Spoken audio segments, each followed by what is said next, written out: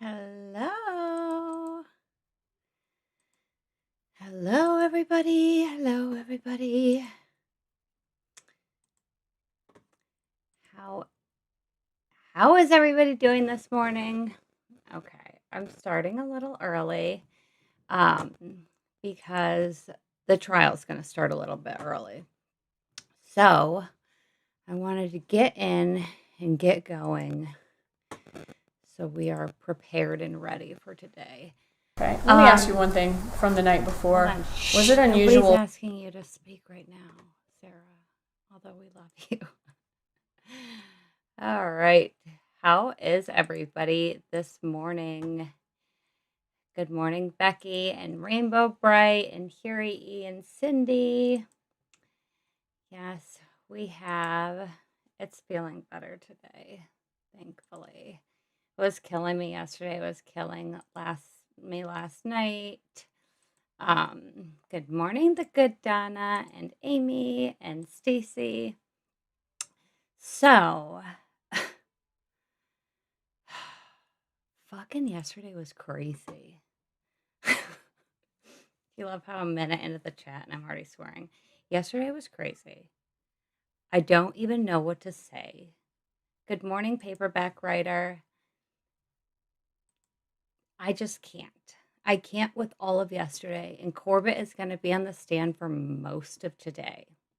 All right. So I started rewatching last night because the problem is when I'm watching with you guys, I'm trying to watch while I'm trying to do the chat and trying to read and watch at the same time.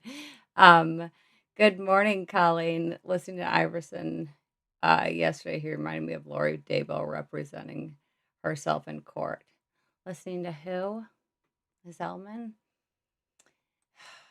The defense team. Good morning, Warflare. The defense team is a mess. My favorite part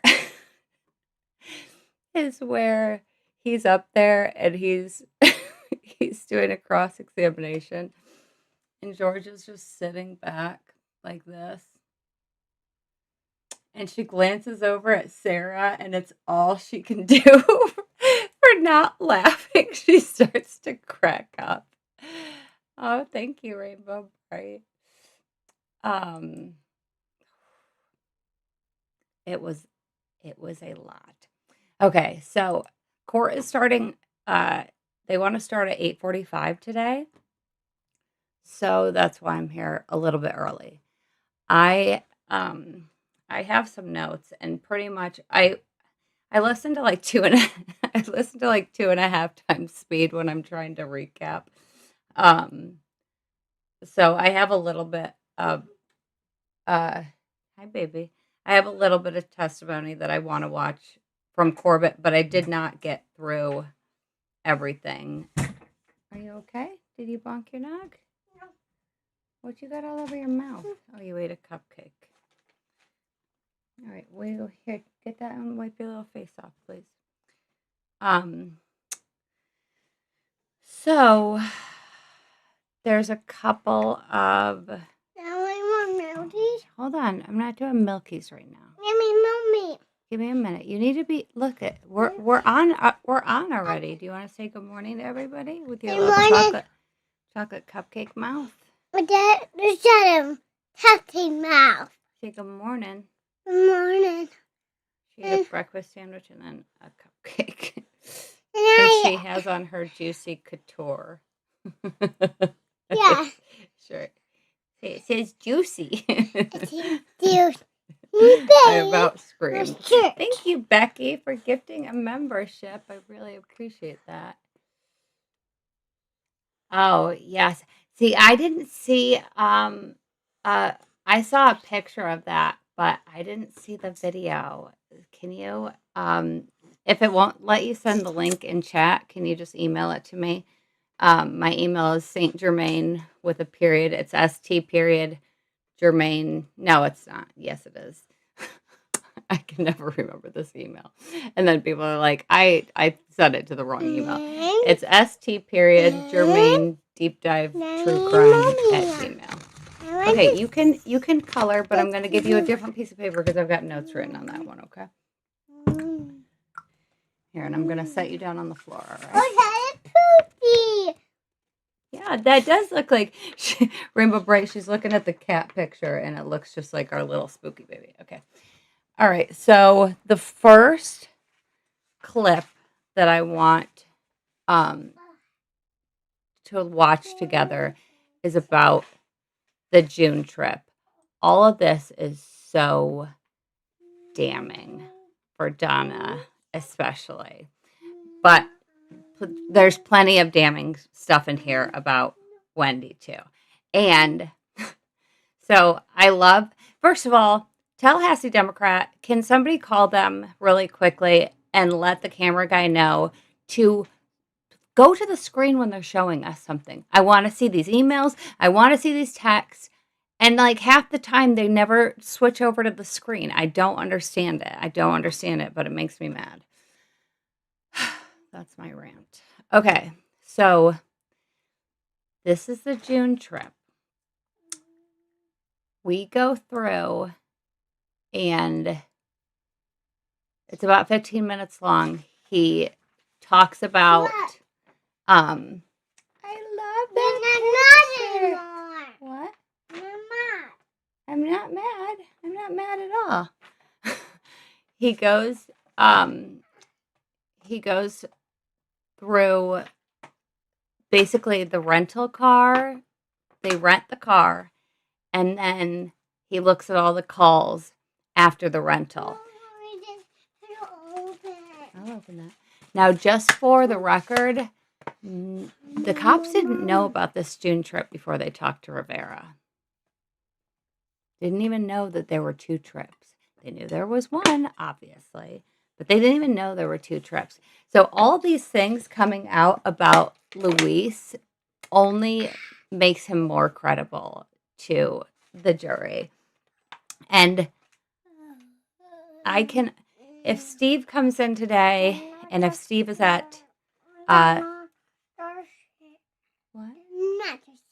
Okay, do you want to go fill it up in the bathroom, okay? We'll put more water in it. If Steve is in today, and if he's in court, or if anybody else is in here that is also in court, I'd like to know what the jury's reaction is to all of this. Okay, so I'm going to mute me.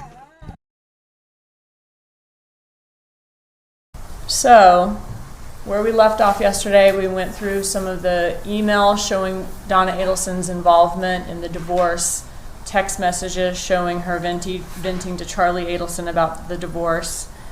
Are you familiar with Luis Rivera's statements to law enforcement in 2016 after his arrest, that he and Garcia traveled to Tallahassee not only in the month of July of 2014 to kill Dan Markell, but also made an additional trip in the month of June of 2014? Yes. And were you able to corroborate that from the phone records? Yes, we were. Okay, so now I want to go in chronological order then, from the start of the June trip all the way through the July trip when Dan Markell was murdered. How did Garcia and Rivera get to Tallahassee for the June trip? In a rental vehicle. And were we able to find the rental contract for that vehicle? We were, yes. All right, can you show that to us? Yes, so this is slide 107. I'm referencing here a rental contract from Comfort Rental Car in Miami.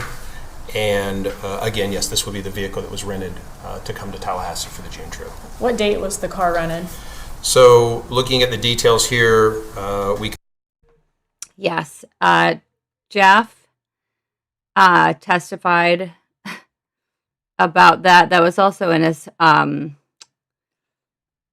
I think he testified at Charlie's trial. But yeah, Jeff had planned on going away that weekend, the weekend that the June trip happened too.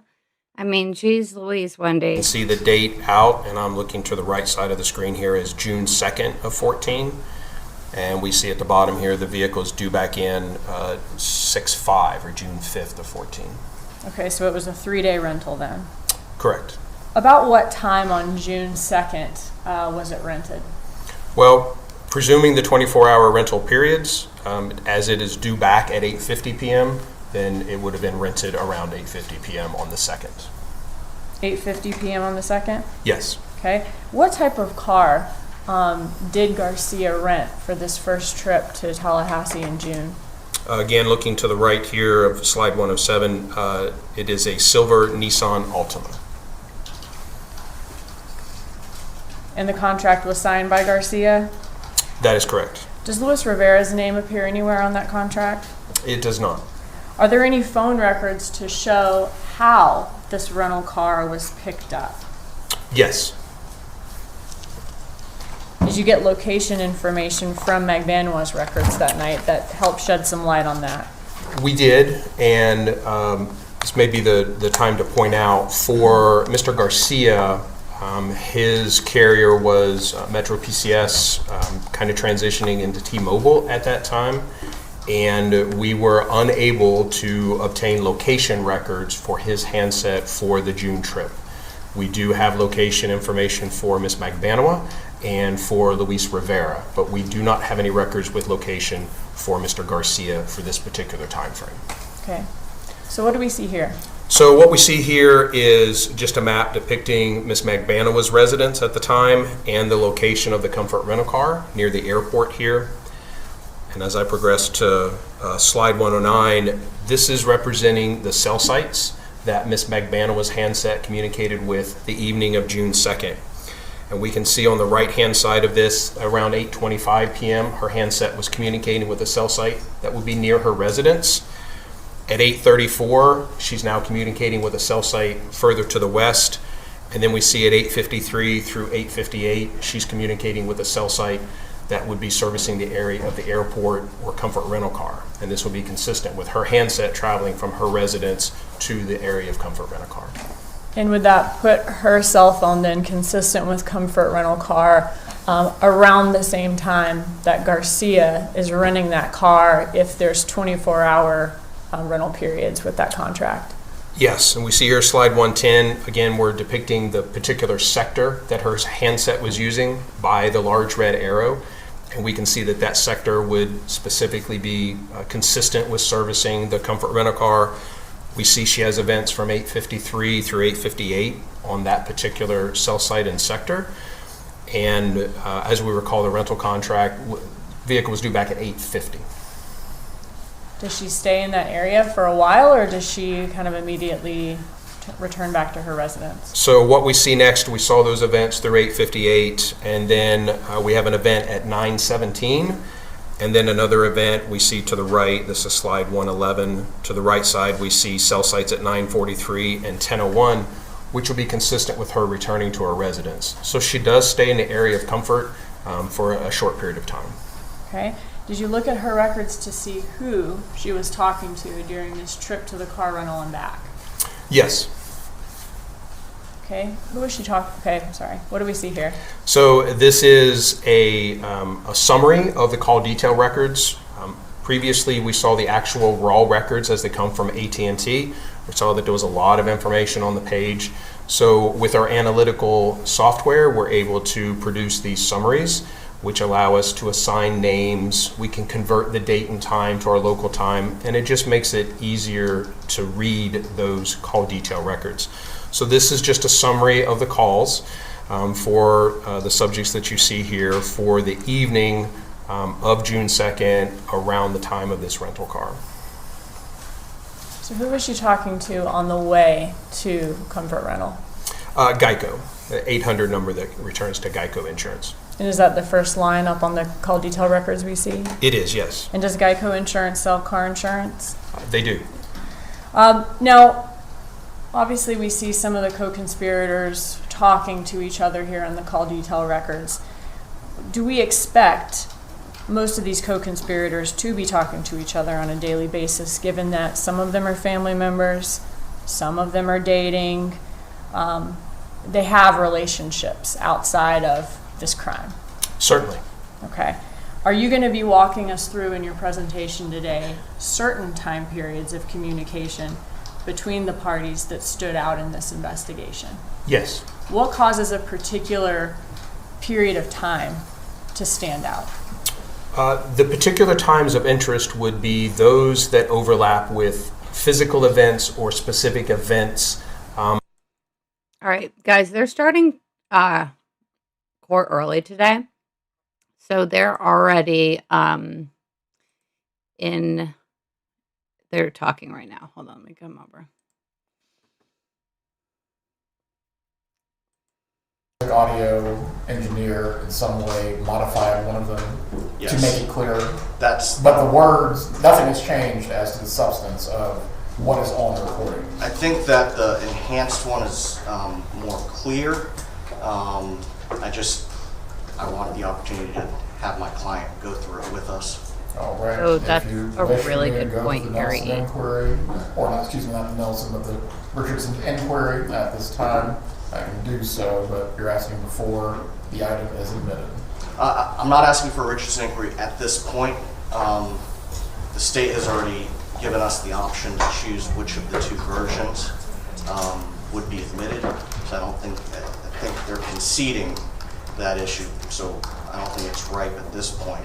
There is a Richardson issue another Richardson issue that arose this morning.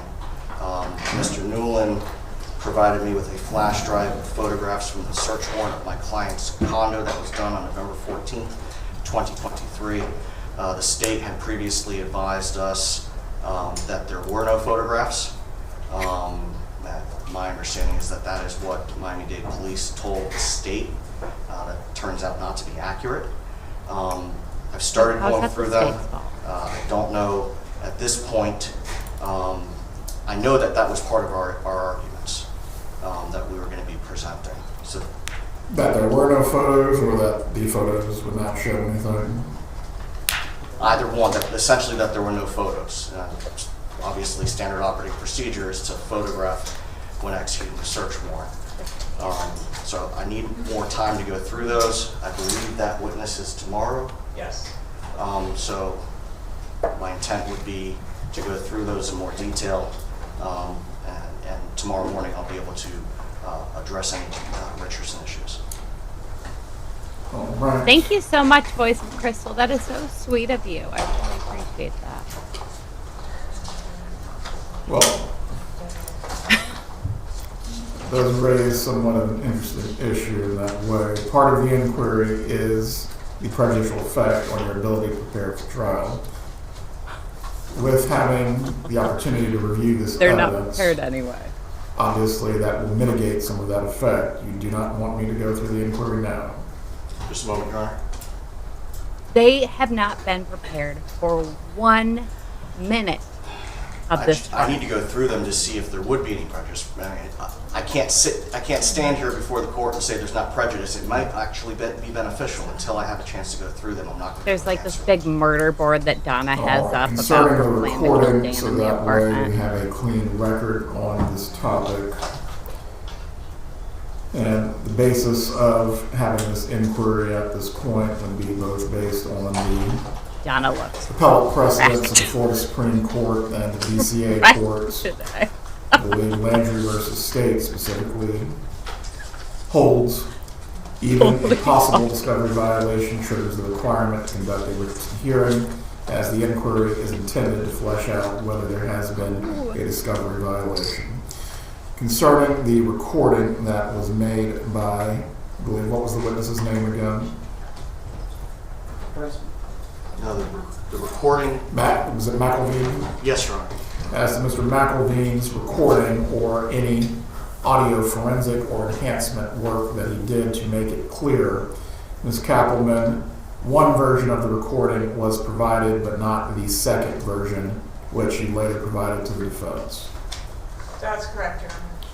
So as to the enhanced version, or in some way what Mr. McElveen has worked on, that was not provided. There has been a discovery violation as to that aspect. However, the item was known to the defense as to the original state of the recording.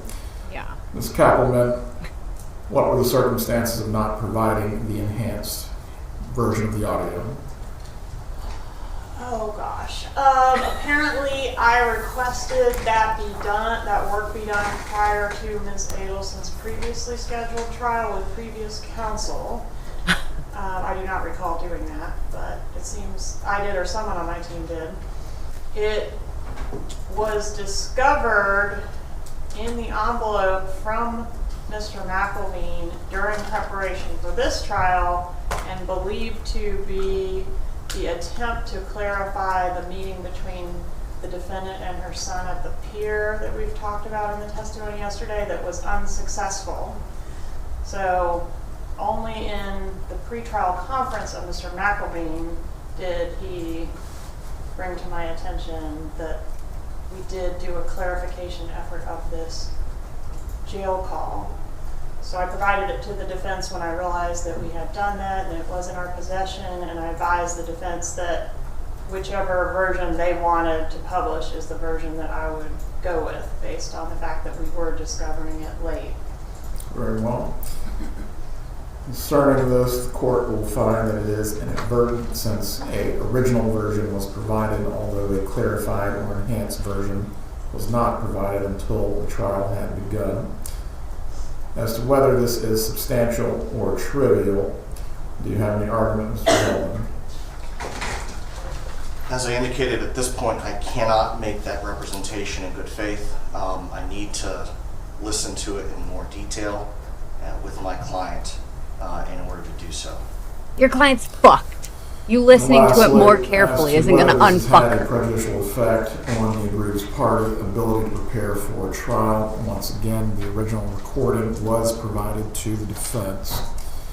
The state also, as well, has agreed with the defense to essentially let them pick how this evidence would be entered, whether it would be the clarified or enhanced version or the original version.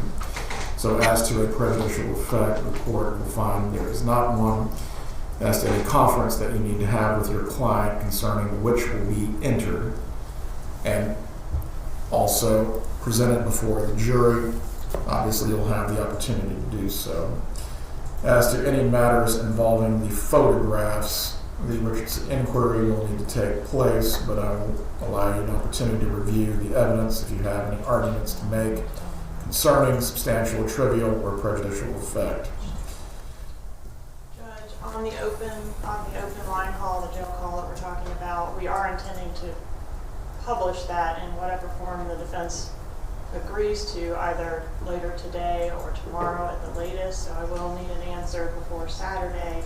It's only a 14-minute call, so I suggest that we take a recess so that they can do that over lunch or whenever Your Honor deems appropriate. Would you all prefer for the jurors not to come out at 9 o'clock and you go over this call now, Mr. Zellman? Your Honor, we would need to do it in private with our client. Very well. We'll put the jurors then on an earlier lunch break. The courtroom will be cleared out and the recording equipment that is currently in place will be turned off. That will be your opportunity to go over this with your client. Thank you, Your Honor. Any other matters for this morning? Doesn't Those matter. are not from the state, Judge. Not from the defense, Your Honor. If the jurors are ready, we can bring them up. She got yelled at yesterday for, and I wish, yeah, I've seen that picture, Rainbow Bright. I wish that they would have, see, I'm sorry, but the Tallahassee Democrat is slacking in their coverage. Because when Judge Everett yelled at Donna yesterday for not having her headphones on or something, and I don't even think it was that. She was probably sitting there, she probably went, "What?" like she fucking always does. He probably was fucking throwing some face and he didn't want to say in front of the jury, like, "Calm your tits, Donna, fucking sit the hell down." He was just like, what did he say? He said something like, Miss Adelson, if you're having a hard time hearing, I need you to make sure that you have your headphones on so you can't, I've seen that picture. I'll find it. I'll post it up on here. But basically, Is Agent like, Sanford outside? you need to pay attention. See, I'm glad I rewatched this last night, or we would have been late probably to the trial, because I realized last night that he said that they were going to start at 8:45. I watched like the very last of the stream, and I was like, oh, good thing I paid attention. Okay, Donna, you Everyone can be yourself seated. said you had mayonnaise. Put some mayonnaise in that Good bucket morning, here, members of the jury. and then rinse it out, and you will have better hair. Once Agent Sanford returns to the witness stand, we will resume with his examination by the state this morning. Ms. Kappelman, is he outside? Yes, Your Honor, Ms. Daly meant to. Yes, he's not June. He's here. I love her being late for every trial. Oh my God. Thank you, Needs and Needs. And I'm sorry that I'm not able to personally say good morning. Agent Sanford, you remain Hi, under Graham. oath, Hi, sir. Nanya. Hi, Parker. Please speak Hi, loudly. Gosler. Hi, Mrs. Pisces. Hey, Stacy. You may continue with your Hazel, examination. Hot Dot, LP Travels, Uncle Roger.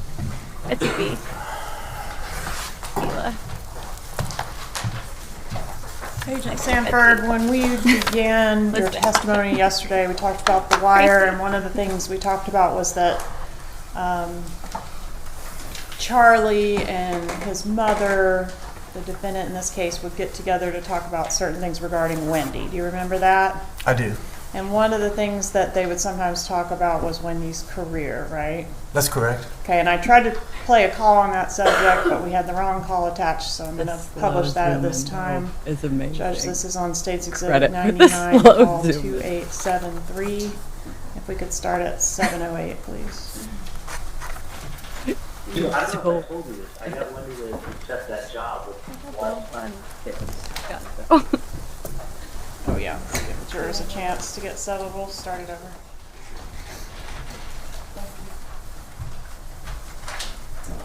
Oh my God. And I was listening to Roberta class the other day, and about this like whole like Wendy's gonna be a partner, she's gonna make $1 million bullshit. Apparently she was offered this job, but then they said at the law firm, we don't want to hire her until the murder accept is that solved, job with because they Walt. didn't want to hire her. She told me she was going to accept, like after I got going on with, with the judge and other stuff from this firm. Then go put your shirt on. So I don't know if I told you this. I got Wendi to accept that job with Walt. With who? She told me she was going to accept, like after I got done, She remember did. down the walk with her? She said she was will, going to accept Charlie. that job. She was thinking about not taking it. I think this is not what she wants, but it's only about. But I said, Wendi, I said, first of all, there's no time frame on it. And if you change your mind, you change your mind. So, but you'll pick up skills you don't have. Right. And That's right. basically, now's not the time to just chill and become a guidance counselor in Miami. Like, you're way But overqualified. she can't get hired. She can't get hired anyway. There's like nothing there. No, they offered her a job at UM. The dean called her up at UM. Oh, she didn't tell me that. Yeah, but it would have been basically like as a, She's not qualified to be a guidance counselor. not a guidance counselor, an advisor or whatever it was. Like, she's like, no, it's basically it would have been brainless work for her. Yeah. She said, the way she said it, she said even the dean called her up to ask her to take the job. Yeah. But the thing is, I'm like, Wendi, you have to get as much skill as you can now. If this is a skill you just got done telling me you don't really know how to do, now's the time to go learn that skill, not later. Right. Like, you need to learn it. So at least you can learn it and say you don't like it, you can learn it, you can make a bunch of money. That's the whole thing, is that she can, I'm like, Wendi, and then you might as well do it to see if you even like it. She's like, well, it's not really what I like. But she's never done it. Right, but you've never done it. So you really don't know until it's like dentistry. Until you practice dentistry, you don't really know what it's like. He still doesn't know dentistry. So I got her to do that, and then the other thing I was going to tell you is she asked me if Dave could come to the house for Mother's Day. Oh, she asked you. Yeah, if I would mind, and I said, of course I mind, don't bring him. I told her, I said, yeah, bring him. She texted me the other day, and I said, yeah, bring him, the more the merrier. Why not? It's fun. Yeah, I don't care. Listen, I wouldn't care if you take the kids and her and Dave out on the boat. Her and Ella. Oh, yeah, And not yeah, hang yeah. by the pool. Just to have, so Whatever we do, we do. But yeah, no, I told her, of course, bring him. I mean, I'm sure you'd rather him her go spend the day with him than you anyway. You know, that's the best Father's Day present you could have given me. Go spend the day with him. You know what, and that's like, I'm happy. As you know, I'm super happy to hear that, so thank you. Oh yeah, no, I thought that would be your best Mother's Day present this year. When he wants to bring Dave. Yeah, She's developing the brain. you're still developing the brain, that's right. And you know what, I have to walk away from him. You know, Ben said, good friend, I said, Ben, you know, but he's not, Ben, but both boys are not very good at fucking kissing, and it always makes one feel bad. It's kind of their boys. But they girls are girls and more kisses. So he said to her, Ben, I said, you know, people who love you hug and kiss. I said, that's what Grandma and Grandpa always wanted to get a hug and a kiss. And I said, well, I always did that with my mother and daddy, and I did that with my children, and I do that with my grandchildren. So he said, yeah, it's like Dave and Mommy. They're hugging and kissing all the time because they love each other. I said, yeah, I guess so. So, you know, you can never hide anything in front of the children. You know, once they have a mouth, they open it up and they tell you everything. You know? Yeah. No, that's great. I mean, listen, Wendi just doesn't comprehend at all how lucky she is. So she doesn't. It doesn't like register in her head how lucky she is at all. No, but not even like nothing. It's just, which is great. Yeah, but at least she doesn't see herself as a victim anymore, which is great too. I'm just happy to hear that she is spending more of her time with Dave. That's great. Yeah, no, see. All right, so now if we could fast forward back to where we ended the day yesterday, we heard the first call in which Charlie Adelson speaks to Catherine Magbanua. That was call D, right? Correct. Okay, and they were discussing an in-person meeting there. Did an in-person meeting take place between Charlie and Catherine Magbanua? Yes, Charlie left from his mother's condo and drove to Catherine Magbanua's work. All right, and was that after the meeting that we saw the photo of the defendant and Charlie at the table speaking in low tones? That's correct.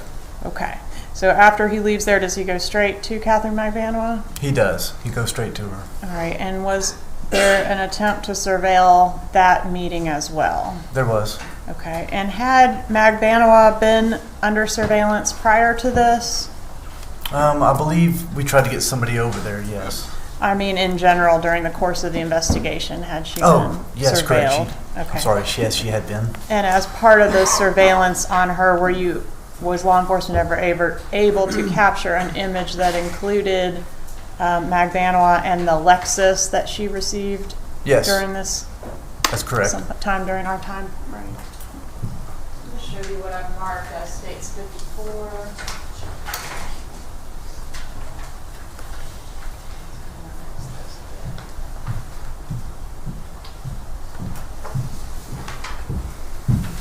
Recognize States 54. I do.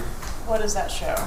It shows Catherine Magbanua meeting with Charlie Adelson.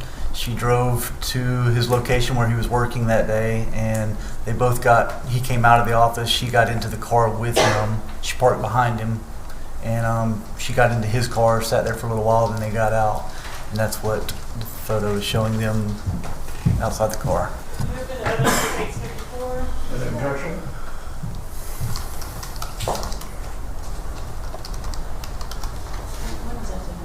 When was this photo taken, if you know? It was prior to the bomb. I don't remember the exact date.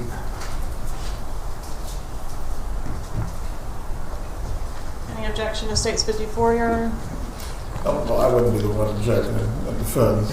Well, I'm not allowed to talk to them. I'm only allowed to talk to you. States 54 isn't going to make public. All right, so sometime prior to the bump, we have this image taken, and is the vehicle back here the one that was previously in the name of Harvey Adelson, but transferred over to Magbanua.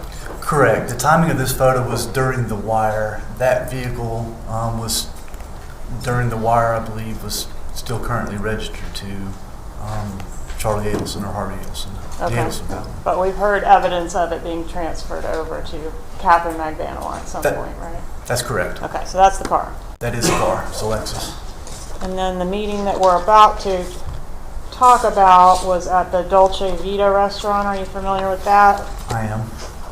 And were some images taken there as well? Correct. Publishing 137, is this in front of the Dolce Vita restaurant? It is after they exited. Publishing 140. Yes. All right, and we heard from some agents yesterday about the attempts to capture and clarify their audio conversation inside that restaurant. Have Okay. you had an opportunity to listen to that recording? I have. Okay. And right before that meeting, we've got call E. Is that one just Magbanua and Charlie Adelson planning this meeting where they're going to meet up? That's Call correct. E. After he left the meeting at Monty's, he called her to discuss where to meet. Okay, I think we can skip that one. And have we got the Dolce? Yep. This is going to be State's Exhibit 116 being published, Your Honor.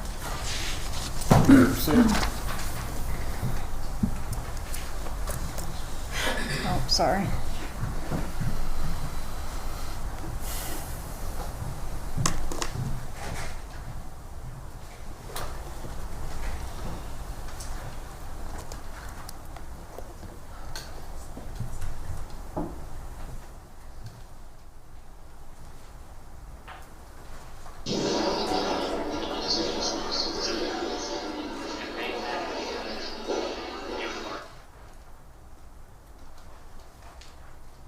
Molly.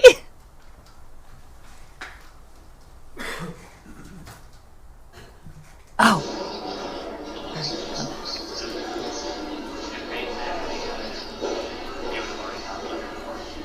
I also boosted the audio on the core radio a little bit. Do you need it? Let me know. Because this is like super loud. This seems like the Dolce Vita tape. I can tell by the silver in the back. They should have used my copy, but.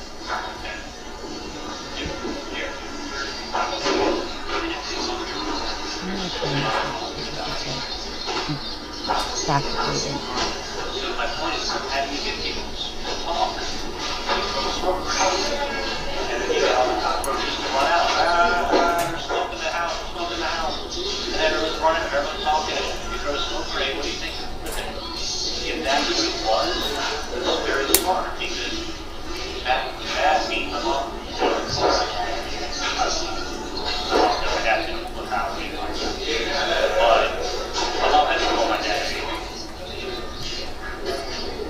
But formally, obviously, if that was a cop, that not mean he comes home for she would say, it's crazy a little bit, but I'm taking the grandkids.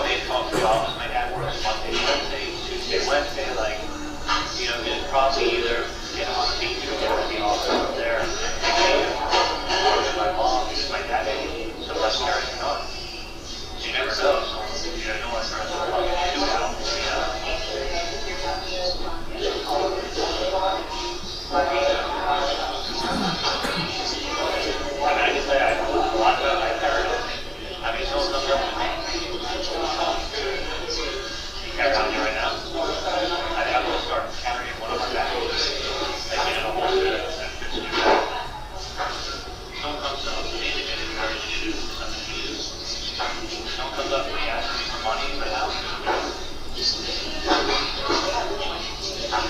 Yeah, and when there's police show up, and there's the doctor, there's oral service standing there with a dead baby, and not the driver. They're not going to come down to our bay. I'm not going to talk to anybody. I don't know what you're all trying.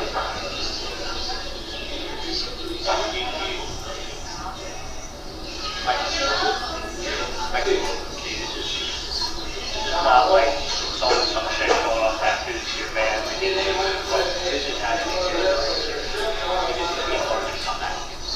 They go through the trouble of making money to answer that and then go away.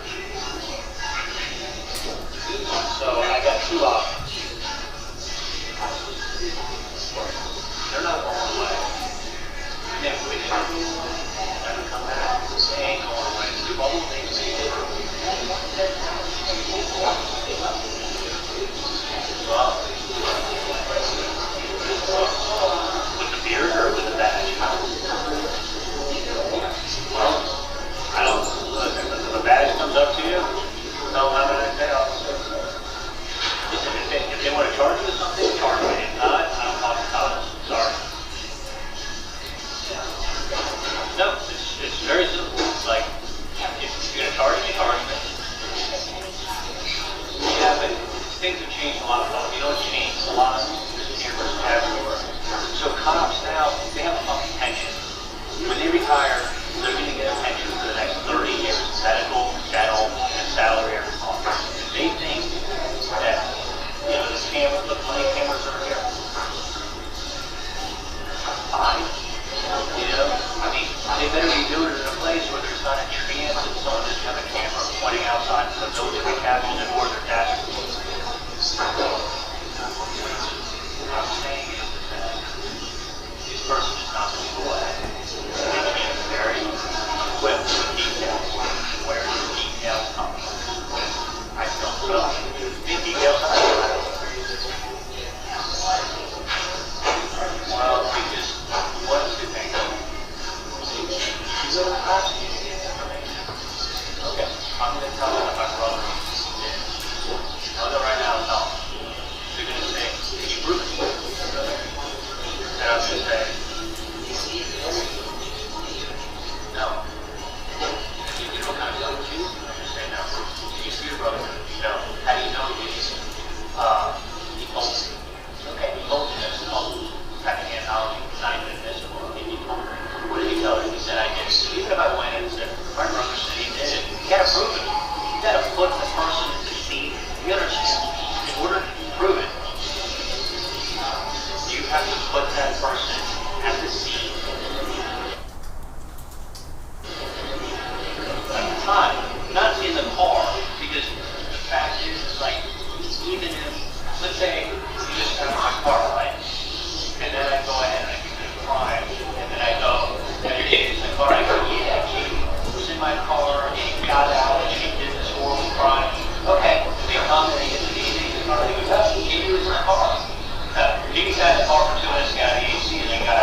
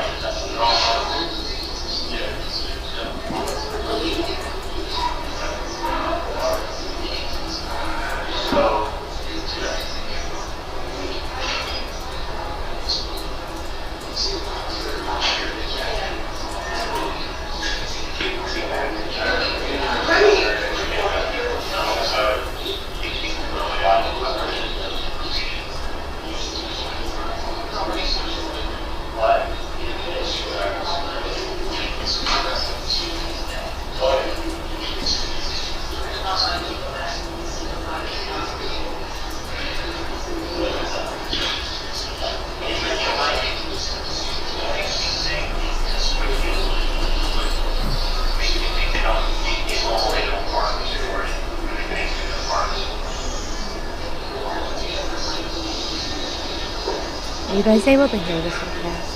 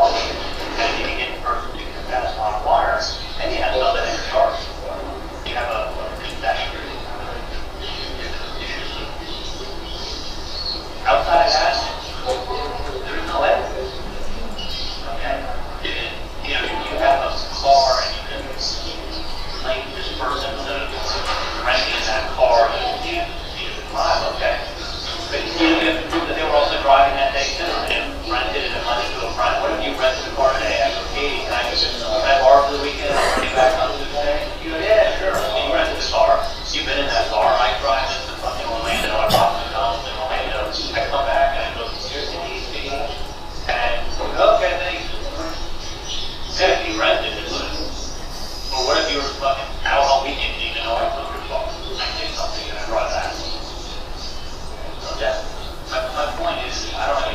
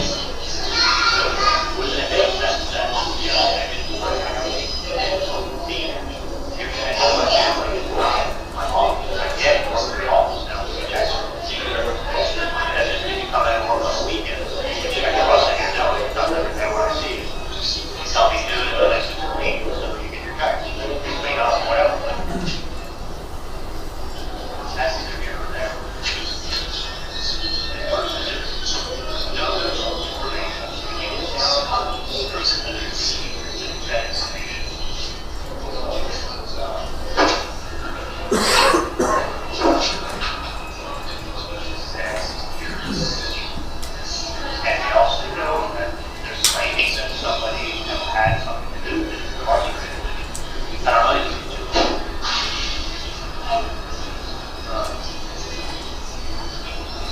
My point is, I don't want to see like that. I don't want to promise. I don't want to see come back anyone. And when I think happens, it's money. You gotta be good. So you gotta make more money. Well, you gotta want to take it in the state. We're already drafted into the cop. We're not happy to take another cop. Not a cop.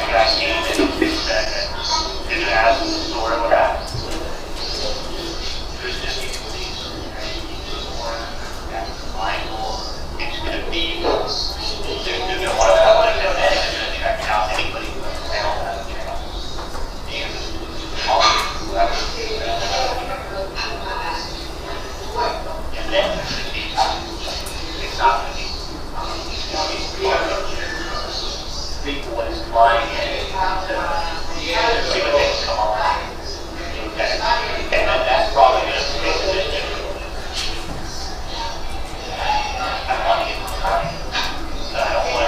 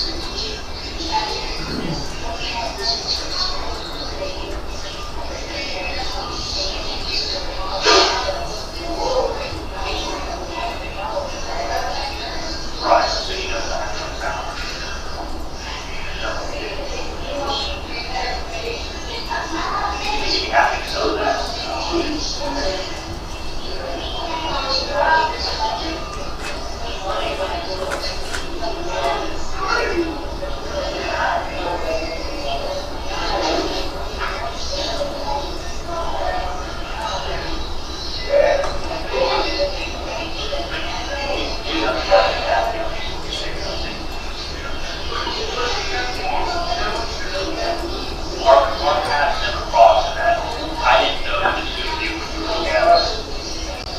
Not like I'm hating, where it's like, yeah, I thought this was around, you guys were together, and I hopped in and we walked out. Like, that's a different story. That's disrespectful.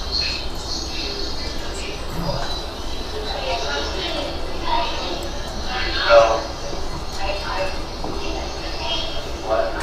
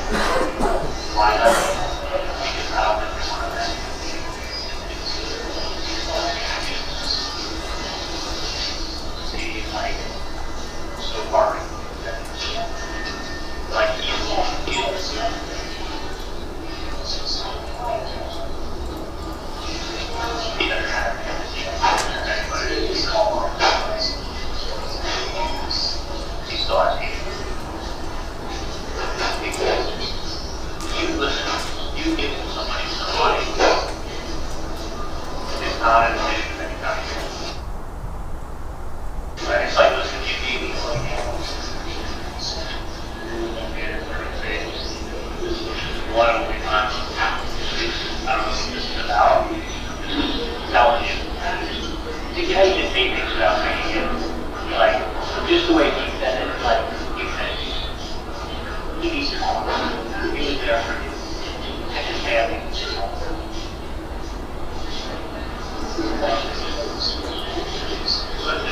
Yeah, but he didn't want to share. He didn't share him. But this is a crisis, you understand. It's a crisis of how the diary all night. She hasn't been eating, and she's been up since 2 o'clock in the morning. The diary. Like, how do you get that to do? My mom's 65 years old. 2 in the morning, about the diary. You what?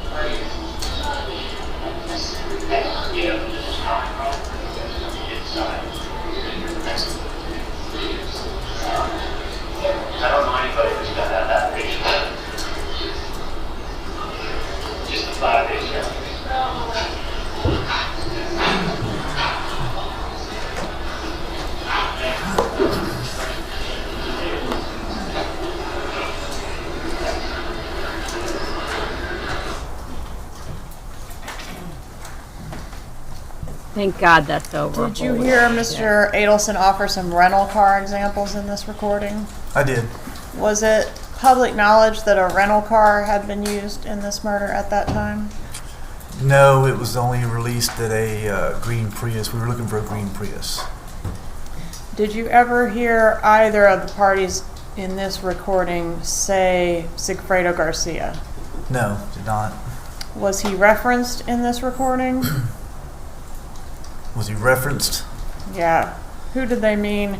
He would be happy I have you on salary. Yes, that's who they were referencing that particular moment. No Correct. bad, he doesn't have any bad feelings toward me, does he, with that reference, Garcia? That's correct. Did the surveillance that was being conducted around this time shed any light on the relationship between Catherine Magbanua and Sigfredo Garcia at this time? Yes, at this time they were actually back together and they were living together in a house with their children, or condo. Is the word extortion used in this recording? No. Okay, what about blackmail? Yes. All right, tell us about the next call, please. Call F. Call F is as Mr. Adelson is leaving Dolce Vita after meeting with Ms. Magbanua, he calls Donna Adelson at 4:56 p.m. All right, published call F, please. Judge, can we get instruction 2.6 read? One moment. Holy God, that went on for so long. This should help too, right? Having my chat down here and my face up here now. Is that regarding the use of the transcript as an aid, Your Honor? Yes, sir. No objection.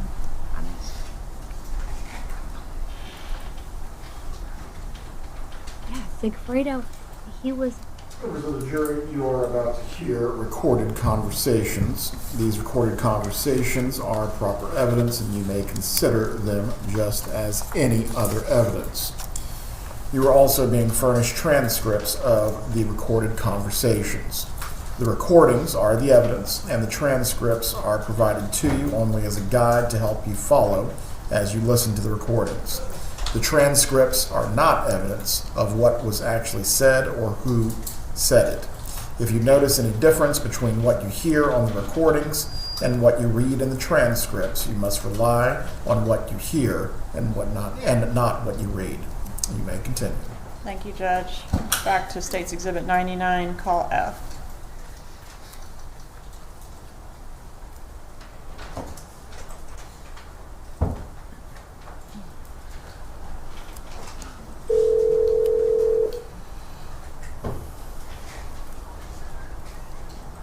Hey, honey, how are you? Good, what's going on? I'm sitting and watching the boys at their tennis clinics. They have a wonderful time. Oh, that's awesome.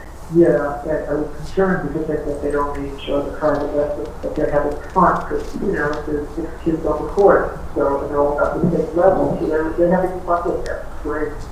That's fantastic. Yeah. That's So, really good. how's your day going? It's good. It's good. I'm just leaving espresso coffee with a friend. And yeah, it's good. I'm actually gonna maybe it was good. Is everything? Yeah, everything's fine. Yeah, and they just fucking around with relationship advice. So Oh, okay. yeah, she may come by and see me tomorrow. Actually, too. She had to go back to work, so I think she's gonna come maybe to my office tomorrow or another office at the office. I gave her some good advice. Yeah, And she's just sleeping on it. okay. Okay. So, Yeah. relationships are not easy. No, they're not. They're not. So that's it. So everything's fine anyway. It's No. without a doubt, It's it's fine. Yeah. No question in the world.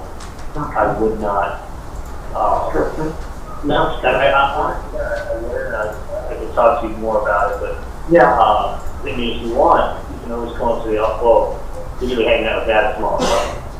Oh yeah, tomorrow, what's tomorrow? Tomorrow's Thursday, yeah, tomorrow, yeah, we're gonna be doing a lot of stuff for the holiday, getting the dinner ready, and a lot of recipes, and a lot of cooking, and that's always a rough holiday to cook for. It's not an easy one, but, not my favorite thing. Bringing 10 lobsters and nobody complains.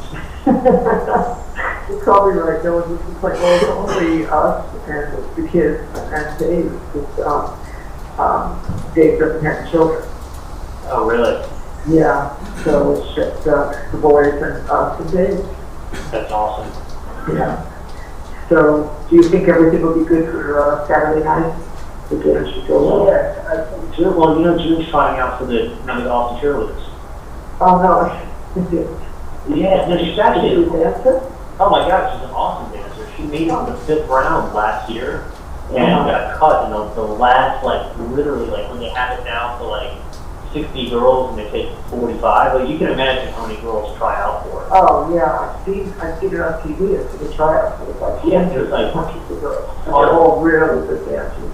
yeah, no, June's an awesome dancer. She goes to dance class like 3 days a week, and she's been training really hard.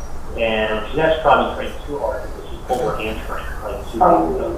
Okay. So no, she can do like head kicks and like double turns and splits, and no, she's been a dancer literally her whole life, dancer. So she made it. Well, this is her 3rd time trying out, but she made it last time to the 5th round, which is the final round, and didn't make it. It's always been her dream. So Saturday. Yeah, Saturday when? Well, she's going to try it out Well, Saturday. that's not yours, you have to, one second, you have to go back and get your racket, honey. That should be gave you, just that you use, go back and get your new 2 rackets, because yours are too small. I'm sorry. So after the Austin tryouts, she's going to come to, she may come. What time is it? Well, both times we want to do it early, because the kids don't stay up too late, so 5:30. Yeah, because I'm planning on being up in West Palm at like 11. So I'll get done racing 11 to 12, 12 to 1, 2, home by 3:15. Well, just tell me if you're coming, because I'll set the table for her. Yeah, I'll find out if Let me she's know. coming or if she's going to, maybe I have to have her just drive herself after the tryouts. Okay, if she's coming. Just depends, Yeah, I mean, she may get out at 5 and be in like gym clothes. And if that's the case, she's not obviously going to drive the gym clothes. She had shower. So Okay. that's the only reason why she wouldn't come, otherwise she will come. Okay, no, I understand, it's not a problem, just let me know, because I'll set the table, that's for one more. I would say for her, I hope she makes it. Yeah, oh my God, that's a very exciting Yeah. thing. Well, that's how she knew, Lauren's sister. Oh, okay, hold on one second, guys, wait a minute, I have to ask Pat something to you.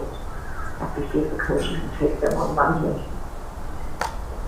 Let me just run out to the court for a second, I'm gonna call you right back, honey, okay? Yeah. Okay, bye. All right, and does she call him right back? Yes, she does. Publish call G, please.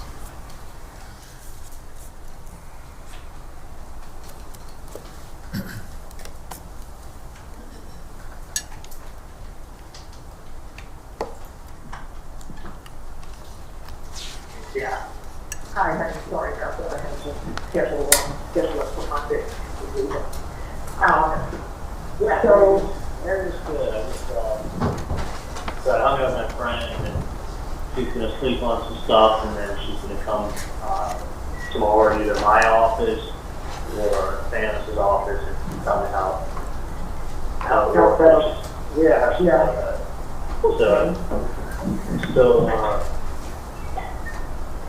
So I'll talk to her tomorrow. I wish her the best of luck. yeah. Anyway. You think she'll be okay? Is that what you want? Yeah. I told her, I mean, I explained it to you, but really options, either go 1 or 2 ways. Right. So it's going to be 1 or 2 ways. Yeah. But that's How you want it. Yeah. If you get stuff up. Yeah, fine, you can. Fine. All right, Charlie, I love you. what are they going to do?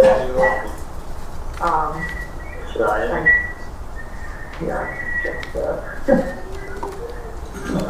hope your dad had a good day at the office. Oh, yeah. Yeah. Because, I like him to have a good night's sleep. So, Yeah. he works a long day, so he don't feel. That I totally was not worried about. Wait a second, listen, honey, just put his brothers on that. Give me a minute. Wait till she finishes and then you'll go on. You don't think so? Yeah, no, without a doubt. Okay, I hope so. There's nothing to worry about. No. No. So you'll be up at the office, you'll be in our own all day tomorrow? From 11 to probably by 3, I'm gone. Oh, really? It's done for the day? Well, then the parents is off. Oh, Dana. Gotcha. Yeah. I can see that they're like I's Dairy and 95. Very crowded. Oh my God, the traffic. To go from like, I mean, literally, for me to go from like, you know, on this game to like, all the way to like 95, the amount of time it takes me to go from my house to South Beach. Wow. Just the east-west. It's Yeah. to go to South Beach from Fort Lauderdale. Because if you're in Miami, you can go to the highway. I mean, it's all like 2 school things. So, That's, no, that's, you know, I'm just looking at that. I'm pushing as high as it happens. That's the sweep of these, of the swing. So, not pushing that much. The old grandma. Oh my, I love you. I would worry about absolutely nothing. Really? Yeah, I'm telling you. It's not. Well, if your theory is correct, then we don't know that. Well, look, I mean, if you have to realize something, it does them no good. Yeah. At the end of the day, there's nothing. They're not going to gain anything. Just going to get in the same situation. It's not like, listen, it's not like you've ever threatened anybody or hurt anybody. So, No. you know, the thing is this: is that they're not hiding who they are. Right, not at all. Not at all. So, That's why I had that other supposition. what's that? That's why my thoughts were different. Yeah, it's not really hidden who they are. And the whole thing is weird. I mean, the whole thing is very weird because it's the kind of thing that can easily be traced. They can easily be caught. And they easily will have charges put against them for that. Honestly, extorting people is like up to 10 years in prison. Yeah, I don't know, why they do just make it so easy to, really stupid. It's not that secret. Yeah. So, no, I think it's something that can be dealt with very, it's not that bad. Okay. It could be a lot worse. Let me reference to it like that. Yeah. So, All right, sweetie pie. I will talk to you maybe tomorrow during the day or night. You'll let me know. Sounds good. Everything is good for the dinner. everything's fine. I'll talk later, okay? Okay, Bye. bye. Bye.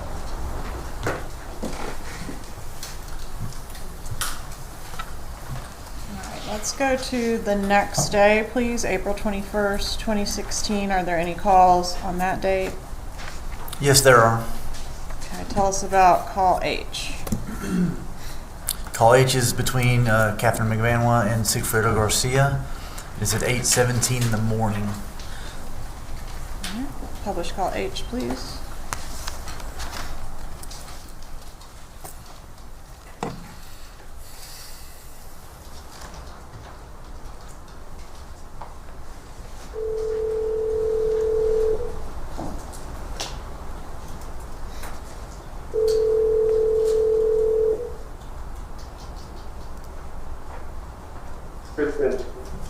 tell you something right now, and I'm gonna make it very clear. I'm gonna make something very clear because you're talking belligerent bullshit. I'm gonna make something very clear, okay?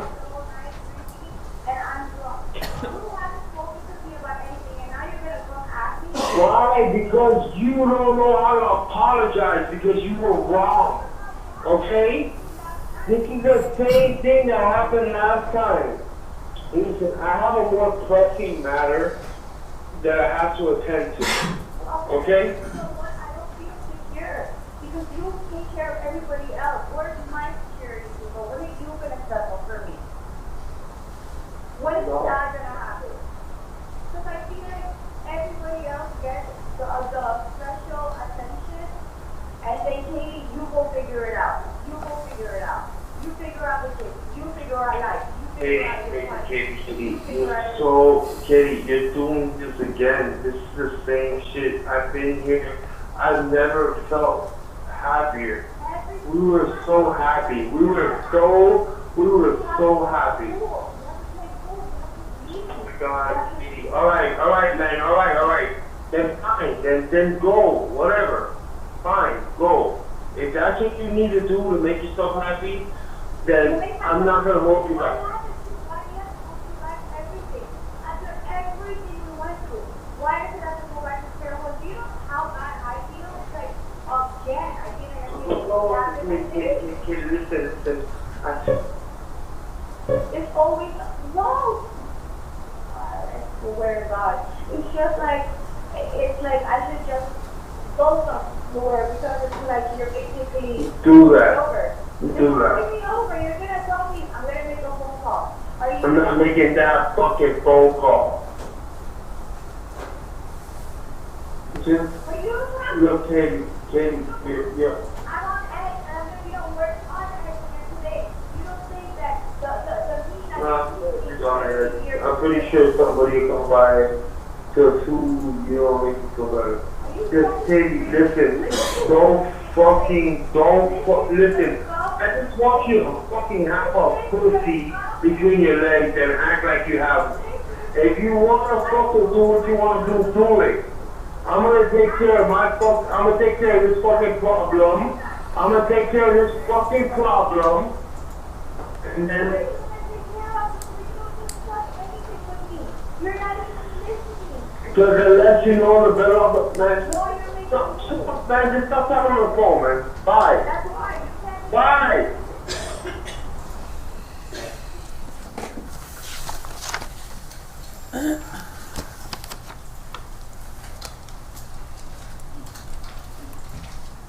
All right. Is there another call between Magbanua and Garcia that day? There's one Just a couple minutes later. a couple minutes later, almost immediately following them hanging up. It was at 8:36. Okay. Published call I.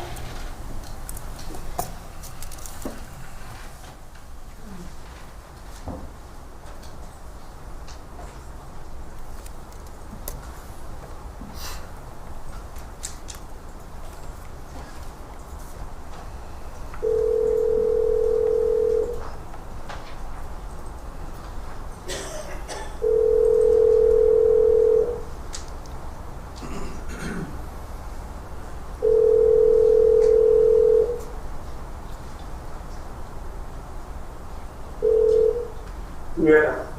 Hello? Yeah. I don't remember if it was, I think just in case, I think like you have to pay for it even for the balance is $65.70. I have to pay for it? Like I think, you remember that I wrote it down, the amount you're supposed to put, You can't pay for but it? I'm not sure if it's $60.57 or $65.70. I'm trying to get a secured credit. Is there any way you could pay for it?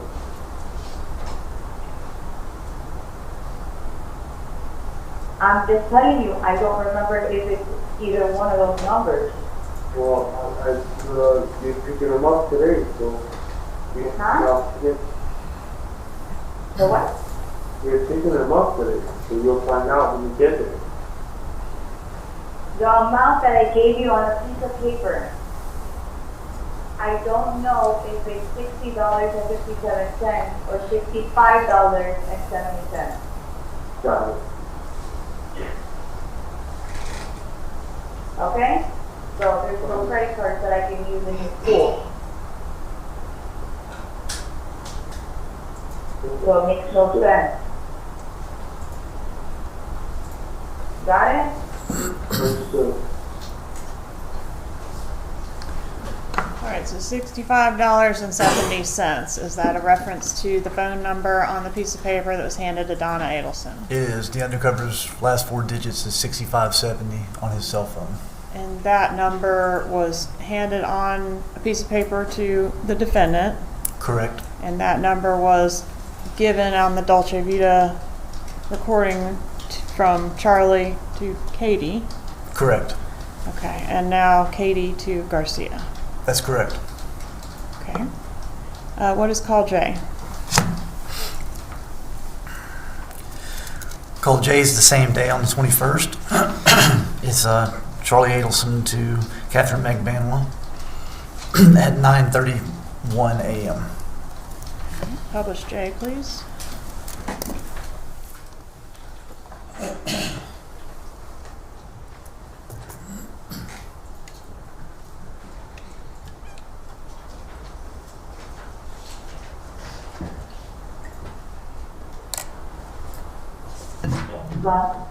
Hey, what's up?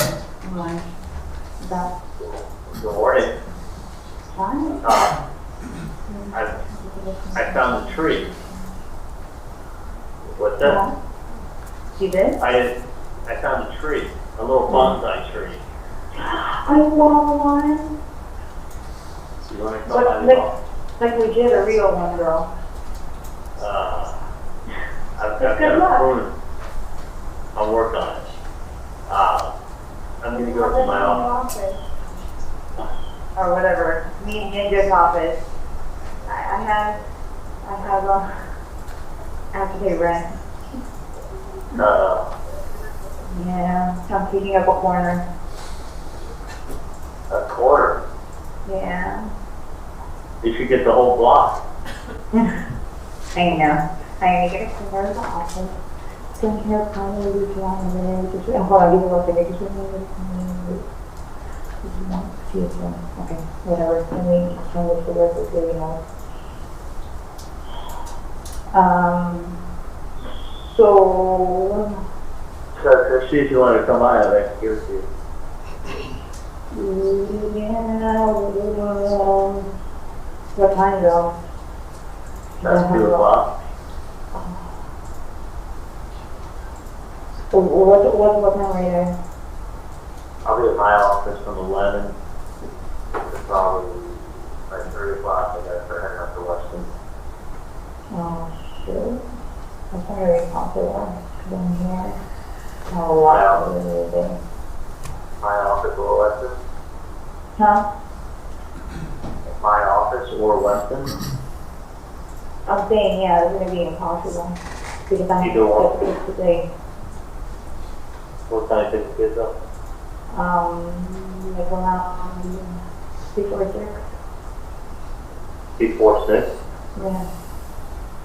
You don't have, Be there until 6, but I usually don't have to go until 5:30, 5:35. there's no way to come up and see me before 6 o'clock today. Most of the time here.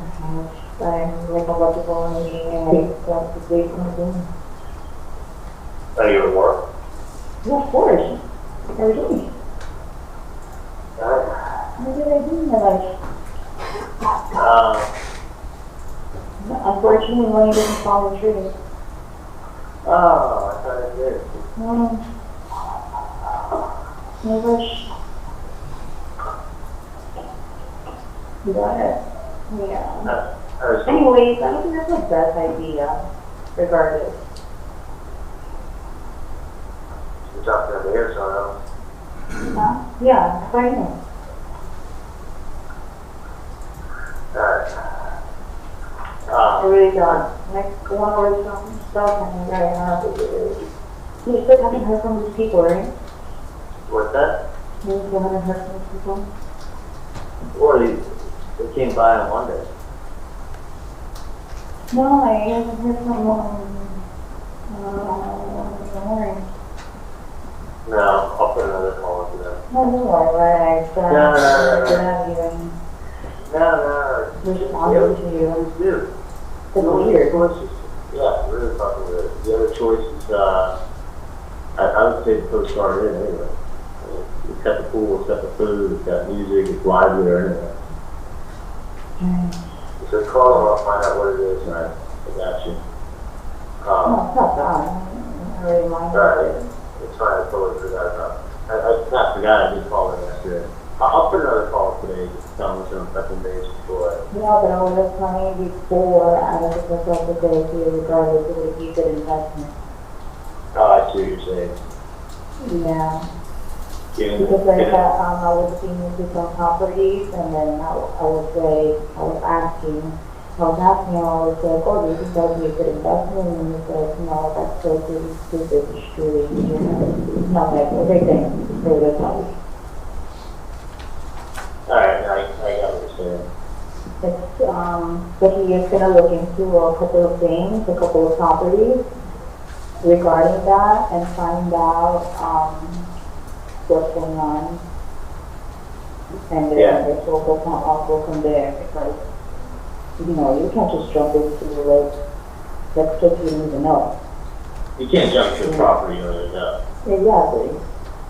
Like, If it's if either you're the gonna property. like it, you know, how is the security gonna be, and, you know, is it gonna serve lots of security, or, so there's a lot more into it, so. I'm trying to do the research for that. Find out, because usually when these properties come up, I mean, it's make out to everybody. Exactly. You can't just But have, then I don't think that's the case. Like I feel as if like it was posted incorrectly. And it's just like, I mean, you know, some people buy it, some people don't. yeah. So it's like, you know, you put a lot of fish in there and the few buy it. So fishing. Yeah. You throw the chunk out, and they're all gonna come out. Yeah, you put a chum, a bunch of fish come, and they want to jump on it. I mean, I kind of think that, Yeah, but for the pricing, it's like it was absurd. So if you know, it's unsellable. way too high for prices, right? Yeah, of course, that's crazy. Like, who pays that much? Yeah, I mean, if no. they really want to get something, like they would afford it, be able to afford it, you know? Yeah, hang on 1 second, James, gotta ask me a question. James, no, sorry about this, it's a really important call. What's up? Yeah, short change? Right, and I gave you 150 on top of it. Oh, yeah, I love the check. Yeah, I love the check up here. Hold on 1 second. Mm-hmm.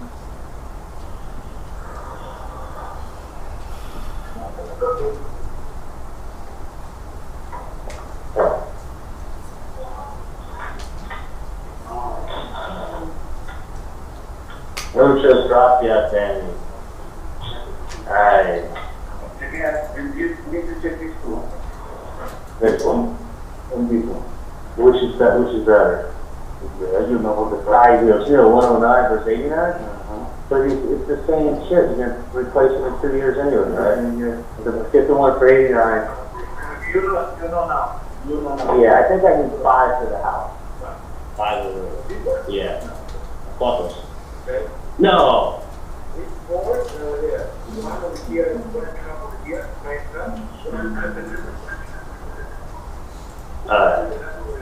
Alright. Okay. 5-7. You want me to do the check today? Okay, let me know when you do it, and I do the check. So you have to pressure clean first to get this dirt off, and then you just paint over the top of it? Okay? Yeah. Okay. Okay. Hang on.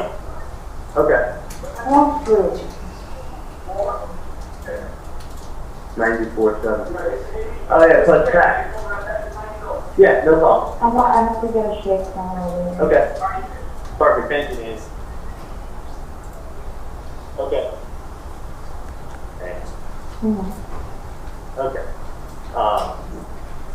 But yeah, it was just crazy that it's so nice that you're in real estate now. Yeah, no.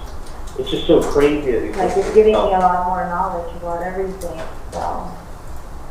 Right, real estate's a great profession. I mean, honestly, it's one of those things, the sky's the limit.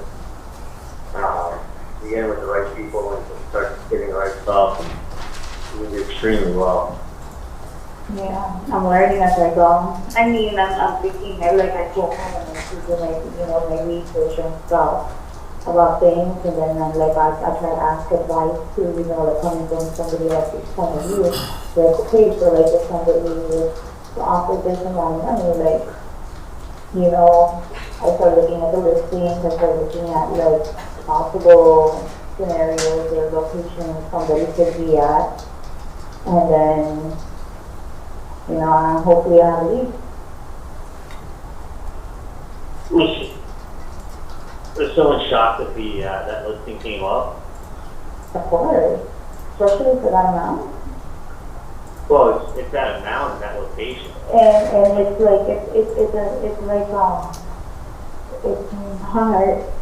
not an amount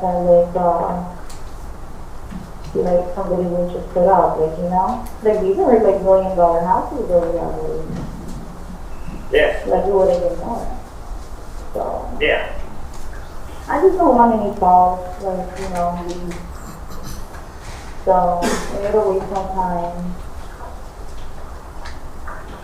But you don't think alarm bells went off everywhere?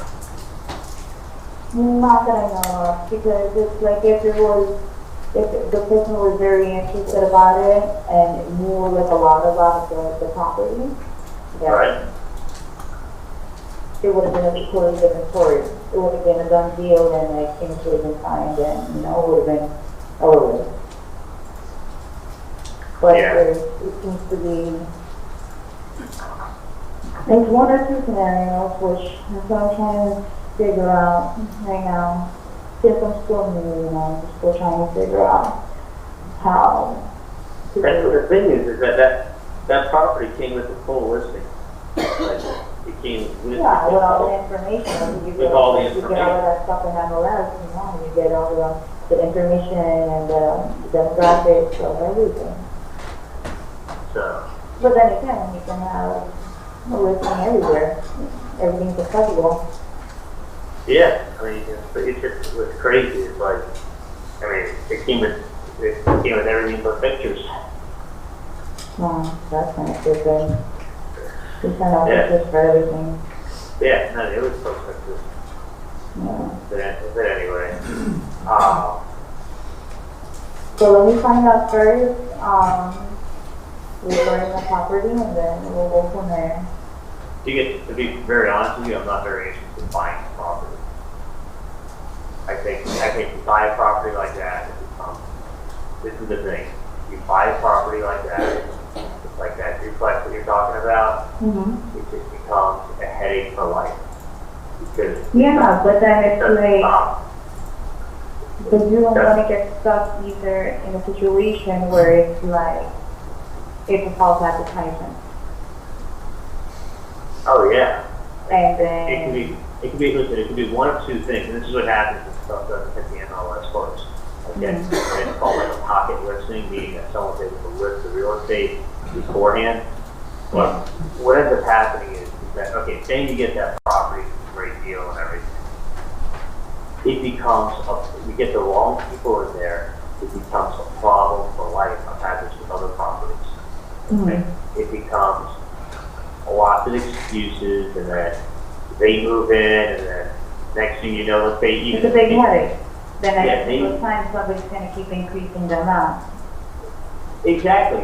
And then what happens is they tell you, I want to pay this for the rental property, or I want to pay that for the rental property.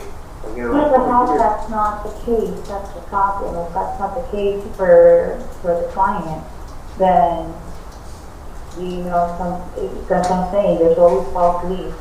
You know, Yeah. you get people that like, oh, that's problem, then, oh yeah, well, no, okay, I don't really need it. And it's like, you can honestly work for nothing. Well, I think it's one, it's two kind of questions. One is either a false lead, someone just wasting your fucking time, or you get the wrong tenant in there with your rental property, and it goes ahead and it becomes, you know, let's say even they move out, let's say they take a little vacation. Next thing you know, and you don't know if you're not at the property all the time. Of course. And their little cousin, while they're on vacation, is like, Moved in and- it moved in, it's like, hey, guess who I am? You do da-da-da-da-da, and the next thing you know, his friend shows up and says, hey, guess who I am? I need this. And then they're constantly breaking things, and they're constantly knocking at your door to fix things. And it becomes they will never, ever, it'll be like a leech that never leaves you. Well, hopefully that's not the case. That's why I need to get everything clarified first. That's why I do all the background checks and everything, make sure like a person really does want it before I even go forward with, you know, trying to look for the property for them. Or else I'm going around and around for nothing. I mean, that's why these things also are done with contracts. You gotta have a contract attorney look over them, and then you buy them. And then after the property's bought, the property's bought. You know, there is no like, oh, by the way, I know I agreed to pay you X, but I'm gonna come to the closing and I'll give you half. No, if you say you're gonna do something, you fucking do it. Yeah. You know, if you say you're gonna pay rent, pay rent. If you say I'm gonna buy this building for $50,000 or whatever, or $1 million. Let's say you're gonna buy a building for $10 million. Okay, if you're buying a building for $10 million, you don't show up at closing and go, hey, I decided I'm gonna give you $1 million. Yeah. And that's it. Like, it's just, you know, you just get don't want to make a feel. couple of phone calls last night to find out if this was a disease, and then I'll find out more. Because like I said, I don't want anybody to take advantage of me, especially on you over here. So. Or you gotta look at the pocketbook things. It's good that you're in real estate, but just be careful. Because I'm telling you, if you buy the wrong rental property, like the one that I had in Miramar, these people are such a fucking pain in the ass. They got nothing but excuses. They fuck you over every chance they get. By the way, did I tell you I had to kick everybody out of the Miramar property? Everybody but that old guy Leonard. Oh, you going to say? That Miramar property? Yeah. The one that I had to pay because of the headache? Yeah. Oh, I think they're all, one fucking lady didn't pay me for 9 months and filed with the court. She wants an extension to live there. Yeah, but you can do that. It's too bad, and then they fucking told her to get fucked. She has to ride a car. It all depends on who, you know, how they was just girl, the same thing. I can't find her stuff. So now I have it as a halfway house. Oh. So I have someone I know, my Russian partner. They basically have just paid me a flat rate. There's like fucking 6 people in each apartment. It's a halfway house. So Oh, you have it as a halfway house now. basically, well, Leonard plus the halfway house. These people were such a fucking. Each one destroyed the place, not paying rent. I was getting 0 rent there except for the $400 in Leonard up until a month ago. Yeah. No, that was a mission.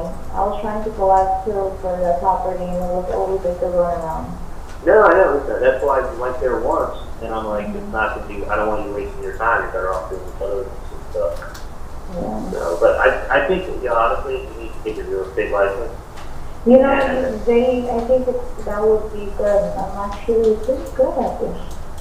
I'm just living. It's just taking time for me now. Like right now, I have all these exercises that I have to work on, and it's basically a lot of footwork. But yeah, hopefully in the long run, now I know it works. And get also how it's going. No, I think getting your real estate license is smart. I think Yeah, but the competition out there is competition's fierce. I mean, there's a lot of, I mean, you're hot, which helps. You're also bilingual, which helps. But yeah, the hustle is, but it's also you make the right connections, you know the right people. exactly. That's where you come in. Bang. That's true. I do. I have to make phone calls, especially people that I know that like would need help. Somebody always needs a coffee, especially somebody like I have one of these expires and I swear I'm looking at some of the stuff and it's like this is can even be a good thing for me to purchase something because these people are desperate. Well, look around. And like I said, I mean, if you need someone to lend you money to help you out, I don't mind helping you out. Oh no, it's just I mean, obviously there's a limit, but whatever can help you out. But I want to see you at some point. I just swam today, but I can get you that good luck bonsai tree if you want. Oh, okay. That'd be good luck for my office. For your little best. Yeah, I do need some color in the office. I'm at that office on Federal and Commercial. Not Rob, but that other lady that you've been before. All day tomorrow if you want to run up. It's right by Chili Shop if you have to do something like that. Oh, okay. Oh, by the way, like I got this the other one too. Like I guess we went to the one that's closest to my house. And we gave them like a reasonable price, which is good. Okay. Got me tired, everything else needs to do with the tune up. Because it was just messing up. Really bad. Okay, so it wasn't a training? No, not for mine. Mine, for sure, is the training. I mean, slowly. I told him the last time I already did. He needs to test that. If that thing breaks,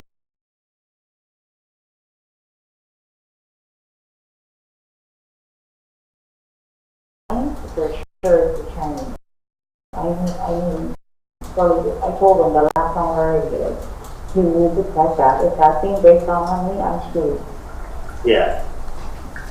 Well, what does it involve? I mean, the thing is this, that it's a nice big car. It's fucking nice on the inside. I say outside. I mean, hopefully after the training's done, you'll be good for another couple of years. Okay. And then No, I think it's a lot of people even drive it. pretty much. I mean, your worst case scenario, you put a motor in it. Like, a while on that fucking car to do. Like, I mean, I know my parents put like $5,000 or $6,000 into the solar place. Yeah. But my parents put $5,000 into it. Yeah, so it's went all- 27. There's tons. okay.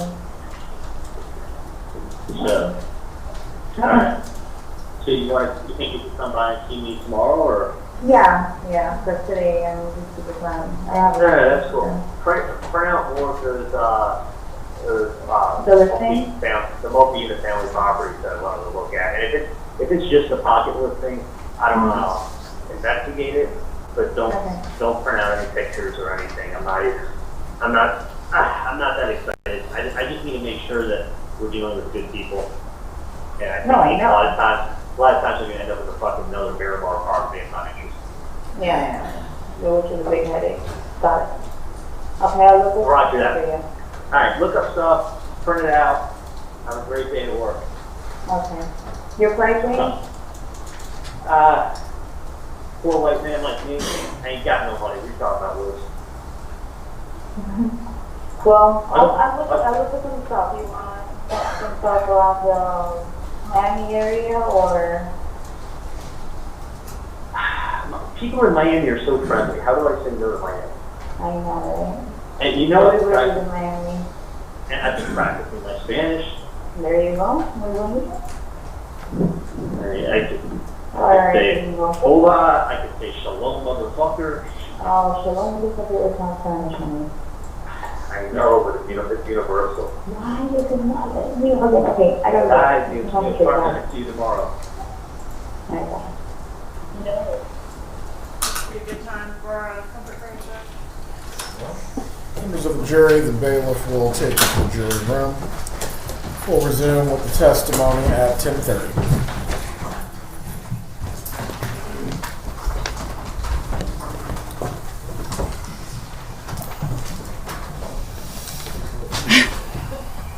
Judge Everett is even tired. I have a sorry guys, I live on a frickin' dairy farm, so the summertime is rough with the flies. That's my favorite part about winter. This light green color, and literally the thing, I haven't even seen it. And of course, the second that I start talking, go kill yourself somewhere. The second that I start talking, it's just like if you need to use the buzzing all around restroom my or face. stretch your legs, please do so at this time. Bailiffs, if you please, can take Mrs. Adelson to the restroom if she needs it. All right, we're gonna listen to some better Charlie songs. Okie dokie. That was fucking rough. Let's listen to some that are actually entertaining. But before I do that, so I try to take notes. First of all, I need to also clean up my computer because it's starting to run like slow. I think I just have too many things open. That's what I was trying to do when I accidentally like brought up other crap on the screen. Don't need that. Okay, let's go ahead. I don't need this, do I? No. And I don't need this. I'm terrible about that, guys. I literally, I have like every window that you can have open in Safari on my phone is open. And my husband's like, how do you deal with that? I'm like, I don't know. I just don't care. My email too. I have like 500,000 unread emails. I'm not even kidding. Where's my inbox? Oh, it doesn't look that bad right now. I think they they probably like cut me off. Okay. So before we listen to Charlie's stupid voice again, we'll go ahead and watch because somebody was mentioning this in the chat about how Charlie's a middle child. We'll watch the Middle Child magazine short, and then I have a couple of funnier videos about Charlie. They're phone calls, but and also I cranked the shit out of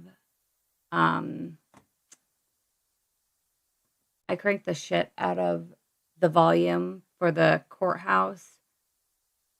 So you might want to turn down your monitor a little bit when this other stuff starts playing.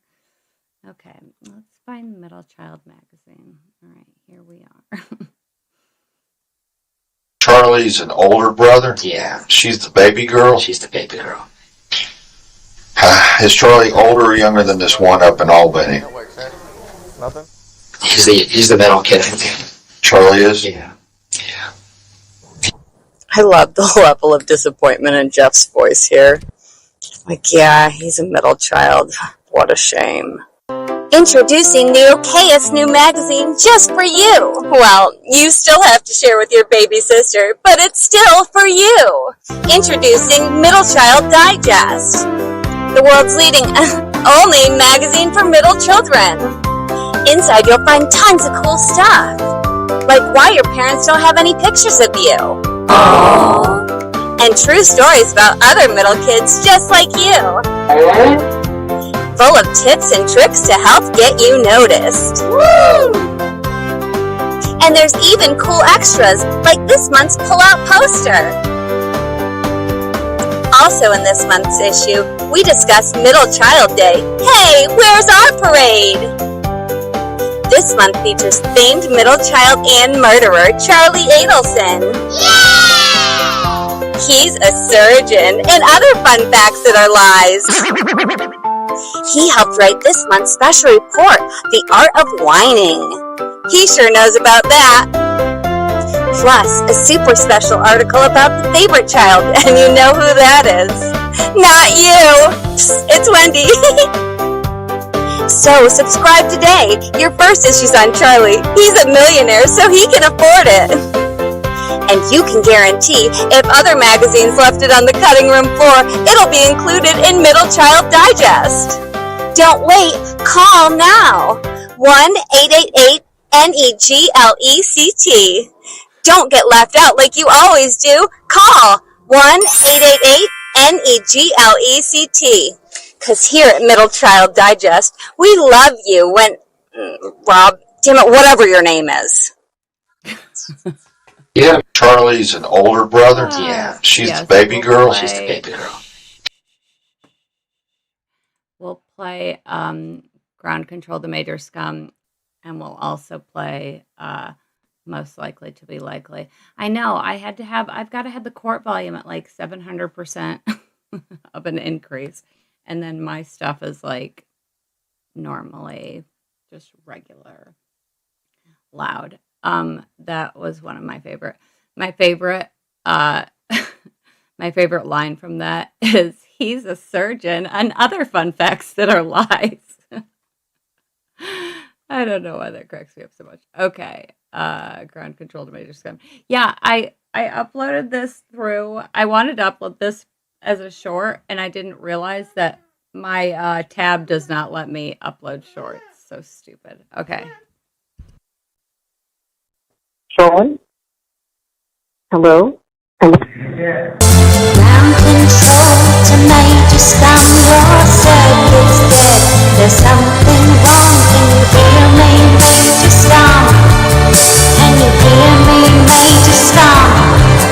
Can you hear me, Major Scum? Can you hear? Am I sitting in my jail cell?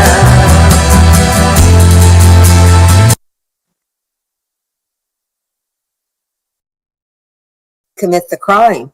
That's direct evidence, but circumstantial.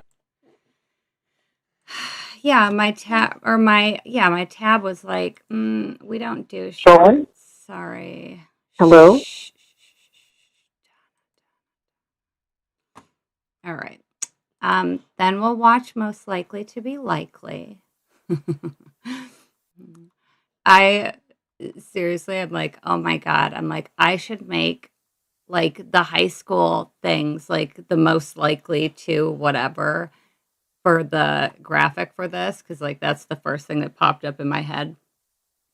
And I'm like, oh, maybe I can find a high school picture of Wendi. And of course she has Most Likely to Succeed. And I'm like, perfect. Perfect. I'm taking this. Yes, Gila. The little clip that says "Left at the Park," a true story. My husband accidentally left. Well, I mean, we have 9 kids. So our middle, like, there's like everybody's a middle kid, basically. But we each had 3 when we first got together. So my middle one, he accidentally left her at the park. And her friend's dad had to drive her home. He's like, I just didn't realize. I'm like, oh my God. I understand why they think it would be me, but of course it would be you. If it's not you, Jeff would be my vote. Now, again, just going by, likely. But did you hear her change her sentence mid-course? She says, if it's not you, I would. And then Wendi looks right at her and she throws in the part about begrudgingly having to vote for Jeff. So what do we think she was going to say? I think my vote would be, well, if it's not you, I would be shocked. But as she's about to say it, Wendi whips her head around like, the fuck, Jane? At which time Jane's probably thinking, Jesus, I don't want you to kill me too. I vote Jeff. Her voice ends so sharply after that sentence. And then she tries to smooth things over by saying, again, just going by likely. Oh, we know, Jane. There's nobody more likely than this girl right here. Wendi Adelson, most likely to be likely. Wendi Adelson. Wendi, so likely most likely to be likely, Wendi Adelson. Wow. I understand why they think it would be me, but of course. Oh my goodness. When we go back to, yes, Papi Chulo is going to be next. I have a few clips that I want to play from that video, and Papi Chulo is included. How is the feed? If it's glitchy for everybody, I can try to turn down my I can try to put this as at like a lower quality setting on my end. A few minutes ago, my stream health was not great, but now it says it's excellent. Yeah, we pretty much have like the same. I remember like the first like off joke that I ever said. Well, I said something. I don't even remember what the heck it was, but I thought to myself, like right before I said it, was like when we first started dating, I'm like, well, we're going to find out right now what if he's got the same sense of humor as I do or not. And he laughed at it. So, okay. So actually, the first on this list is Papi Chulo. We can listen to his stupid freaking call about having sex with that 19-year-old, and then it goes into the Papi Chulo remix that I'm so very proud of. What are we doing? He's such a fucking pig. Okay. What happened last night with the Colombian? I don't know. She's coming over tonight. She's coming over. I ended up getting back on the boat too late, but she's gonna come over like 7 o'clock at night. Dude, literally, there, I fucked the shit out of this girl, and like 5 minutes later, she's like 3 minutes later, she's like, okay. I'm like, she's like, come on, let's do it again.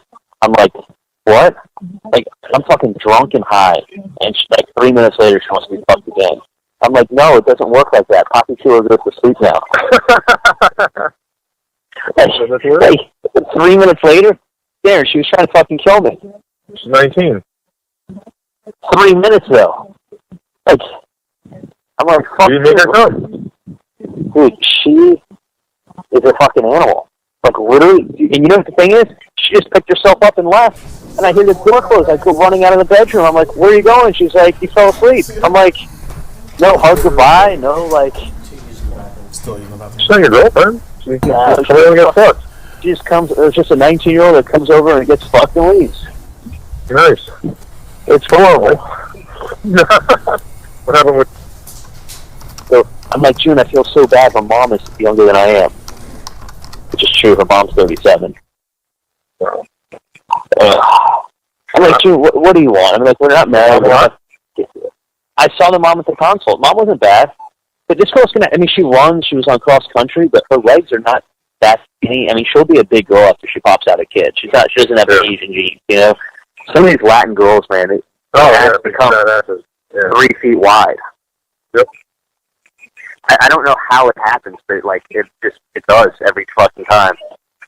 So I mean, I'll fuck her a few more times, but we made fucking those agave margaritas on a boat, and spoke to Jordan, drove out to Shooters, got drunk at Shooters, came back, spoke to Jordan on the way back. So here's another 19-year-old that Charlie has found to exploit.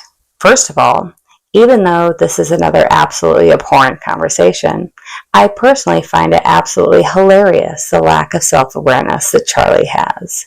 So, I don't know who needs to hear this, but if 3 minutes after you finish, your girl wants to go again, and you think it's because she's an animal, and because you are sorely mistaken. Because if you did, she would be like this. So if she's ready again immediately, and then walking out the door the instant you fall asleep. Hey! Sorry, Charlie. Papi Chulo did not get it done. Papi, papi, Put your pants back on, honey.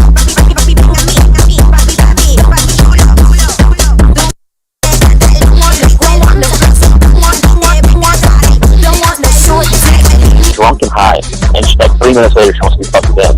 I'm like, no, it doesn't work like that. Coffee Chulo goes to sleep now.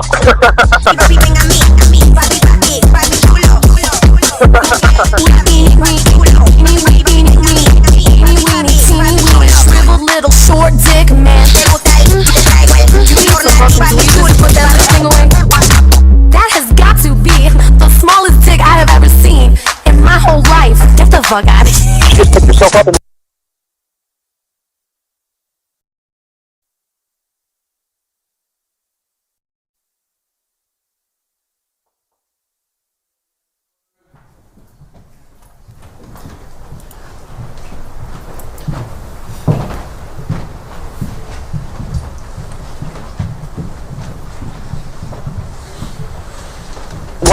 I hear this door close. I go running out of the bedroom. I'm like, where are you going? She's like, you fell asleep. I'm like, no, hug, goodbye. Get the fuck out of here.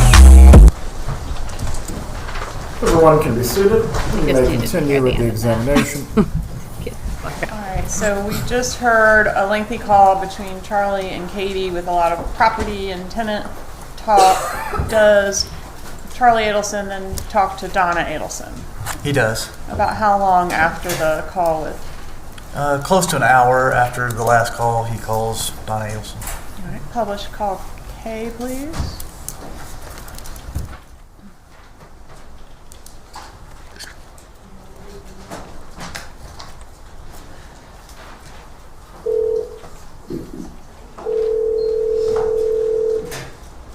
Hey, Charlie. Hey, how are you? Good, how are you? Good, good. I'm actually running late to the office, so getting gas, and then I'll be in, what do you call it? I'll be at the office, and then I'm gonna go to Weston, and then, whatever time I get done with Weston, maybe that was meeting here, it's not, I don't know. Weston, you might get out late, is that what you're thinking? I don't know what time I'll get out, you know. But I'm always happy to see Dad if he wants to grab dinner. Yeah, just thought you might, want to get a bite with you. But, if you want to, I'm happy to see him. I saw a lot of police everywhere getting traffic tickets today, so be careful. okay. But anyway, that's what I think it is without a question for multiple reasons. Yeah. Multiple reasons. Yeah. So, I never got a chance to do the return that meeting that he gave me stuff for yesterday, and ran out of time. Oh, okay. So I may have to give, I may have to give you the, what do you call it, give it back to you when you. And let me, I think. You just keep it, I mean, it's not that valuable anyway. Yeah. So, but anyway, if Dad wants to see me, go to White, that's cool. Yeah. Well, if there's like a case, only if there's like, I know you have those cases at the office that you wanted to talk to him about. So, If Dad wants to see me for dinner, Uh-huh. always have to see him for dinner. So Okay. it's up to him, and he can come by my house. Then I'll go get something to eat with him. Oh, that sounds like a plan. So why don't you let him know how you're doing at your second office, and then, give him a heads up, and then maybe he'll come up and go out for a bite with you. Yeah, but I wouldn't leave South Beach until after 7. Traffic is horrible. Oh, yeah, absolutely. Absolutely. But you don't know what time you're gonna get out from your second. Well, it's gonna be too late. I mean, I think if that comes over at 8, that'll be fine. Oh, that's perfect, actually, because Wendy's taking, Wendy and some of the ladies and the mothers from National's class, like in Ben's class, it's her birthday today, the teacher, so they're taking her to Legendre for dinner, and then Wendy to go, so Wendy has to bring the boys to her house and put them to sleep, because she's gonna go straight from work, so she probably won't get out of, there for a while. So that would be good, Dad, to have dinner with you at least, and then, and I can stay with the boys for them to sleep. Alright, fine. Tell Dad to leave Miami at 7:30. At 7:30? Okay, I'll tell him. That's perfect. At any other time, honestly, you can hit traffic. Yeah. Okay, that sounds good. That sounds Alright. good. All right, see you later. Love you, honey. Alright, sounds good. Bye-bye. Is there a call later that evening between Charlie and Harvey setting up this dinner? There is. Okay, did the dinner occur? It did. Where did it occur? It occurred at a restaurant called Matsuri. Okay, let's skip call L and publish Matsuri Exhibit 133, please.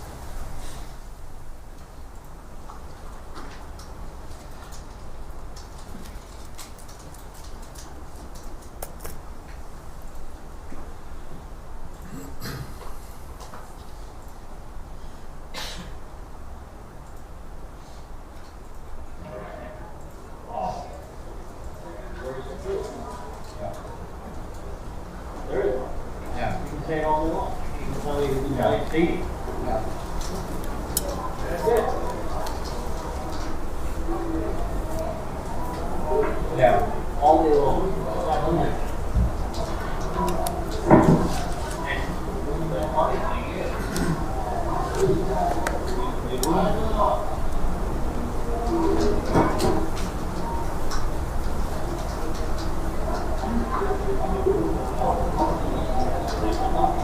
No, I know that when you talk about I was surprised they didn't put you. One or the other. What? One or the other. One of you would make a choice. Yeah.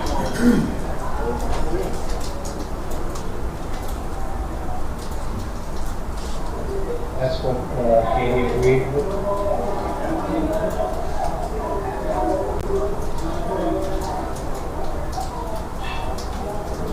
Yeah,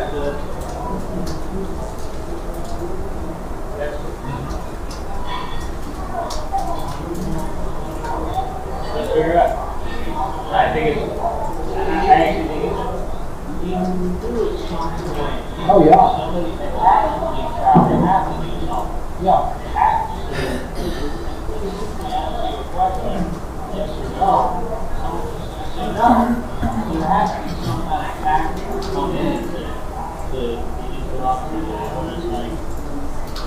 Yeah. It makes sense, it really does. I didn't think they were that smart.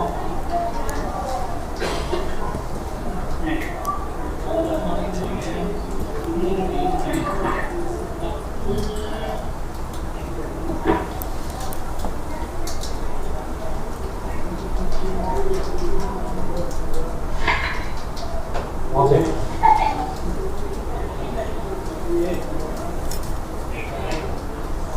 Say yes, 50% of people want to cooperate, like you know.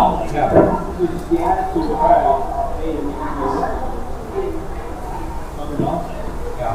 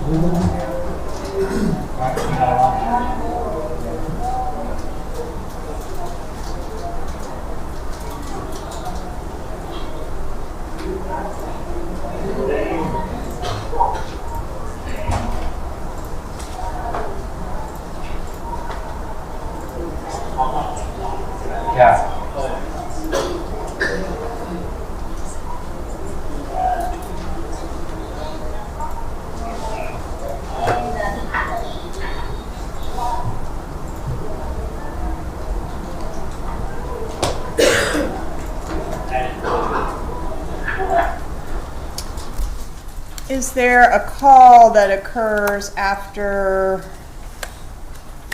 this dinner meeting? Yes, ma'am, there is. Okay, is that the one we've labeled L.1? It is L.1, 1695. Okay. And what time of day was that call made? It was made at 8:26 p.m. on the 22nd. Publish L.1, please.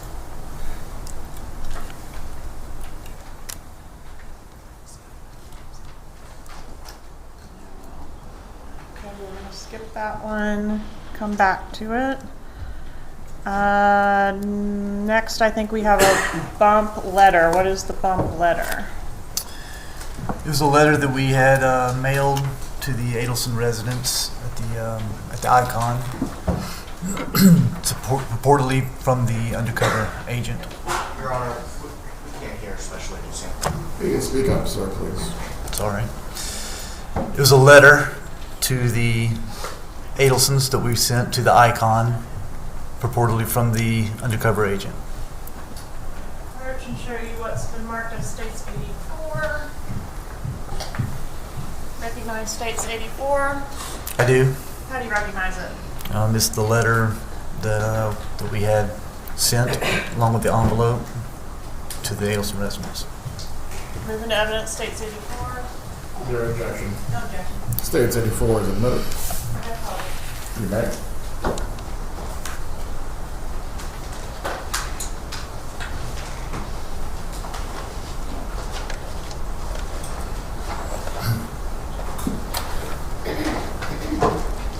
Can you read what the letter said? Yes. It says, "My phone is not ringing, so you don't care about Tato and what he did for you. He knows he is fucked, and soon so will you."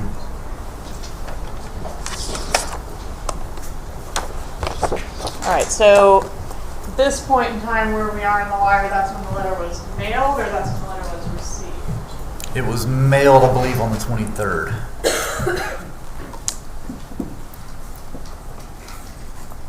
Yeah, okay.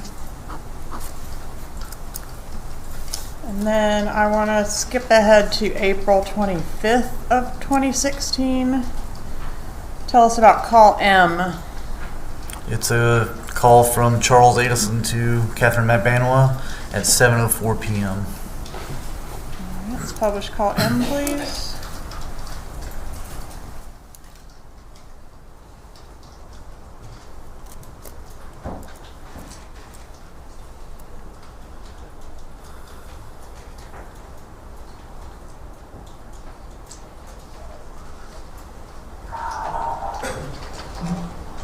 Yeah. Hey, you on your way? Yeah. Okay, cool. I'm gonna be at the Icon, when you come over 395, it's right there in the, you know, the building the Icon is, right? That's all the way across beach, right? Like, Yeah. that's the bar. When you come over, Like, there's a lot of houses down there. You can go a little bit more north, and then go north anyway. I will, I'm standing outside just talking to my parents about it. Huh? I was talking to my parents about my day. I'm standing up. No, I was talking to my parents about my day. Oh, okay. Well, I So just, that- like, I have to just, like, jump out of my normal house, like, you know, Where- like, worry about me every single second, so. Of course, but I'd rather, where are you now? I'm on 15. Alright, just do me this one favor, just come down here. Okay, is everything okay? Yeah, I just want you to come down here so I can see it. You're already in the car. It's on the Icon is on the corner of 5th and Alton. It's that big building where as soon as you're on Alton and you cross over 5th on your right hand side. Okay, can it be anywhere else besides that? I can get my car and start trying to find you, but then we gotta drive the car. I'd rather you just come over here. I know, but that is like a part of Palm Beach, like, it's kind of stupid for me to walk all the way down there. Okay. I'll get my car in 5 minutes. I'll start heading this way and I'll get my car and then I'll meet you somewhere in like 15 minutes. I still need to talk to my parents for another 5 minutes and then I'm going to leave them and then I'm going to come to wherever you are. But just still keep heading south. I'm heading downtown, I'm just heading downtown. What's your cross street? Like, in second right now. Alright, 82nd? Yeah, I get, just give me a call when you get in the car. Okay, I'll give you a call to where you are and I'll start heading over. Get it when it, like, when you do what now?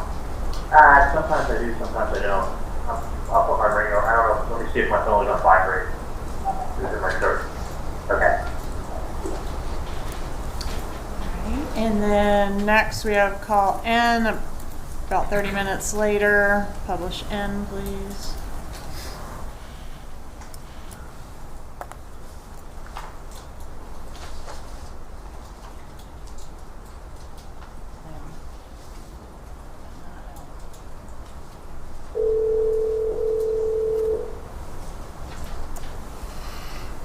Okay.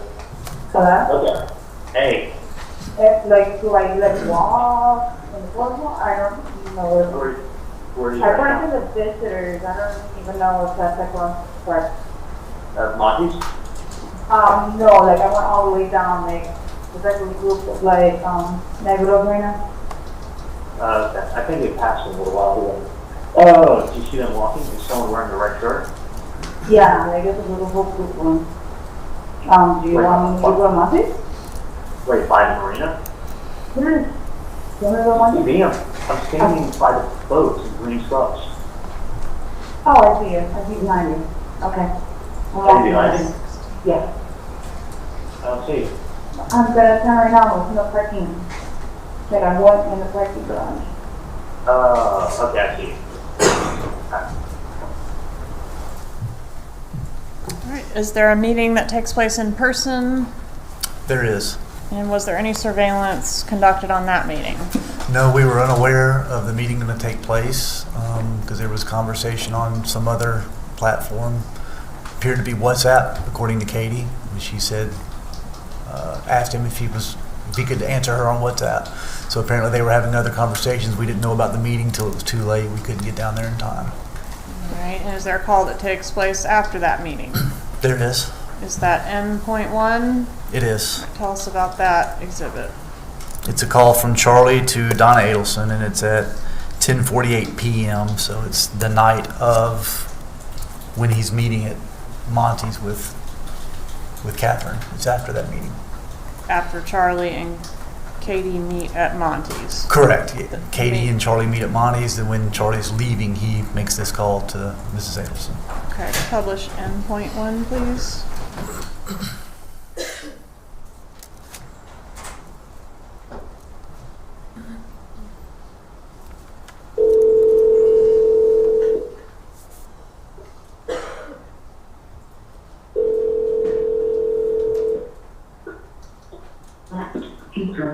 Hey, how are you? Good. Good. Sorry, I just went for a walk. I was here, walked around. So I'm just getting my car now. Oh, okay. Are you still at Wendy's place? Yeah, she usually comes home with her mom, but she went out looking to go to get a drink. The neighbor of hers has been asking for weird interest citizen people, so you're walking from... Yeah, I'm not in LA right now. Oh, you're in LA, okay. Yeah, I come from LA. Yeah. Okay. Can you talk, or? Yeah, if you want, I can want me to drive by Wendy's place while you come down. Yeah, drive by Wendy's place and Dad will go downstairs. And you'll meet him at the gate. Hold on a second. Okay. 604. I should have looked on. So yeah, no, that's it.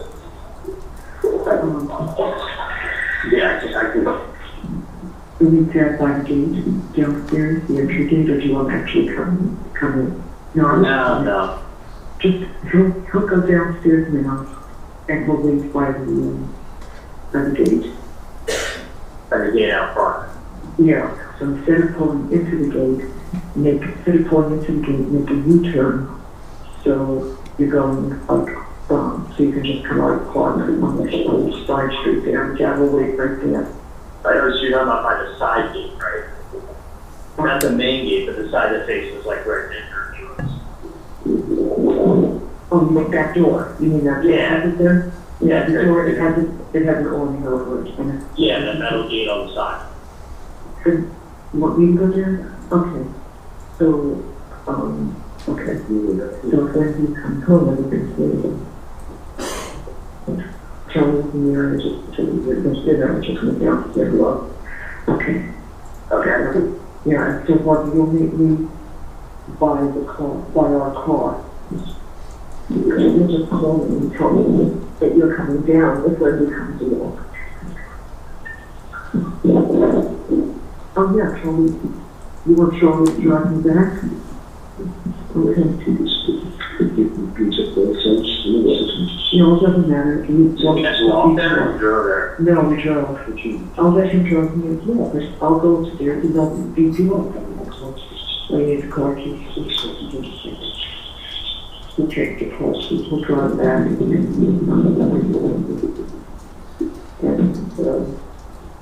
going to down there. That's green one. Okay, on the side. Down the side, and then they'll drop her back to the other house, okay? So I'm gonna head downstairs now. Okay, sounds good. I'll head down and I'll be there in a minute. Okay, bye. All right, and shortly after this call, we have one involving June Mchinda. Is that right? That's correct. Okay. Publish N.2, please. Sure, you didn't run away. How are you, honey? I'm good. How are you? Oh, I'm good. I'm sorry. We're keeping him way too long. I promise I will send him home at 1 piece very soon. It's fine. I'll just talk to him later. Okay, hold on 1 second. I'm sorry. I tried calling you like 10 minutes ago. No, it's fine. I'll talk to you later, okay? I really am going to call you again in 10 minutes. It's I okay. got a bunch of things with the office going on. I'm trying to sort out. It just became a bigger deal than I thought it would. Keep your phone with you there, okay?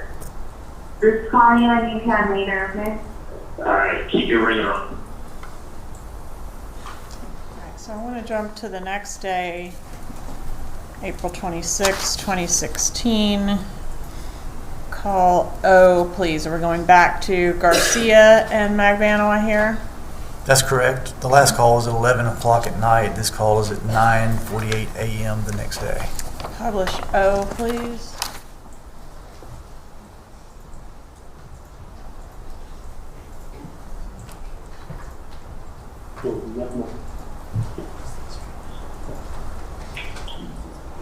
Hello? What's going on? I didn't see you at the hospital. I lost you get on. Did you run and give you an extra money or something for extortion? Of course, just don't worry about them. They're fine. You got more than you got everything you need to do. Alright? Okay? I just need to talk to you though. Okay? That sounds personal right now. What you need to talk to me about. So.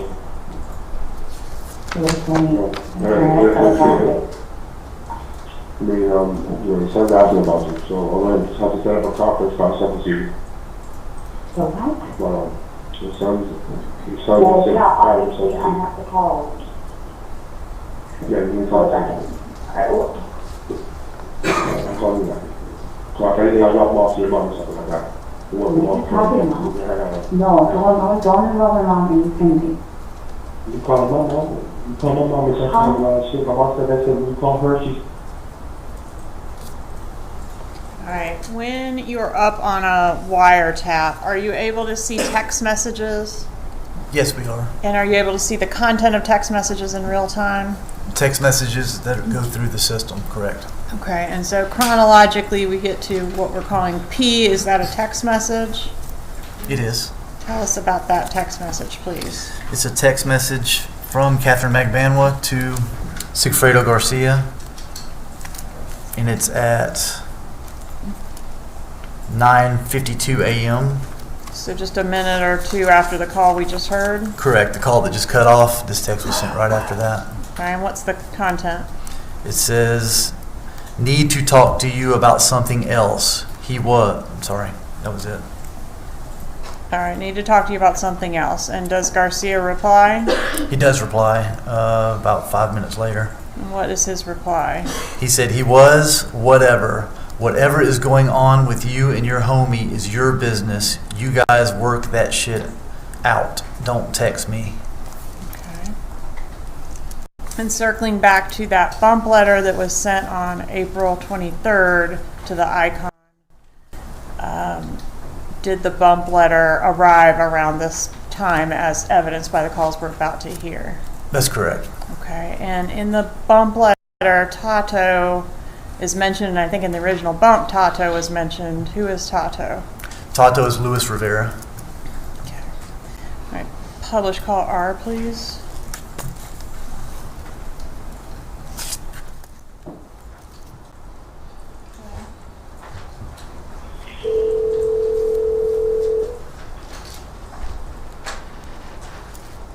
Good morning. Hey, how are you? Good, how are you, honey? Good. Yeah, what's going on? Not a whole lot. Straightening up some things in the house. Vicki sent me the hours, so I'm working on everybody's salaries for tomorrow. Other than that, everything is good. How about you? Good. You feel better after like 40 hours night. Significantly. Yeah. It makes sense.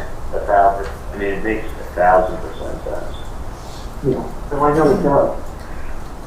You know, that's what it is. No, that's what it is. Anything today, those sort of things we get taken care of. Oh, yeah. And one thing, Laura, would you? Yeah, no. Trust me, I mean, Please. well, someone makes a walk on the appointment today. I'm going to set it up. I mean, it's not like it's 9 a.m. It's like, I got to stop this call. Yeah. No, I got to call the patient. So anyway, Yeah. But can I tell you something? The more I think about it too, when someone writes, "You don't care," you know what that sounds like? A girl. Yeah, because that's good. You don't care. Yeah. That's exactly how they sound. You don't care. Well, I've never met the person, so I don't care about people I've never met. Now, have you ever gotten a note from a girl or a girl saying to you, you don't care? That's the first thing they say. That's Yeah. the first thing they say. You don't care. Well, guess what? I don't care about anyone I've never met. Yeah, it's true. So that's what it was, and that's why you had it was like a mediation where someone comes in and they're like, well, I'm really just doing my job. And that explains it all. I think so too. Yeah. I think so too. So that's they want the same person. Right. Without a doubt. It's not, I mean, listen, I actually do know how these things are done, and that was the same thing that I said, it's not done with us. Right. No, that's what you explained. It's 48 hours. Yeah. Just enough time. And let me take this call, but I'll Go, fire it back. go. Okay, love you. Publish call S, please.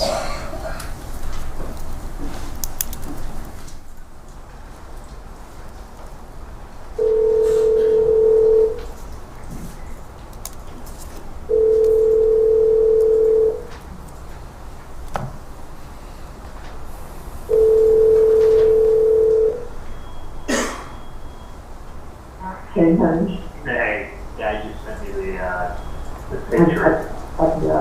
Who is that lady? I'm going to show you. Probably Charlie. Charlie? Yeah. It's Emma?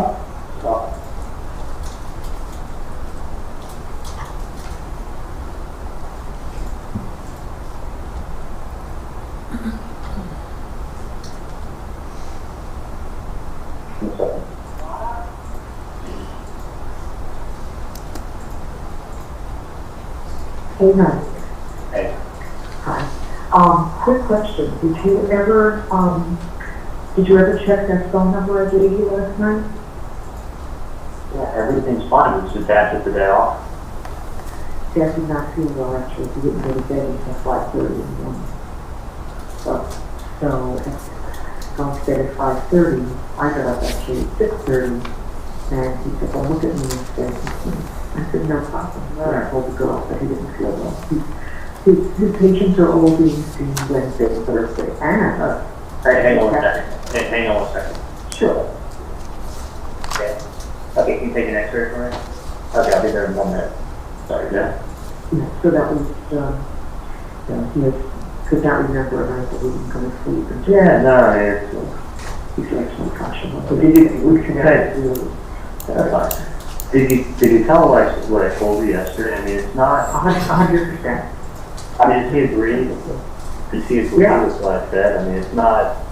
It sounds like it will be fine. It's just about 1,000%. I know, Yeah. I know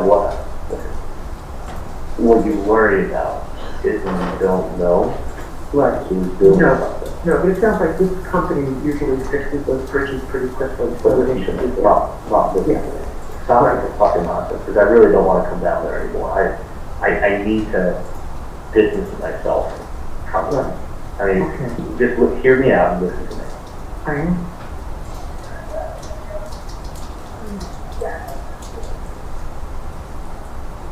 Just hear me out.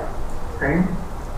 If you don't know who the person is, it's a much bigger problem. If you know who it is, it's very, very easy. Okay? Right.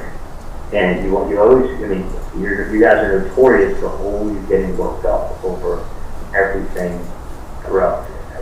As long as I've known you, it's always been, it's always been, everything's a big deal, gotta get worked up about everything. Everything is a huge deal. And I'm just saying, like, this is no different, but I'm just telling you, like, stop. Because it's not anything more than nonsense. Okay. You know, I mean, it's just saying, like, you could worry about everything. And listen, you didn't do anything wrong. You didn't do anything to anybody. Somebody is fishing. Let them fish. They know too that you don't have nothing to do with anything. So it's not like, it's like me going to my next door neighbor and saying, hey, I know you're, whatever. Like, okay, they look at me like I have 3 heads. I mean, that's pretty much the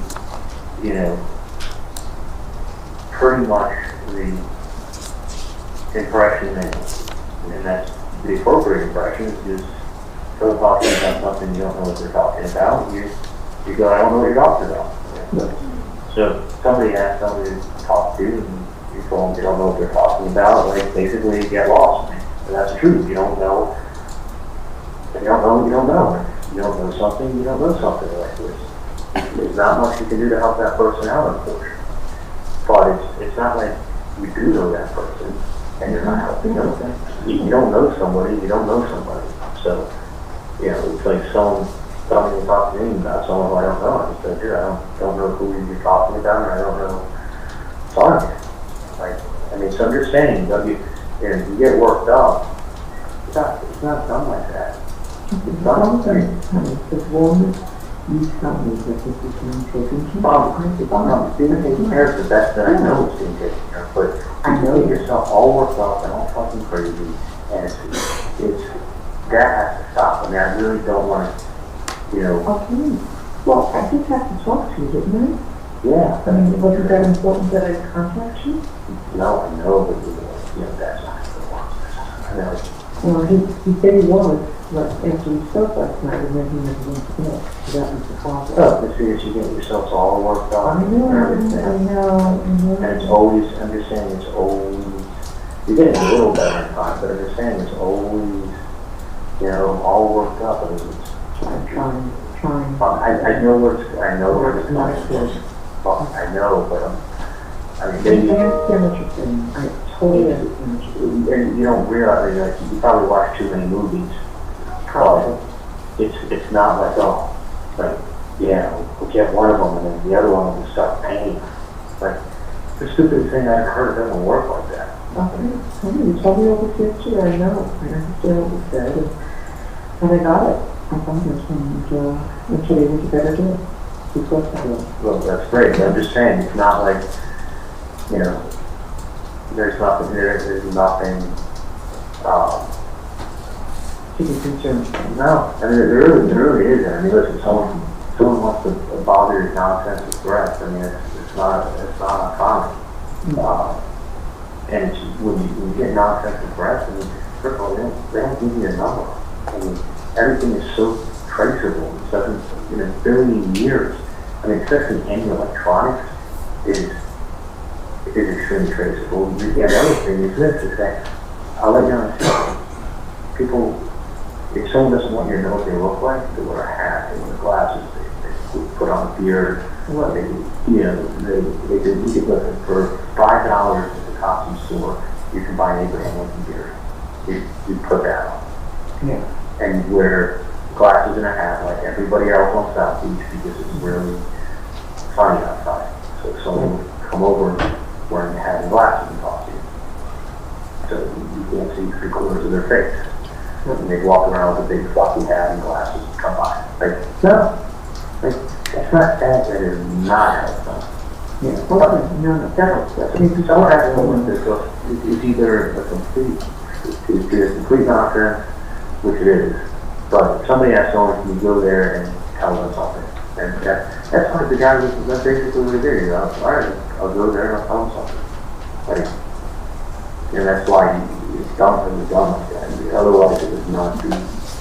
You know, listen, you didn't do anything. You didn't do anything to anybody. You didn't do anything to where these people are.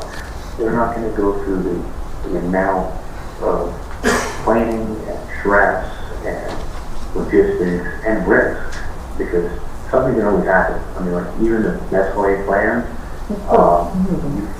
even the best laid plan, you could have, you know, there could be an off-duty officer taking his dog for a walk. Just happen to come around the corner. Something happens to happen, you know, or somebody goes to do something and attitude of the firm, they tear their knee. You know, they're laying on the floor with a torn ACL. Like, there's a lot of risk when somebody does something. There's a million and one things. To do that, what's the reason? There is no reason. And that's why there's nothing that, it's nothing that you have to worry about. And it is being looked into. Yeah, that's all I mean. Yeah, I mean, but it's not like, it's trusting. I mean, you'll probably get a heart attack from things before that happens to you. Okay. So, I mean, if you're saying like that's probably more likely. Okay. So I'm just letting you know, but I can't like. No, but I don't believe me. I don't want you to. I won't. I'll only let you know if it's something very important that you should tell you. I know, but I'm just saying it's. And I thought that was important enough that I needed to speak with you. Yes, I spent my whole fucking night down there last night. I get it. Believe me, I know. You know, I mean, I want you to go home and have some peace tonight, so please just... Okay, no, I was really planning on going down there and talking to you again. I'm just saying, like, it's utter nonsense. Okay. And I can say this, Great, that's great. When the first thing somebody says, you don't care, that is a girl's right. Yeah, I didn't even, honestly, I didn't even remember what the note was. The first thing it said was, you don't care. Okay. You obviously do not care about someone. That means that the girl is writing. That's it. Okay. People don't write letters. I mean, people don't write letters. People don't show their faces. People don't give you cell phone numbers. Like, it's not done like that. It's somebody just messing around. Yeah. Listen. I got you. Okay. I mean, I'm just saying, like, you have to understand, if somebody was going to do something, nobody would show their face. Nobody would give you a cell phone number. Nobody would write something and put it in the mail. Do you know what I'm saying? Each one of those is a huge mistake into itself. When somebody does something, someone gives you a visit, you won't be able to identify their face, and you'll be given 48 hours. That's a visit. Yeah. Not someone, like, not how to go, but that's not a million years of silence. So, let me get back to work because I'm busy here, and you have to just stop with the nonsense, okay? Okay. With all this, when it's so afraid to lay the law down with Ben, that he runs this.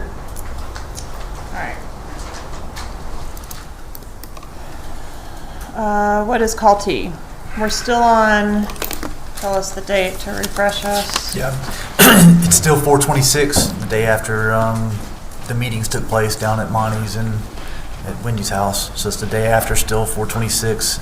This call is from Catherine Magbanua to Charles Adelson at 4:33. So it's about maybe 15 minutes after the call we just heard. Play call T, please.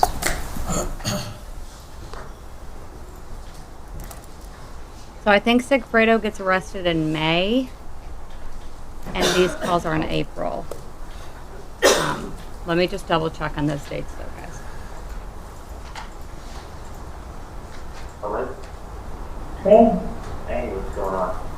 Well, I don't know what to talk like. For some reason, I know you were like telling me something about the client, but I got a mixed up with the number. And and I'm calling both numbers, but nobody's picking up, so I need to figure it out because, I can set up, with a realtor to show the property. Well, it sounds like a really good client. If they're gonna rent the place, I actually have the number at home. Okay, but I need it like that. Well, I can. Fuck, I wish I I'm would. supposed to, it's just that it's the thing is I tried to, remember it, and I just couldn't, and I've been calling so many people today, so it's I'm gonna be home in probably 2 hours, and I can get you the number then. Hopefully they haven't looked at other properties yet. Yeah. Yeah. There's no way I'll need this number soon. Let me. Before I get out of work. Well, let me do this. Let me see if I can get the number. I got the number at home in my desk. Okay. But let me see if the number may be some other place, okay? Okay. Alright, I'll call you right back. Okay. Okay, next call, Charlie to defendant. That's correct. Okay, call you, please.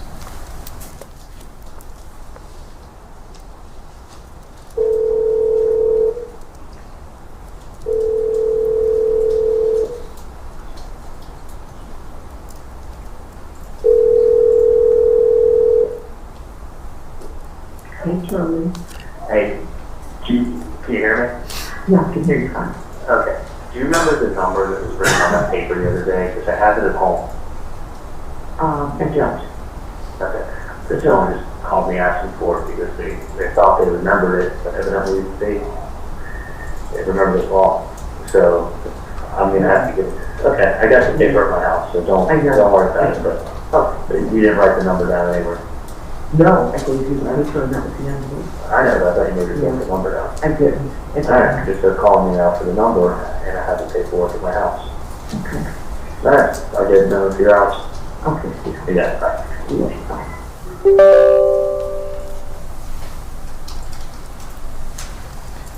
Okay, next call V, please.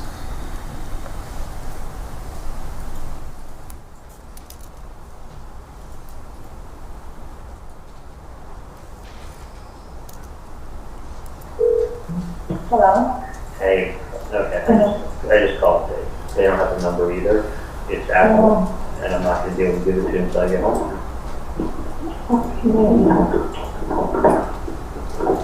So it's a termination to next set up, we're thinking, we'll try to get the agent for showing, that's why. I know, that's why I was like, take it, write the number down. I know, but it's I'm so good at memorizing shit, I do this all day. I have like 1,000 numbers on my phone now, and then now when somebody calls me back, I don't remember who it is, because I'm not going to see every person's number. I know. I don't have a landline in my job, I have to use my cell phone. That's why you gotta put in your contact list. You don't lose the contact. No, I can't do that. There's so many regular people who call me my phone. You're some clients that don't even want to do it one day they want to see property, another day, oh no, it's okay, because they're working with somebody else. Yeah. I'm in Miami Lakes right now. So I'm not gonna see what's on here. Hang on 1 second. Kevin, you can't remember?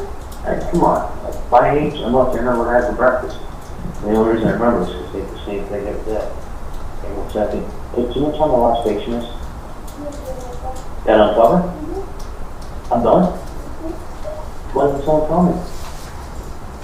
Wait, that guy that came from the other office? It's all done. Okay, beautiful. Thank you. We'll get out here before traffic hits. All right. Yeah. I can get the number in 30 minutes.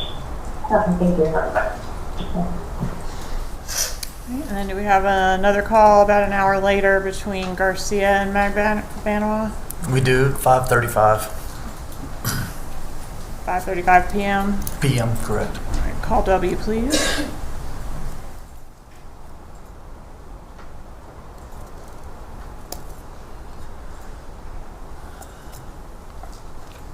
Hello? Hey, Hello? how you doing?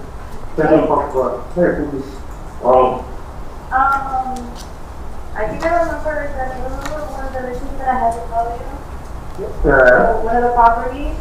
Yeah. What was, I don't know, the same case that you call, because I have to set it up. Yeah, I'd like to be publicity there. Each time. Okay, it's, I believe it's 305, Okay. 712, Okay. 557. It's 5570? Mm-hmm. Because I almost, I had like 2 numbers. I know you got that dyslexia. I get it. So the listing for the place is It's a 305, 712, 6570. 5570. No. You're confusing me. It's a 305, Mm-hmm. 712, Mm-hmm. 6570. I think that was one of the ones that I tried. Well, I'll reach out to you again. Alright, you can just wanted me to tell you how. Alright, so do I. Alright. Can you find back later? Yeah, absolutely.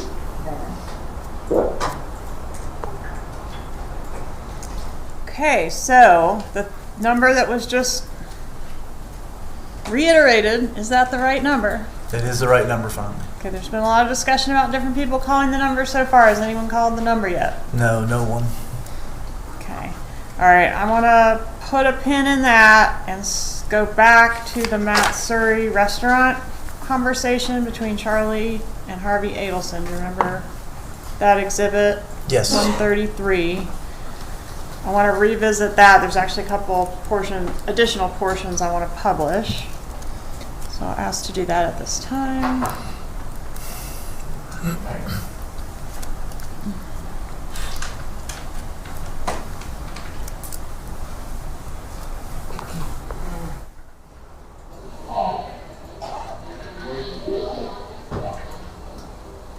Yeah, you can say it on the wall. I can even tell you who's not speaking. Yeah.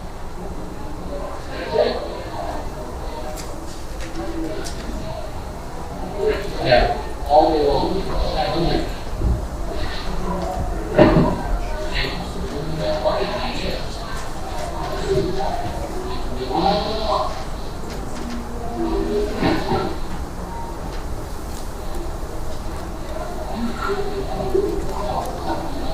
Well, I know that these are costs. I just also how do you know? What? How do you know that one of these is big doors?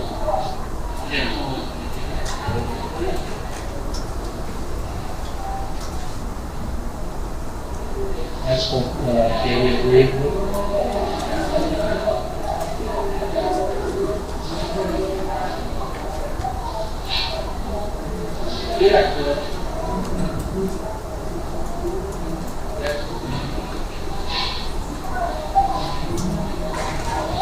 Yeah.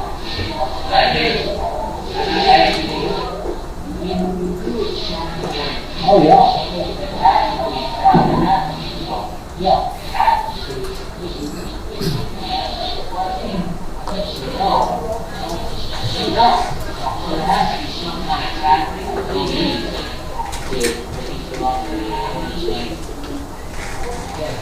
It makes sense, it really does. I didn't think they were that smart.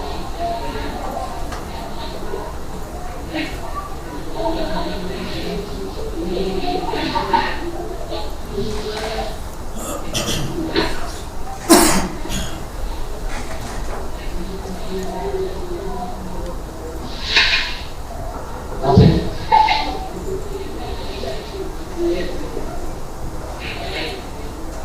Maybe that's 50% people who don't operate on the dollar. Yeah. The actual yeah.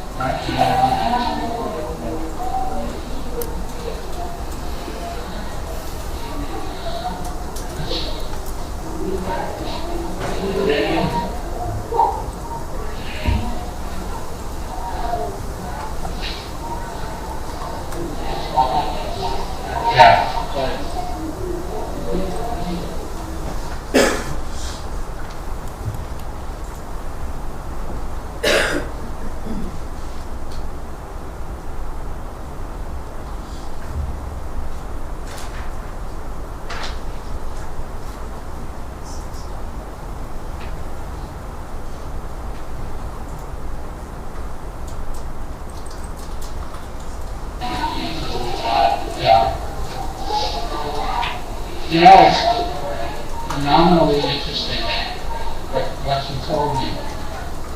Right? You know, it's all about smart. And they will do other things too. It's a very smart thing to do. Because it's a don't smoke in the room. I see that wrong. Right.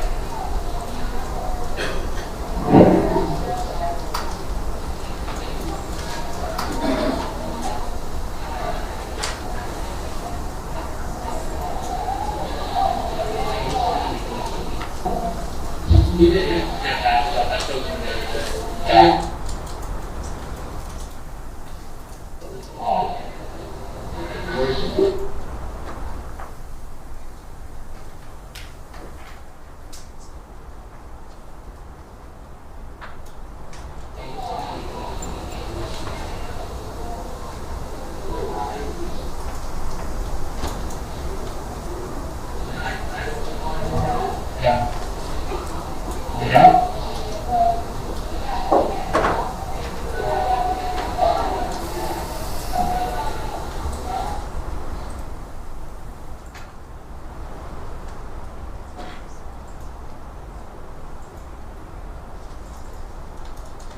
I feel like this video is pretty close to being over because he gets made pretty quickly and then they stop talking. Mom is amazing.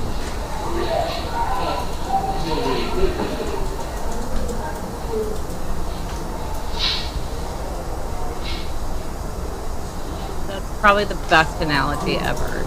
Yeah, I've dealt with too many assholes accounts. That's probably why I'm really very able to see through this bullshit with most people.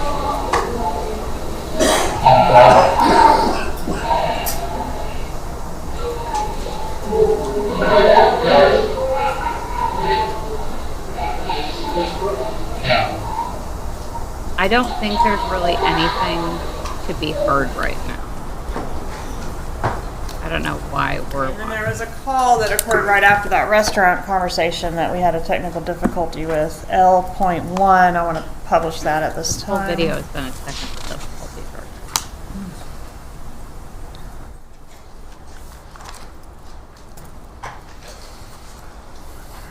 Yeah, I mean, we were looking at an hour, it's an hour and 15 minutes there, but it's an hour and 15 minutes back to here. And I'll probably be there for 2.5 hours. Okay. So, yeah, I'm hoping to get to your place by 5:30. Okay.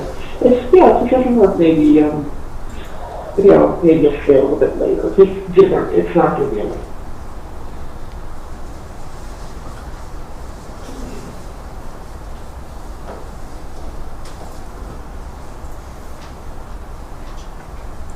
I love watching Donna have to sit through this shit. This is absolutely gold.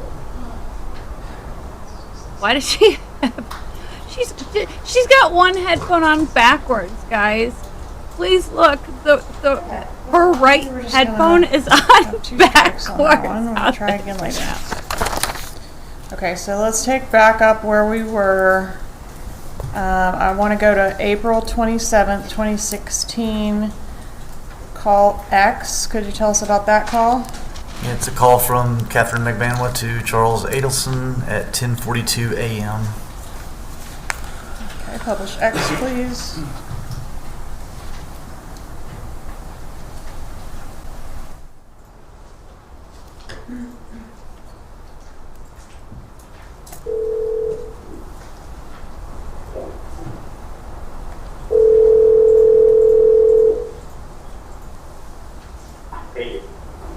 You spoke to my secretary? Yes, I did. So she picks up the phone. She sounds, first of all, she sounds exactly like the phone. She's out of me? What's that? She's out of me? Hey, look, for a second, she picks up the phone and goes, she's in the bathroom. And I thought that was like some kind of code for something or other. She's like, she's in the bathroom. And I'm like, is she in the toilet or is she in the bathroom? I'm like, my head's like spinning. I'm like, what's she trying to tell me? I'm thinking like, he's catching up. I was going to ask her, has she flushed? Or is she still floating? I want her flushed. You guys do the whole bathroom thing. I want to flush. Yeah, she wasn't flushed. Okay. So I'm fucking I was thinking, gonna- I thought this was like code. I'm like, Katie, is she flushed or is she in the bathroom? Oh my god, she's funny. Oh, and then I'm like, I'm about to tell her really hard that. Like, Stop, man, I really could hear now. I made it clear I want to flush.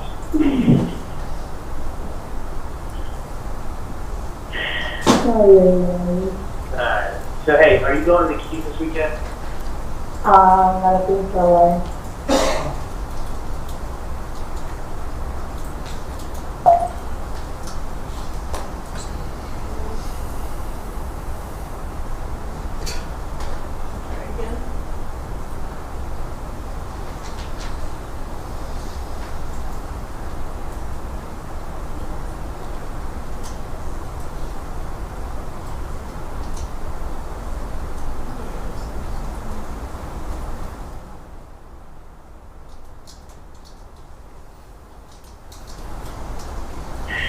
Alright. So hey, are you going to the Keys this weekend? I think so. If you were, I was just tell you to come by on tomorrow, and I'll say to go to my garage and I'll leave something for you. I was gonna leave a coupon. I was gonna leave a gift card and with the tree. With a coupon? What's that? With a coupon? Well, it's a gift card that you could use in any hotel. Oh, cool. So I was kind of thinking, if you did want to go away for the weekend, it would be nice to have a gift card and a little tree planted at your house. Online? Yeah, that's if you're going to go away and like, just take a deep breath. Enjoy the But I have to take a deep breath every day. So I think Mom needs vacation with Daddy. So why don't you guys go on vacation, leave the fucking kids at home, smoke a big fat fucking joint, and have a cocktail, call it a day. Or go wake up and eat fish. I just think you are what are you doing? What's that? You do. Some people like you work. Nah. I'm fucking driving Port St. Lucie today. That's a long drive. Fucking far. It's far from Chicken How long does it take? Doing like 80 something non-stop. It's an hour and a half. Yeah. You're crazy. How many additions is that? It's honestly, it's nice that I do in the office and have that little surgery. It's not bullshit. It's still half a day. I like the secretary so nice. And I have lost a bunch of offices that went corporate or got sold. And then I had the plant rep national to meet all my offices and see what they're dropping. So I don't care. I'm glad to be slower than it was. Like, it really looks good for my health. That's not this one.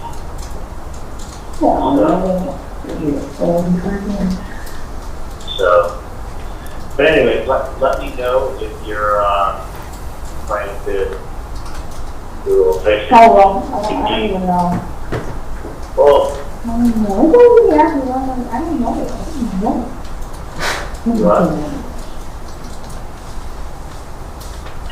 Like, I don't know. I'm the person who's looking she's going figure your shit out. And if I were you, I would go do some fishing, smoke a joint, and have a cocktail.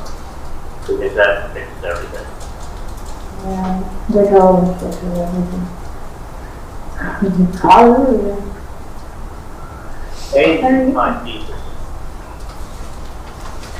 If you find Jesus and then you find him, you tell me to care of him. I'm looking for it. I got so excited the other day because then it was hate suit. She's like, she's doing. Dude, I'm your third favorite. Hey, am I your third favorite cheese fiddle? Where am I supposed to visit? Number one, sure.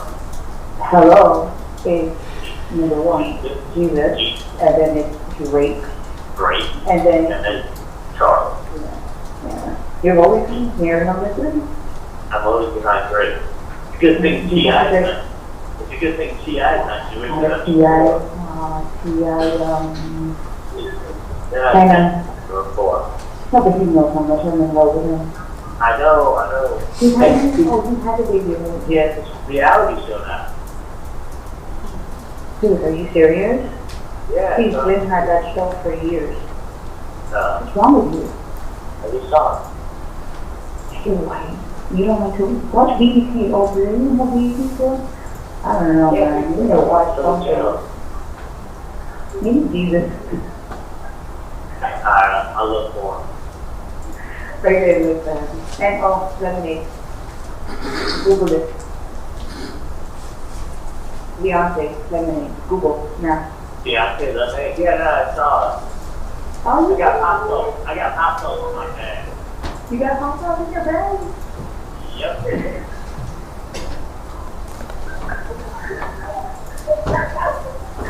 Oh my God, no. No, wait, people just don't understand. Okay, stop. These two pretty friendly with each other on the wire. Yes, they are. In this particular call, does Charlie offer a gift to Magbanua and Garcia? He does. Okay, and is that the only instance of that on the wire? No, there were several. I'll play call Y, please.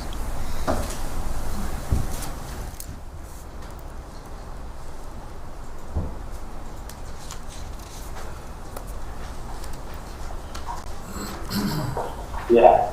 At the end of the mail, that he doesn't want it. You didn't want No. it? Yeah. All right, but thank you for the offer that was very sweet. Let's see the top.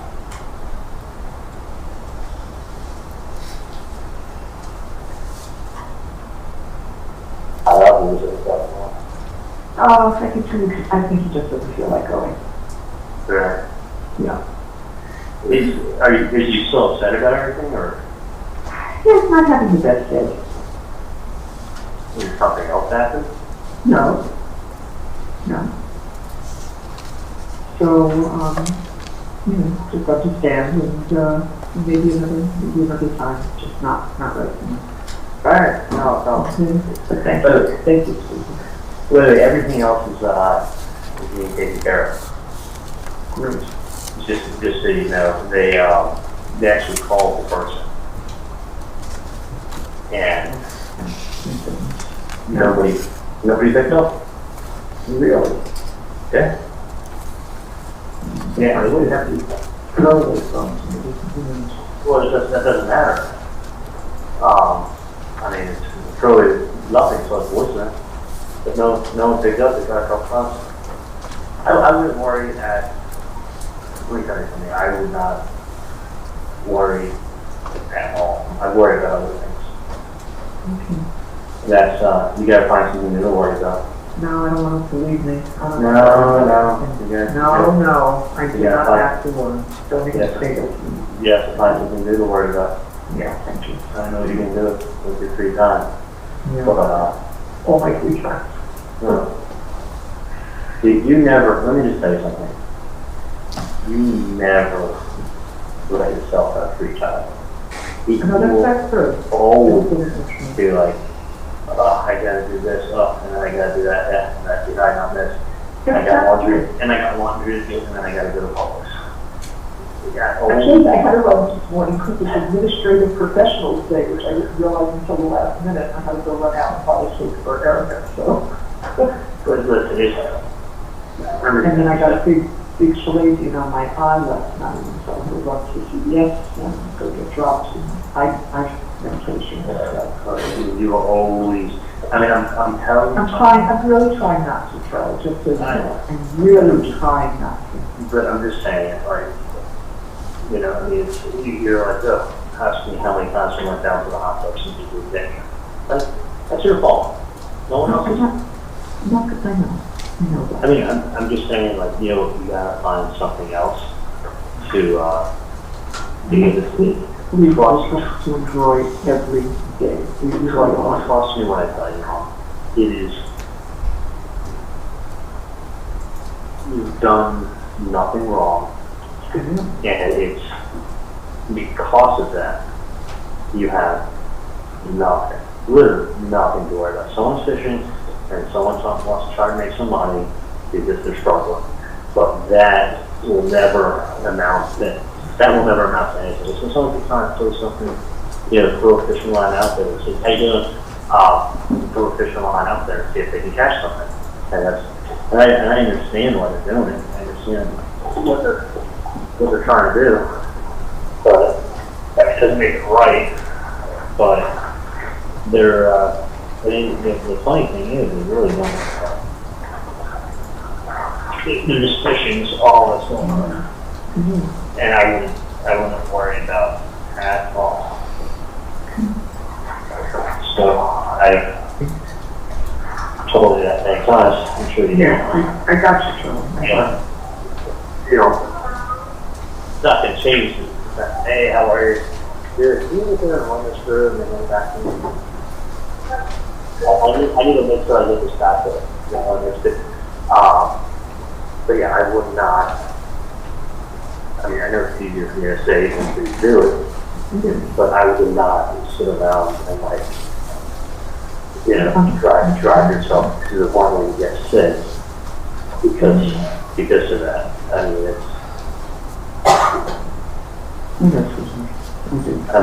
it's just, you know what I mean? Like you say, you know. I do. It's like, I do. I went, listen, the person I came to is relying on that switch, and then some dumb idiot wants to go ahead and they want to follow up the whole letter. And the truth is that the number was called, they didn't pick up. And then she tried calling at 786. So here he's saying she called the number. She being Catherine Magbanua. Did Magbanua call the number? No, she didn't. And they're saying, well, the number was called, but nobody picked up. Would the FBI have seen if that was the case? We would have. And that didn't happen. It did not happen. So Garcia said he called the number. Katie's saying she called the number. Charlie's telling Donna that Katie called the number, but nobody called the number. That's correct. All right, let's go to the next day, April 28th, 2016. Do we attempt another bump? We do. And what is this one? We had the undercover call the Adelson Institute and asked for Mrs. Donna Adelson. All right, and what time of day was that? It was 9:22 a.m. on the 28th.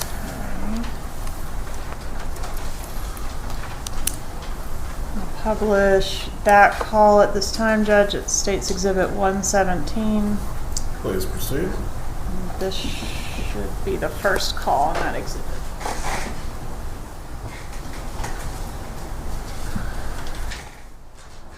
Good morning. Thank you for calling Wendi Adelson's office. This is Erica. Can I help you?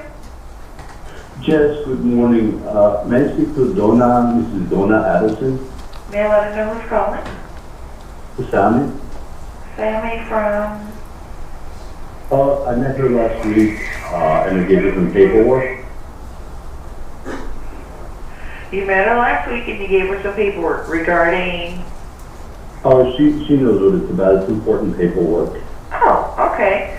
And your name is Sammy? Yes. Do you have another phone number where you can be reached? My number is 305-712-6570.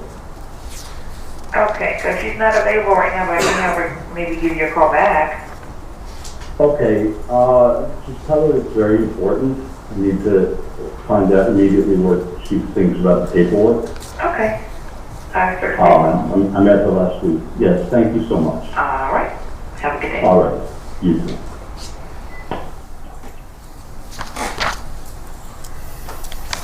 A moment to confer, Judge. Go ahead.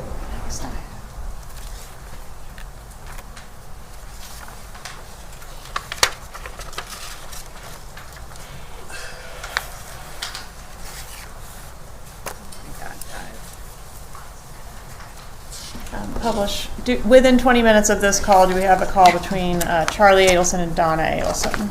Yes, we do. All right, publish call Z, please.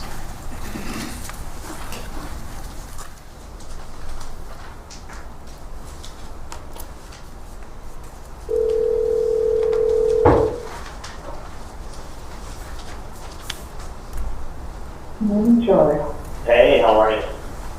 Hey, are you in an office or home? No, I'm driving to the office now. What's up?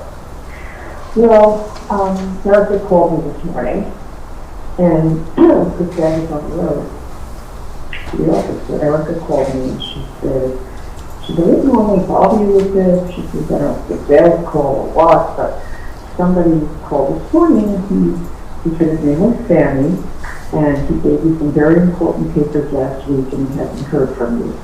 And he wants you to call him back, and here's the number. So, Okay. I want to verify the number was the correct number that I had, told you about. So, obviously I'm not going to call the number. Erica said, did you get the sales call? Just hit star 67 before you call the number, and then you won't know the number you're calling from. I said, oh, okay, I'll write that down. What's your suggestion? The odd thing is this, is that that's the same number you gave me, right?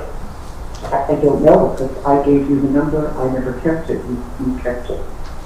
Tell me what the number was. 305 Right. 712 6570. 6570. Mm-hmm. Yeah. No, it's so much. The odd thing is that 712 6570. Yeah, that's the same number, and it was called, and no one picked up. Maybe I'll pick up now. Okay, so someone called today? You called the office, and Erica called me. She says, I hope I'm not bothering you. It's probably a sales call. Yeah, I mean, let me tell you something. I'm looking into it right now. Yeah, I see what you were. I just wanted to verify the number. I know, and that's the odd thing is you think the number would be picked up. I mean, We'll pick it up. so let me do this. Let me call somebody. Yeah. And I wouldn't want to trust her, I tell you. I wouldn't worry at all. Okay. And I'll tell you why, especially because, what do you call it? Especially because I know you know who it is. So let me call someone and take care of it now, okay? Thank you, Charlie. All right. Lucky. Okay, and at the conclusion of this call, does Charlie Adelson attempt to call Catherine Magbanua? He does. What happens? He goes to her voicemail. Okay, does he leave a message? I don't recall. I don't believe he did. All right, let's listen to AA, please.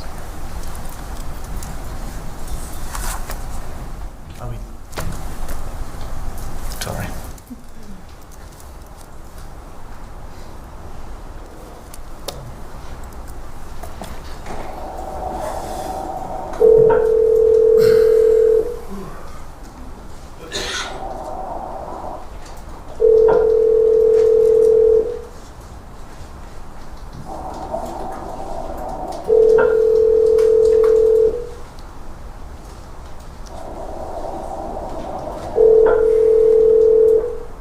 You have reached the voicemail box of 78656411312. Hey, it's me, reporter calling. Message? Yes, he did leave a message. Okay, thanks. And then after that, did he attempt her a couple more times? He did. He called and did not reach her. Okay, so we've got, I think, 9:49, 9:51, and 9:54. Does that sound right? That sounds right. Okay, does he ever get up with her? Yes, she finally calls him back. Right, what time is that? 10:43 a.m. Publish BB, please.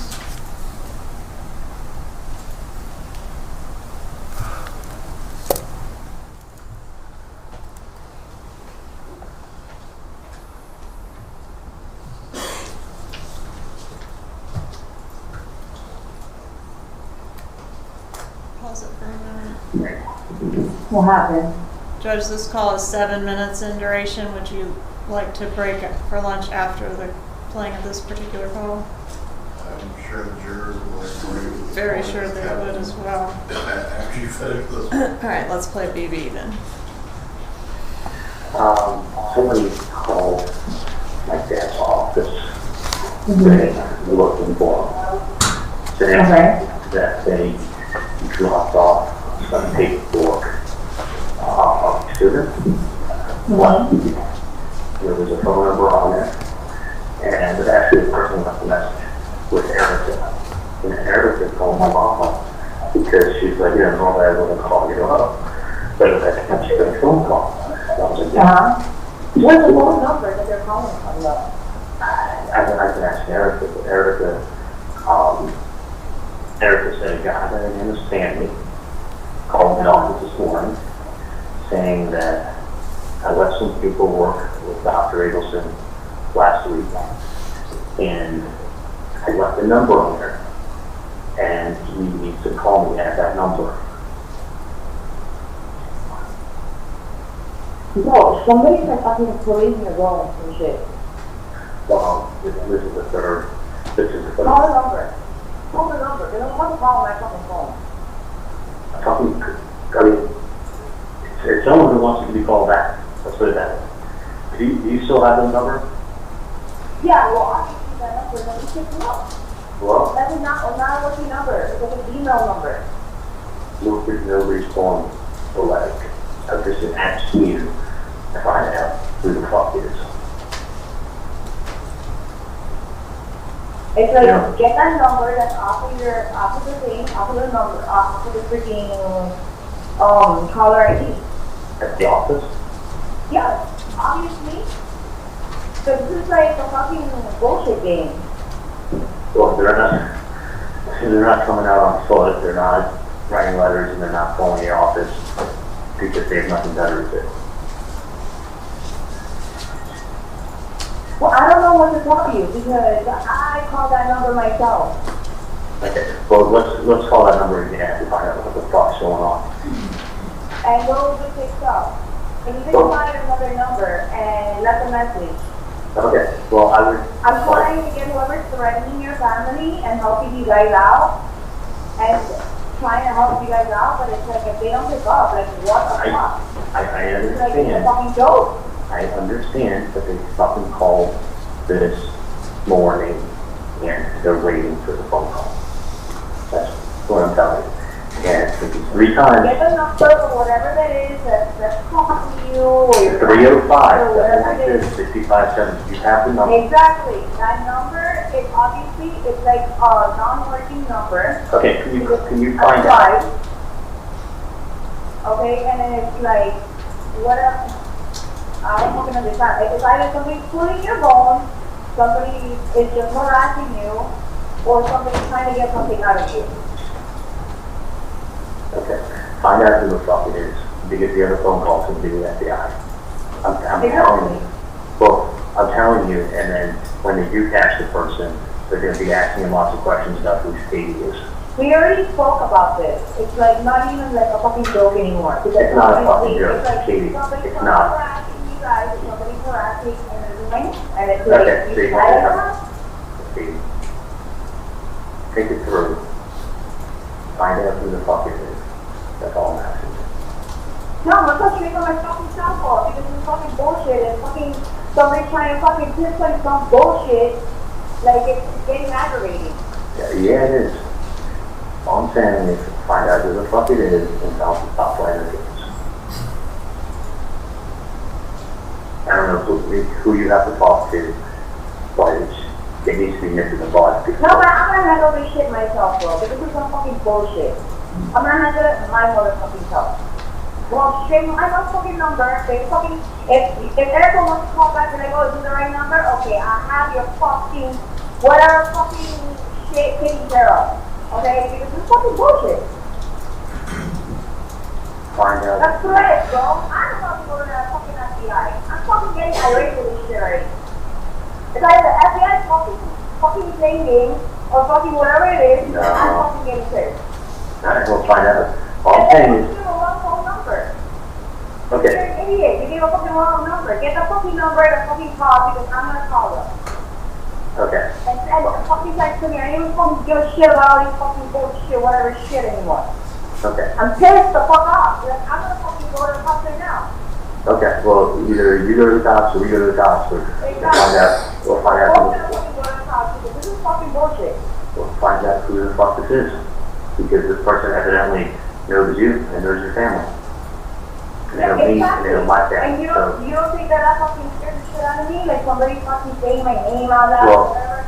Well, if someone's messing with you, they're messing with me. If someone's messing with me, they're messing with you. It's the same thing.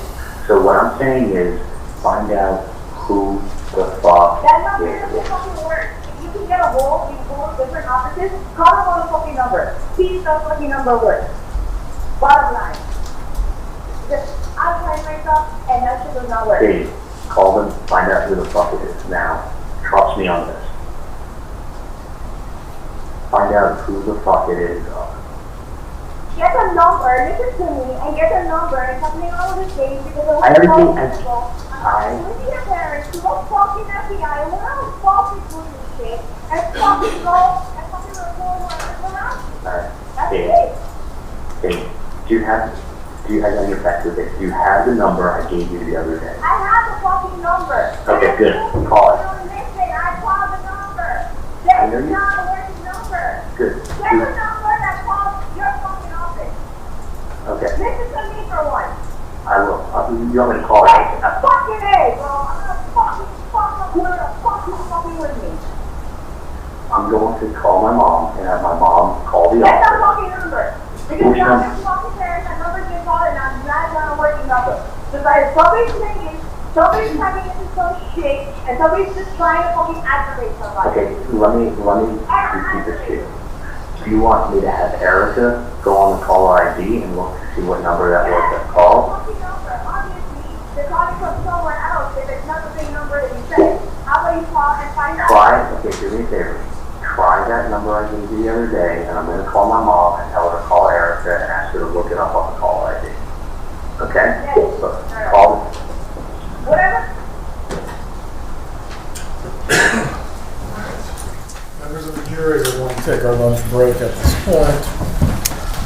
Once again, you're not to discuss this case with each other or any other person. Do not seek out any information on the case as well. Please return at 1:15, and we will resume with the trial at 1:20. Enjoy your break. Thank you, Judge.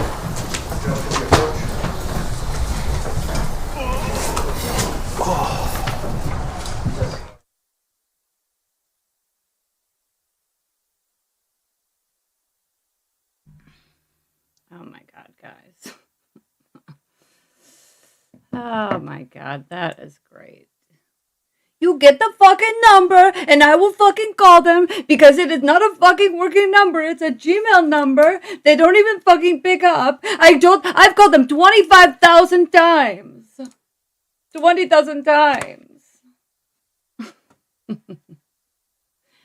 Oh, it's just too much.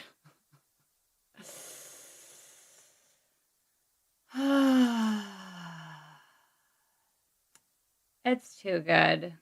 Yeah, Katie is completely losing her shit there. Look at this woman over here taking pictures right of Donna. Get her frizzy hair. Look at her. This would be me if I was in the courtroom. This would be me with my telephoto lens. The judge, did he just walk away? Or are they talking on sidebar? I can't tell.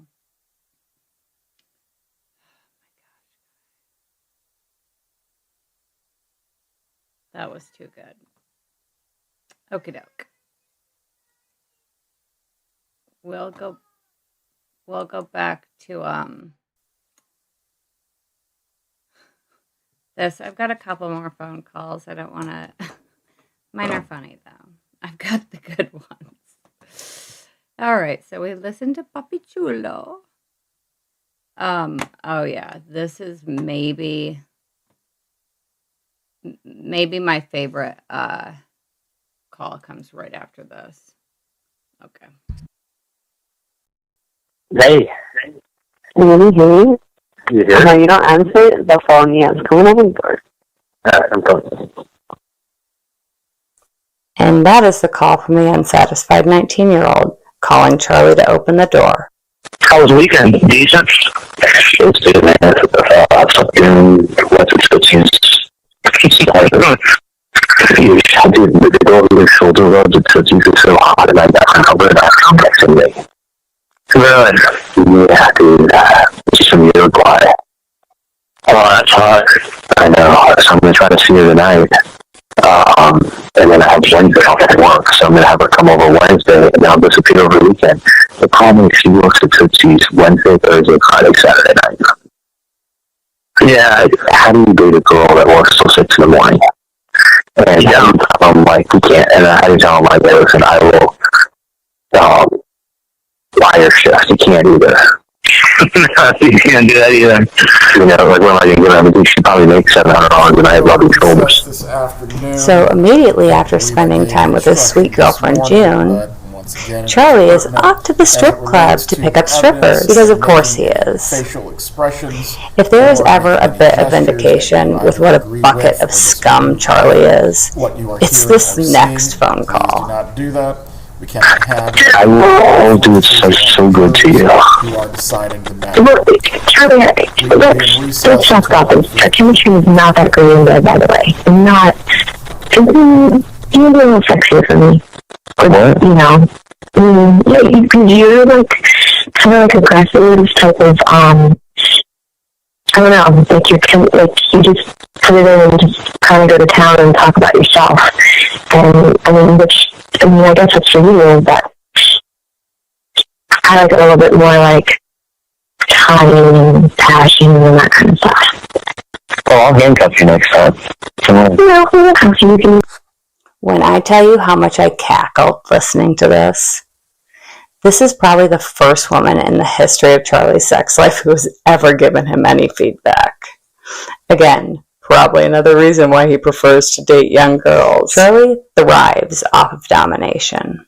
Not in a kink sense, in a power sense, in a control sense. Charlie likes to be the one holding all the cards. He's a know-it-all who actually knows nothing. So he chooses girls specifically based on either their inexperience or their intellect. He has to be the one to carry the conversation. He wants to be the one who wins. He wants to be the puppet master. He wants to be the fucking maestro. If he picks a girl who is the same age or the same social status or of a high IQ, he would get called out immediately for the fraud that he is. Charlie doesn't want competition. He wants domination. He is one of the truest forms of a narcissistic sociopath, a trait that both he and Wendi share very closely. I'll write this down, but just so you know, if you're investigating, I've been shocked how easily Wendi lies to my face. I've been dating 25 years. I'm not an experienced man out there, but her and Charlie both have this sociopathic kind of thing where it doesn't seem to bug them at all. I think we pretty well covered Charlie's sexual depravity, but there's one more conversation I want to listen to. Ask a small favor.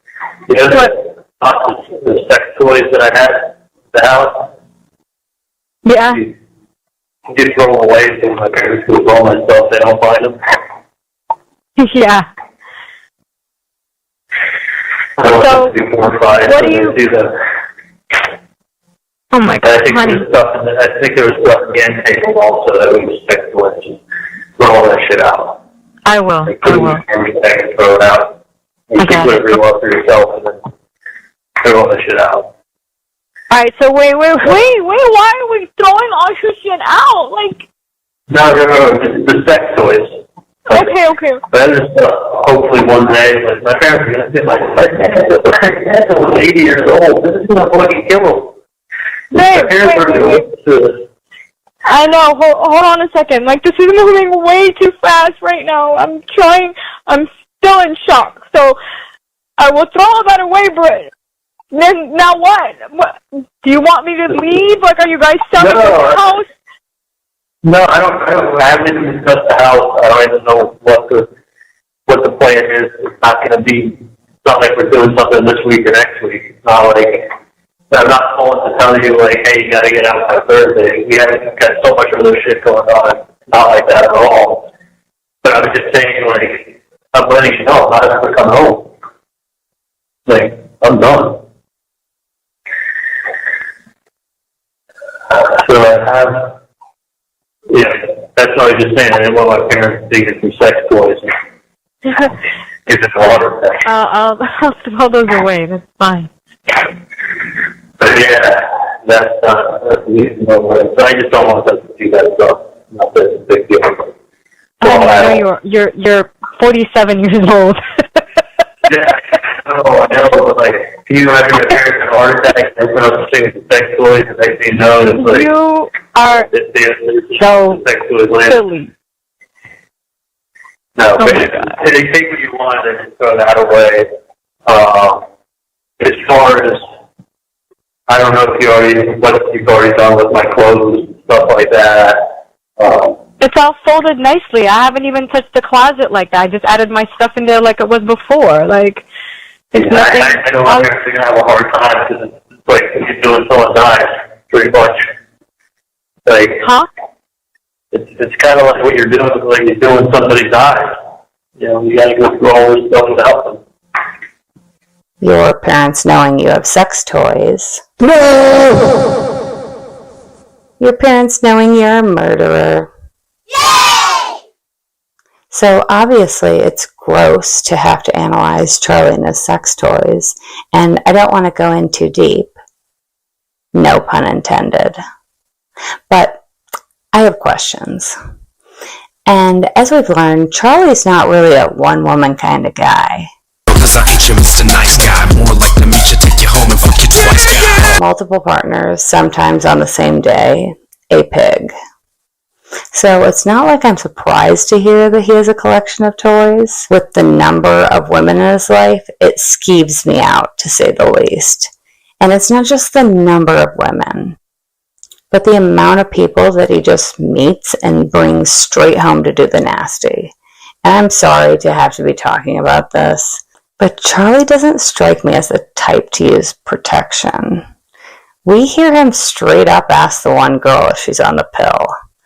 And it's not like he told Janice to throw away the sex toys and his condoms. So is he running these through the dishwasher? Tossing them in the wash with the sheets? Does he just have like a big jar of Barbicide sitting on the nightstand? Because I can't see him hand washing these. And personally, I don't think there would be any method someone could do to make me feel comfortable reusing something like that. My apologies if you were like eating something during that. But he's talking about how horrible this is going to be for his parents if they find them. Has no issue at all with them knowing he's a murderer or any of the other variation of crimes that he's told them about. But he really draws a line in the sand with them knowing about his weird kinks. The ironic part about him making sure these are all thrown away to prevent his parents from seeing them when they go through his stuff is the fact that Harvey and Donna were never planning on emptying out Charlie's house. Because a mere 2.5 hours after this call ends, Charlie makes a call to his parents, which drops after just 8 minutes. A call in which Donna makes a fatal flaw by not hanging up the phone. A mistake that gives everybody direct insight to her plans to flee the country. Shit. You can't hear me again, right? Charlie? Charlie, can you hear me? Can you hear me? I'm sorry. It's the 4th time that they cut the line each time. They have to pay for every minute that they keep charging us. It would give him a really good pulse on things like this. But I think there's something even more disturbing that also supports this theory. And it has nothing to do with what Jeff has to say, but what Charlie does. So I kind of like the only funny story I could tell you from the trial. So the point at which I was standing up just to stretch, spinning up behind my chair, so where the ballot is. And I looked over, and I see this girl with long curly hair, and she's like okay looking. And then I'm looking at her, and there's this girl sitting next to her who's like smiling at me. She's wearing this blue dress. She's kind of like Germain. I'm like, oh, that girl's pretty cute. She's smiling at me. And I'm thinking, it's probably like some law school students from the school or local. Maybe. Like I heard sometimes with like people get high profile cases, they get people that like get attracted to them and they become like groupies or something like that. But dude, giving me like a really warm smile, like little blonde was like waving hi to me, so I'm looking at them and smiling at them back and then nodding my head. And then Dan comes over to me. He says, stop looking at your sister because there's a lot of people here. You know, you should be like saying hi. I go, well, I go, Dan, I didn't see my sister. Is my sister here? I'm like, where is she? He goes, that's the one thing that's kind of funny. He goes, you were just smiling, nodding your head at her. I go, oh shit, Dan. He goes, that's her friend Toba, and that's your sister. And it was Morgan. She was sitting right in front of the Markel. She was sitting to Wendy's left. Yeah. Or whoever it was. Yeah, I think he goes, Charlie, the girl must lose your sister. I go, oh shit, I had no idea. I thought she was like attracted to me, smiling and like acknowledging me. And I was smiling back. I'd never seen Wendy's hair like that. I guess it's been so long since I've seen her, I didn't realize that was her. I didn't know it until he like called me and he's like, stop because you shouldn't be making contact with anyone in the gallery. Right. Right. I called him out. I thought these girls were saying hi to me. There's that girl and her sister. I go, oh. Wow, you never told me. What's that? You said you never told me that. I haven't heard that before. Yeah. I didn't know it until after. And I saw them looking at me and like with blonde, like gave me a little wave with the hand. Yeah. So I thought people were being kind to me. So like, yeah, I'm like, man, if he said something about my sister being here, I'm like, where is she? I haven't seen her yet. Because that's what I was just talking to you about. Like, oh, shouldn't be making contact. I go, I wasn't talking. Where's my sister at? That was your sister. Like, oh. That's crazy. Yeah. And I was only 40 people on. I mean, saw it from the defense table to where she was sitting. It couldn't be more than 35, 40 feet. I was like, yeah. I don't know if that's that or funny or both. But, that sums everything up. Well, I guess that does. I could understand if he didn't recognize Wendi during this trial, because nobody did. We'll finish watching this, and then I'll put on another little video. Sum everything up. I don't find it sad or funny as much as I find it disturbing. He is genuinely trying to say that he didn't recognize Wendi from 30 feet away because he had never seen her hair be worn like that. Charlie. You've never seen her hair like that, Charlie? Like what? Down? Like the way she wears her hair 99% of the time? Wendy's new hair.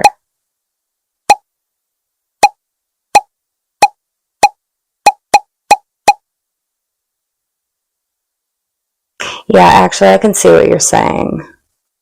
She's totally unrecognizable. Like a completely different person. I mean, if he really saw Wendi and genuinely didn't recognize her, why not just say that? Why does he have to add in all this other shit about her making eyes at him, finding her attractive, and basically flirting with her? The tone of his voice when he is saying that he doesn't know is very odd. I go, oh shit, Dan. I go, oh shit, I had no idea. I go, oh. I didn't know it until after. But Charlie's normal speaking voice has a very high level of confidence, a certain amount of conviction, and a pretty strong passion to it. If you compare that with him trying to convince us that he had no idea that was Wendi, it doesn't sound believable at all. He is forcing the words, and you can tell that he doesn't quite know what tone of voice to say those things in to make it sound believable. And listen to how incredibly uncomfortable Donna sounds. Morgan, she was sitting right in front of the Markel. Yeah. Right. Right. I know. Wow, you never told me that. What's that? I said you never told me that. I haven't heard that before. Well. Compared to how supportive she always sounds when she replies to anything that Charlie says, the level of discomfort is way off her baseline, which makes me wonder why this hit such a nerve with Donna. And trust me when I say I have listened to every single one of the wiretaps and all of the jail calls. And this is the only time Donna sounds like this. Even in the first post-bump phone call to Charlie, she doesn't sound this uncomfortable. She sounds nervous, she sounds scared, but she doesn't sound unnerved like she does here. Which begs the question of if Donna knows something. A dirty little secret, perhaps. Some flowers in the attic stuff. A relationship maybe that's a little too close between Wendi and Charlie. Because it doesn't seem like there's anything that Charlie tells Donna that she's not 100% here for. So why is she so incredibly bothered by this conversation? I think both Charlie and Wendi lack of moral compass and complete disregard for societal norms, paired with both of their sexual promiscuity. And we've outlined Charlie's throughout this entire video, but both Jeffrey Lacasse and Sarah Youssef talk about Wendi in the same way. Sarah states one of the primary reasons behind ending her friendship with Wendi was how deceptive she was towards the men that she was dating. She said, quote, "I feel like she was being misleading to a lot of the people that she was dating and making guys feel like they were the only one when they were not." We had a good family life, terrible romantic relationship because she was cheating me all the time. But one thing about Wendi is she's very, this is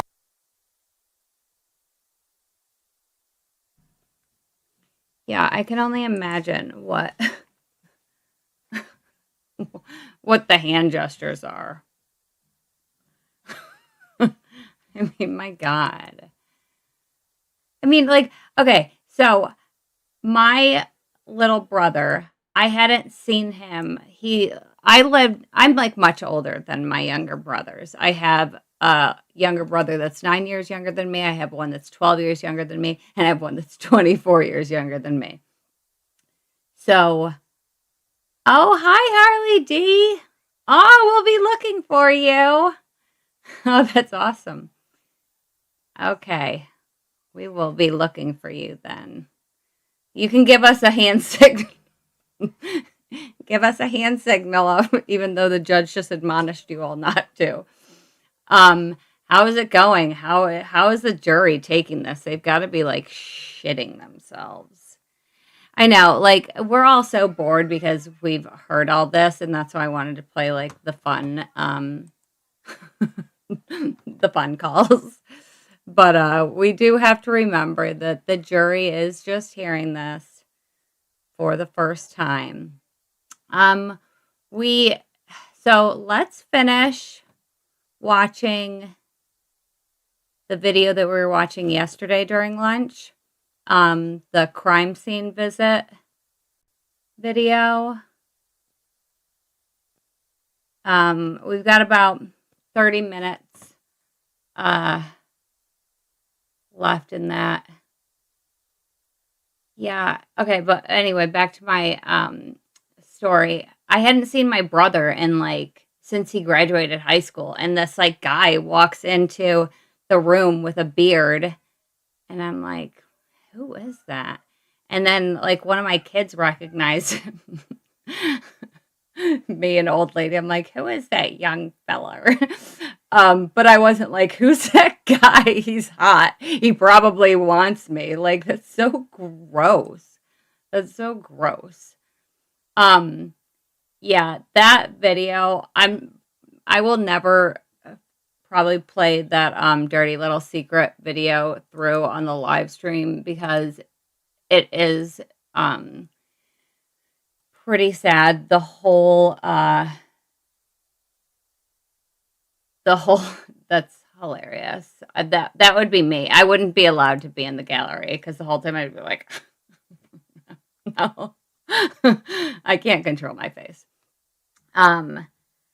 But the Dirty Little Secret video, it started out as just, I had seen all these, kind of rumors, speculation about if Charlie and Wendi had like some sort of relationship going on.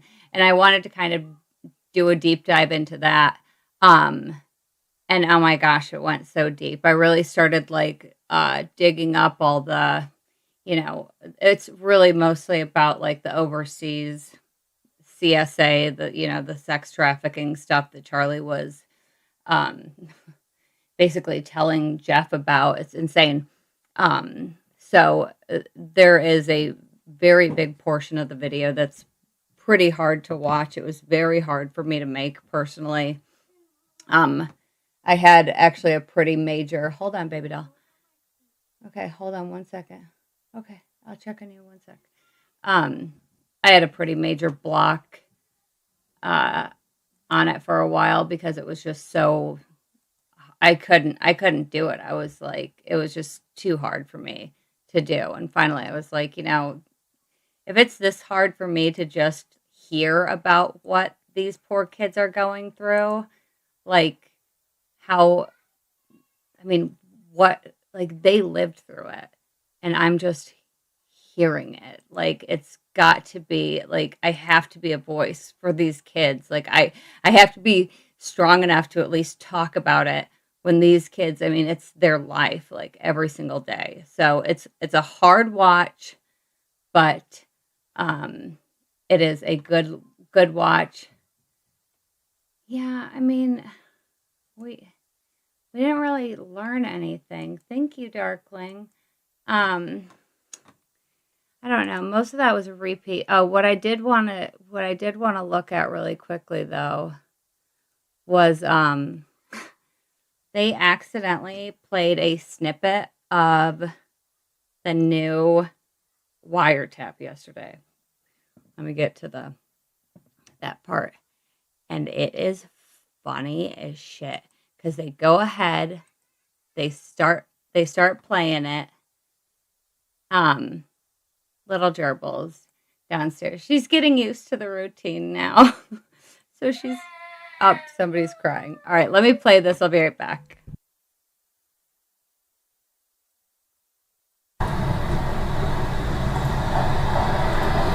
Pause it, please.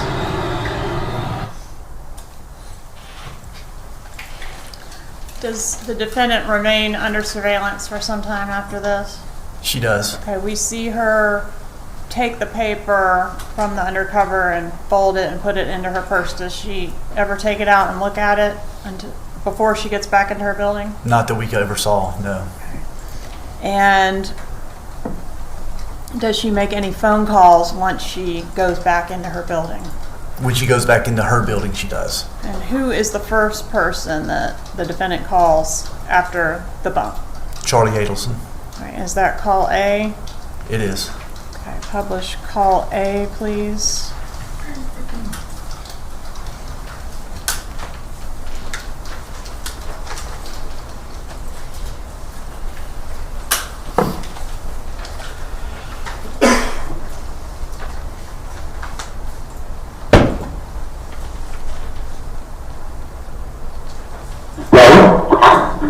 Hey, Hans.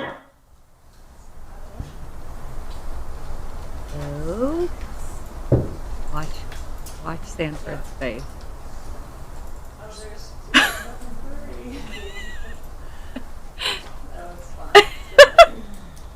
He starts to cry.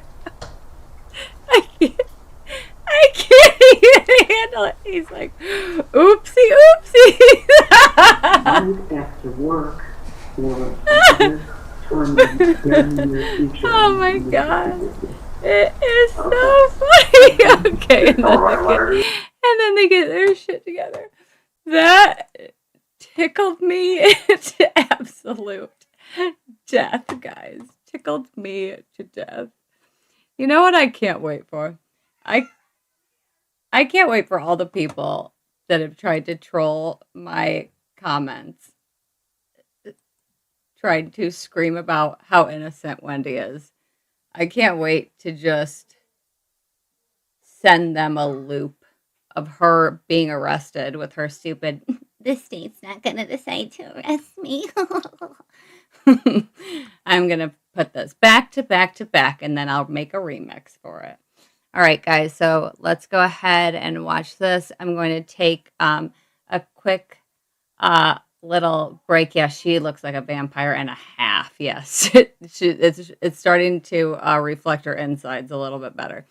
Okay, I'm going to take a little break. I'm going to go spend time with my little skaburbles, and I will be back with you soon. I didn't know that. He made it sound like he was God. I don't think it's good though. I know that's sort of what he said, but I assumed he was saying that like euphemistically. And that's why I'm kind of at it, because I don't want to be misleading. Is there in this any way to conversation. find out if because if he might be okay, like I want to bring the kids to him so that they can. And that's kind of stuff we'll talk about in a little, but let me ask him. I just think that's different, right? Like, if he's not going to make it and he can see the kids one more time, then he should see them. So, is there, are we getting updates from the hospital? They have been, they were at the hospital. Obviously, when, something like this happens, they do go to the hospital. How did this, so when it happened, did someone call the police because they heard a gunshot or something? How would they know did he call the police? How would they know to take him to the hospital? I don't know the answers to all these, and I'm not, I'm going to let, when Investigator Eisen comes back in here, I'll let you kind of ask some of those questions. Okay. Okay. But I didn't want you to think, I'm sorry, I just didn't want you to think that he was I thought he was gone. And that's what I was getting from your conversation, and I didn't want it to be. If he's still alive, I need to make different choices. Right. I want the boys to be with him. Well, I don't know. I mean, if he looks scary, then... Right, and that's what... Is that why? Does he look scary? Is that why? I don't know. I haven't seen him. Because I think that would be more traumatizing for the kids to see something horrible. I don't want them to. And I will say, from a victim advocate perspective, I always recommend people not to, especially young children. They're so little. I mean, they could I want them to have. If it's gonna have to be memories, I want them to be good. Because their last memory would have been him taking them to school this morning. This morning.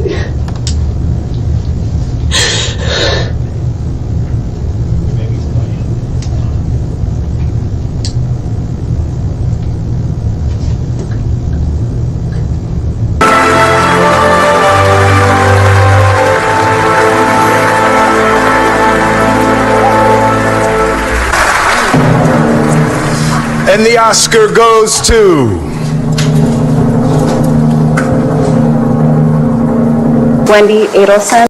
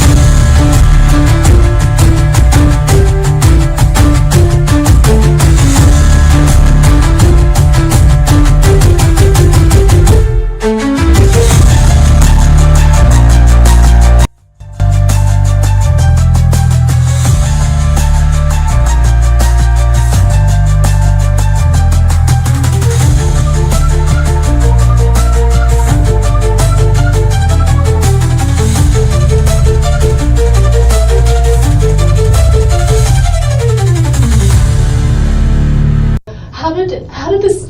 So when it happened, did someone call the police because they heard a gunshot or something? How would they know to did he call the police? How would they know to take him to the hospital?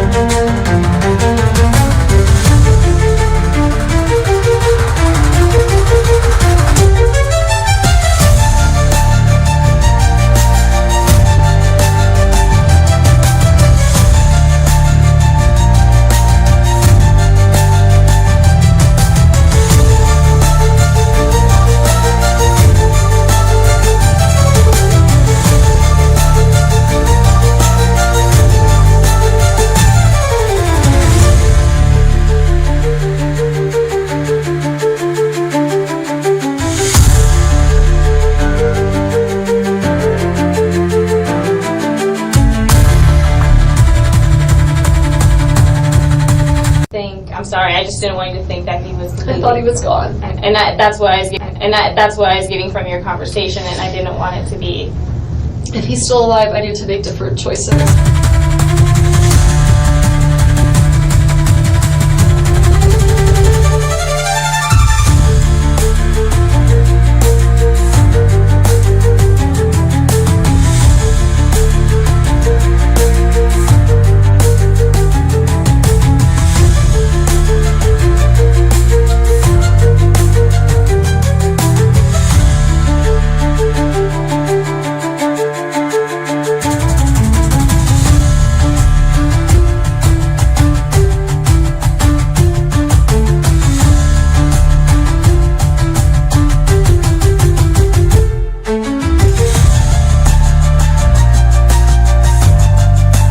Sorry, I just didn't want you to think that he was. I thought he was gone. And that's what I was getting from your conversation, and I didn't want it to be.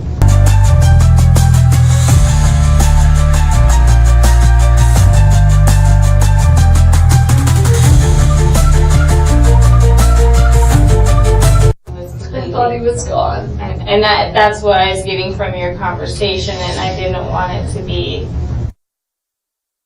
And I talked to a guy there because I don't really buy much alcohol. And so. She's a very manipulative person, a pathological liar. Wendy was an alcoholic while I was with her. She drank her dinner most nights. So they wanted bourbon, and I asked the guy, we had a whole conversation about bourbon, and my eyes, like.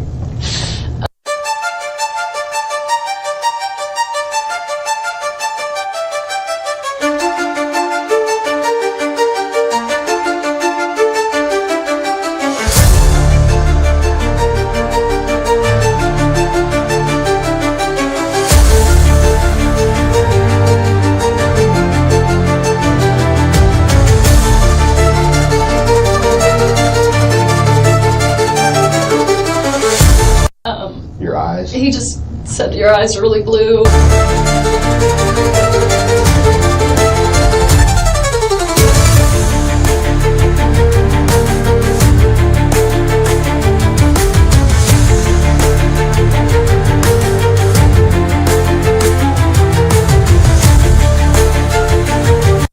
You have contacts? I do. Okay.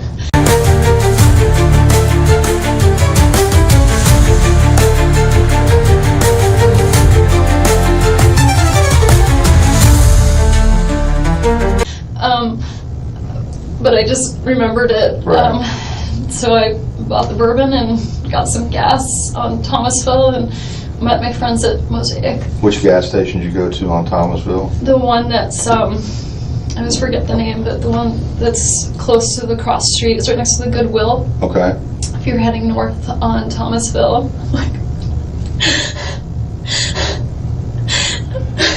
if you're heading north on Thomasville, it's on your right. Okay. Just past the Goodwill Just place? past the Goodwill. It's close to the intersection there. Okay. All right. And then from that point, you went straight to the Went to Mosaic. Mosaic restaurant?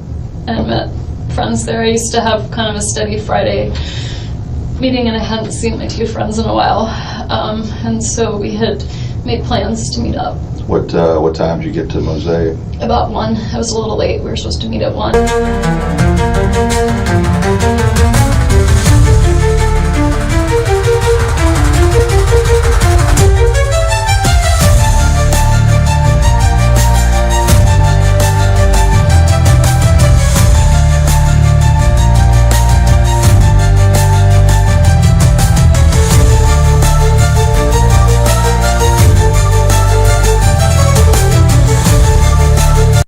Okay, I was just reading the this comment from Warflare. It says, Sherry, don't tell Jackie Fulford about your fridge. It'll flummox her because Sherry has a newfangled fridge that has a TV in it. Hold on, Pumpkin. And Fancy Fiction played this the other night. What? Give me 1 second, okay? Oh, is your foot stuck in that? Sorry, guys. She just put a roll of duct tape on her foot. Okay. So, Fancy Fiction played this the other day. And she says, this is what... I'll give you some. And she's like, and this was seriously like, this is Jackie Fulford. This is what she's trying to... By some of your scientists. To the,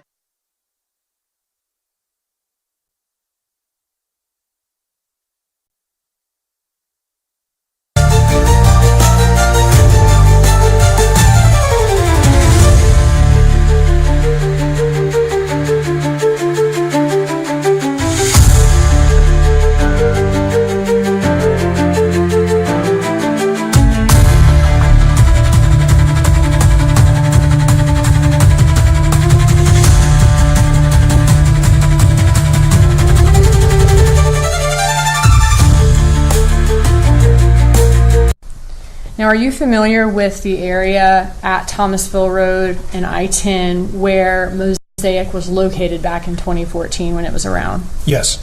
Were there any liquor stores in that area back in July of 2014? There were, yes. Okay, which ones? So we have the Publix liquor store. They're off of Thomasville Road.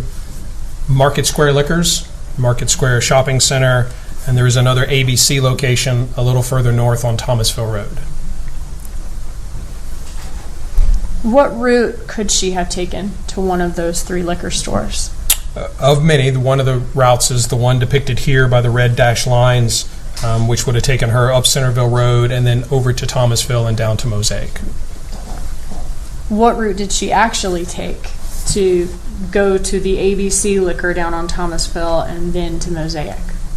We can see here her path would have been the purple line, and the shortest distance again being the red dotted line. Now I know, obviously that looks like the shortest distance, but how much shorter are we talking about? Oops.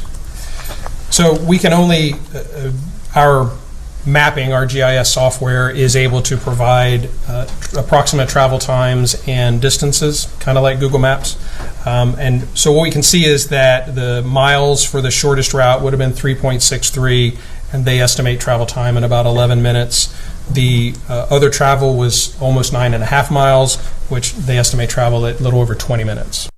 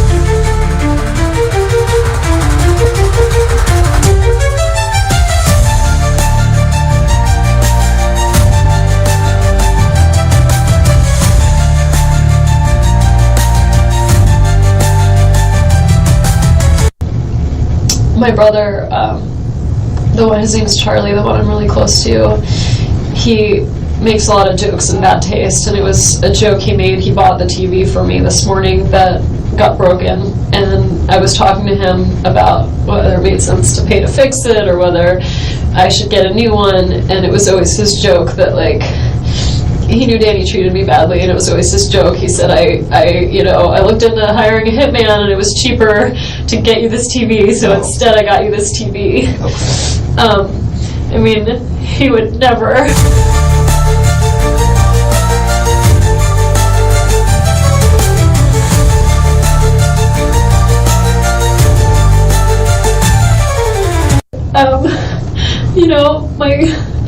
My parents are, very angry towards him. But even when they're around my kids, they would never say a bad word about my kid's father. They're really, really careful about that.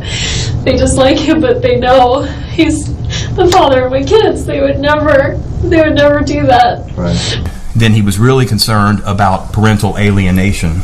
But he was really concerned that the grandmother, Donna Adelson, was really trying to drive a wedge between him and the children.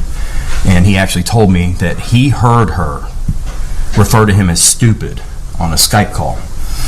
He couldn't see her in the Skype screen, but he heard her say something to the effect of "stupid's on the phone," and he was livid about it, and he was ready to basically kind of go to war over that. Did that sort of reference the filing that we're familiar with where Grandma says you're stupid, and he was seeking to have Grandma enjoined from having unsupervised contact with the kids? Yeah, and I didn't have the opportunity to actually talk to him about that yet because he was killed, but it was my understanding that after that filing, he heard her. Actually, he heard her, because that's what he told me. He said, "I heard her call me stupid."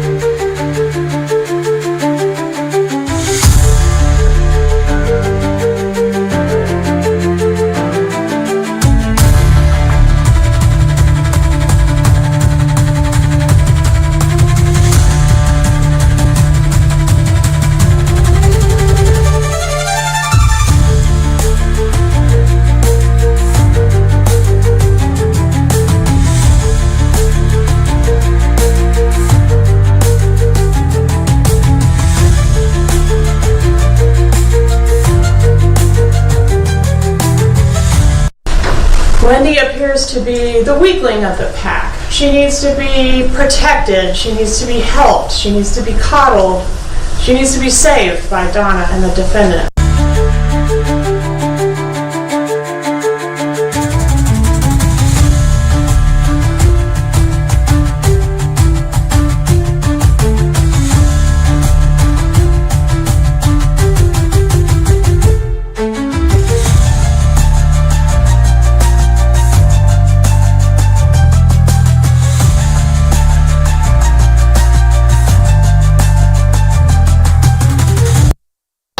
I was little, I wanted to be a giraffe. Wendi. You are the weakest link. Goodbye.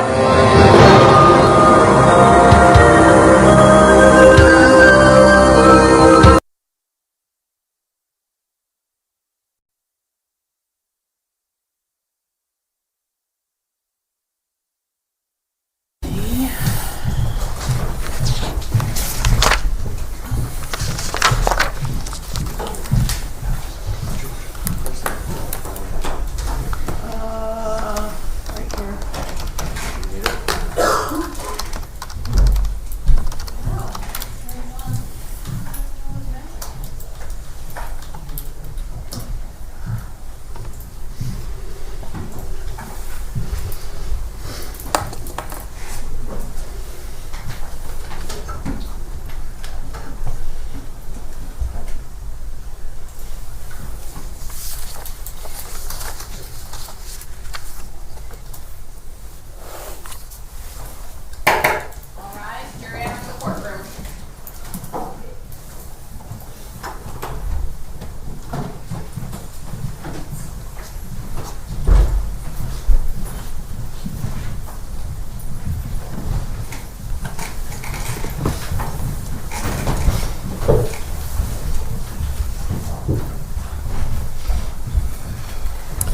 Everyone can be seated. Ms. Kappelman, you may resume with your examination of the witness.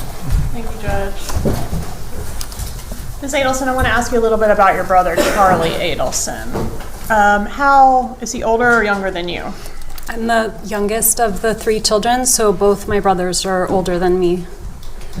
How much older than you is Charlie? He's 2.5 years older. And in the time frame 2013 to 2014, how much time were you spending with Charlie Adelson? I don't remember spending a lot of time with him. I was in Tallahassee most of the time, and he was in South Florida most of the time. Did you speak with Charlie regularly during that time? We did.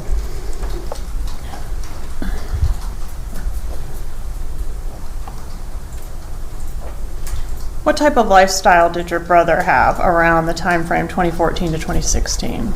My brother was a single guy. He was dating lots of people. He worked really hard till early in the morning till late at night, sometimes 6 or 7 days a week. Worked hard, played hard? Yeah, I think that was kind of his lifestyle. Did he like nice things? Fancy He did. Cars? He liked nice cars. He liked nice food. Okay. Did you, during the phone conversations you had with your brother during that time, did you talk much about your marital problems? I mean, to be honest, I don't remember, but I'm sure we talked about it. Is it fair to say during the year or so leading up to Mr. Markel's murder that your brother did?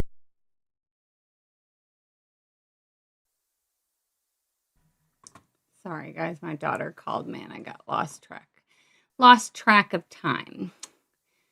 Okay, so we are still on lunch. Does anybody know what time they're coming back from lunch? I forgot what time we took lunch. This TV is 4:20. All right. Whoops. She has gotten so scary. Okay. I know my video's on like a small delay, so I'll ask a question in the video and expect to see an answer immediately. But I'm on like a little bit of a delay. And I want to put it so it's not delayed as much, but I'm afraid that because it says it'll like buffer for you guys. Let me just type it in the chat.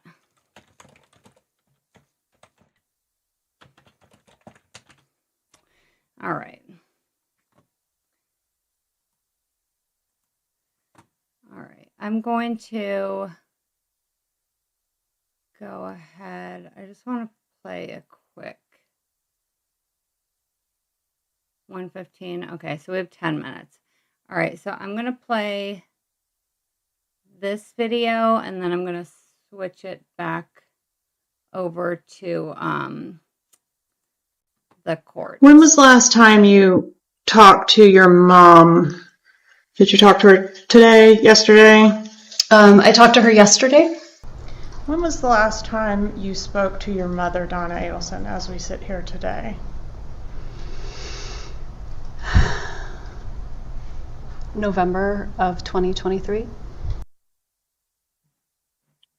In her emails, and we referenced one of them while you've been here on the stand, she talks about you giving performances and playing roles. Did you discuss anything about what you would do here today in court with your mother? No.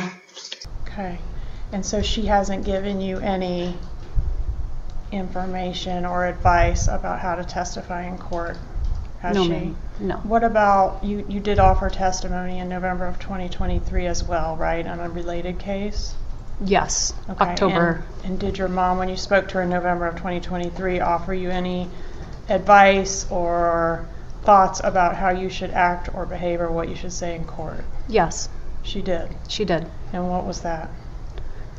I can't tell you I remember exactly, but she was hoping I would be supportive of my brother. Okay, and do you know what her thoughts were afterwards? I do. Okay, and what were they? She was devastated. She didn't feel you were supportive? No.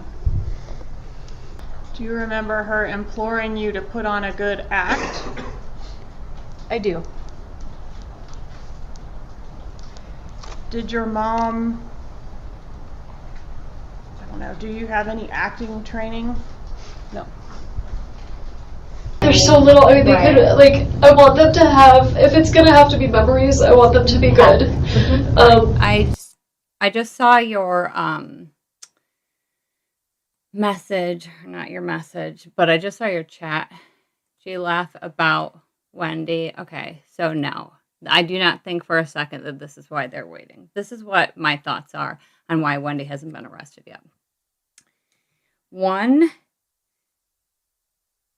they have to go, step by step with this. They can't mass arrest everybody. Georgia is going to be the most obvious and logical person to head up the conviction and prosecution of everybody. So they want it to be Georgia. No, I haven't. I need to go and watch Grish's videos, Sherry D. But basically, everybody has, a right to a speedy trial. They can't round everybody up together. But the reason specifically why I think Wendi is last is she is a fantastic witness for the state. Yes, she is a fucking lying piece of garbage, but honestly, that's what makes her so great. They have to bring in testimony from a witness, okay? And with her on the stand, they're able to bring in a lot, or not testimony, the evidence. They're able to bring in a lot of evidence with Wendi as a witness. They are able to bring specifically this drive to the crime scene, not once but twice, because who talks about it? Wendi talks about it, and Officer Brandon talks about it. And guess what? They have two very different stories about how it happened, what happened, where the tape was. So now you get to see that the ex-wife of this woman is a lying piece of shit, which has been great for convicting everybody, putting everybody away, especially her family members. But also, she gets up there and they say out loud, like, one of the first things they mention is, you're not doing this without immunity, are you? And why? Has any other witness gone up there and need to be protected against their own words to testify? No. That makes her this shit goes off for the fucking jury. Even though they're not saying, look, this bitch is probably guilty, it goes off for the jury. Lastly, and most importantly, if Wendi had been arrested first, they would have had to give her something to testify, meaning a deal, meaning a reduced sentence.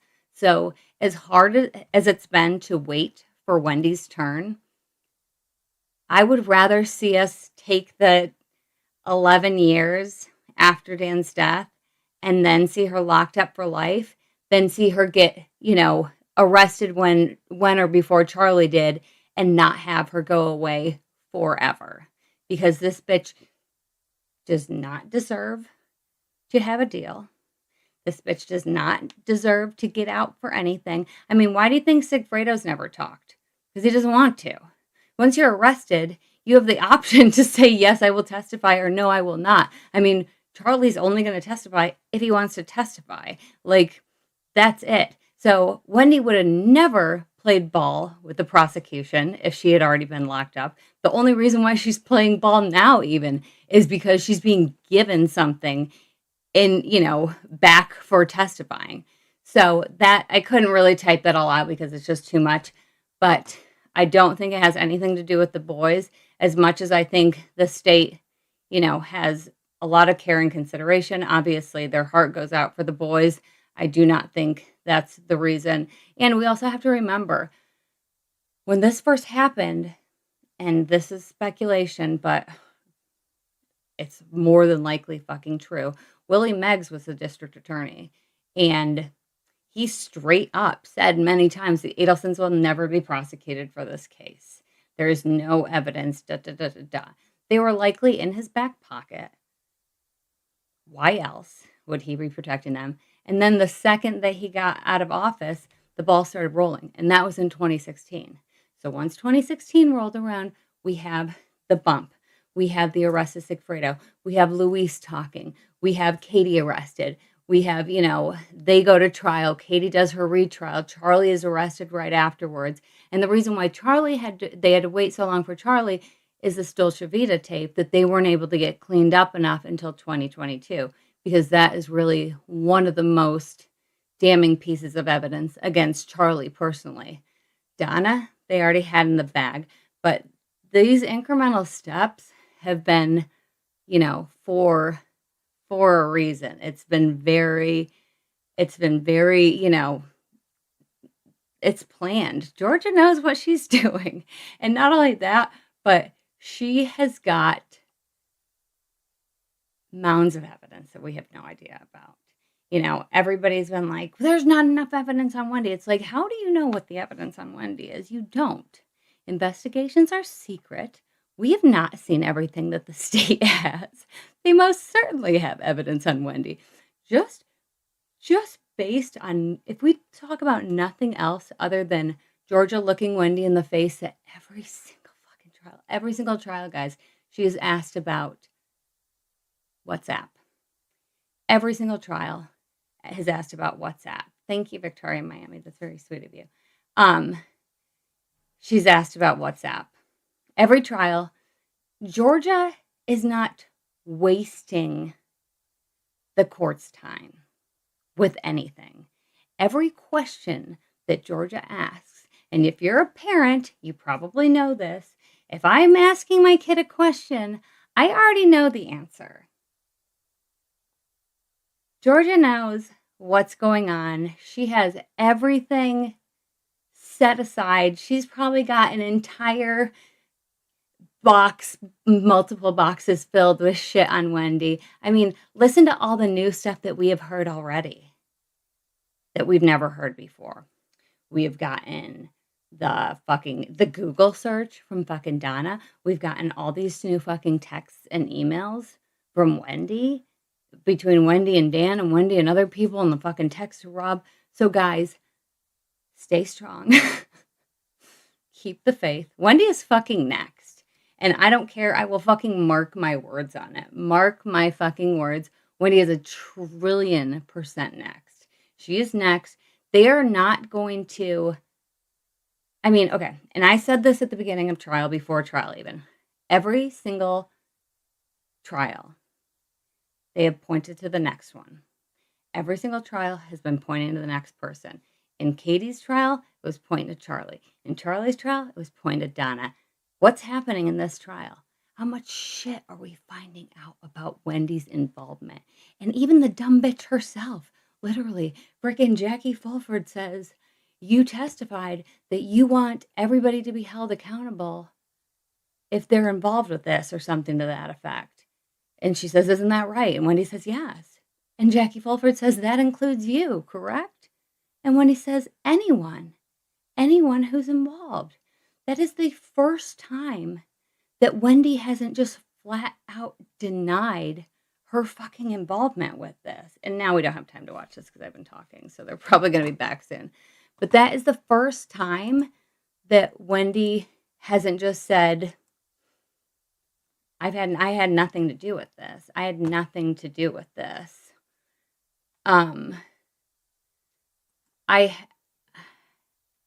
I feel like he does have and I think I took some of that when I made one of my first videos. But I mean, if we just look at her whole and I mean, I have this in like many of my videos. If you just look at what she says about the freaking, here, let me have this pulled up on my phone and then I'll pull it up. If you just listen to what she says about the drive down Truscott, like that's it. Like that's it. She's lied every single time. I mean, in just this trial, I need to freaking make a new video because I need to put this iteration in, because every single time that she's talked about this drive on Truscott, it's been different. And you kind of know that if you've watched these cases, but to really see it and hear it back to back to back is insane. Hi, Brian. How are you doing? So I want to, let's play that. I've got an eye on the court, just so everybody knows. To kill your ex-husband? Absolutely not.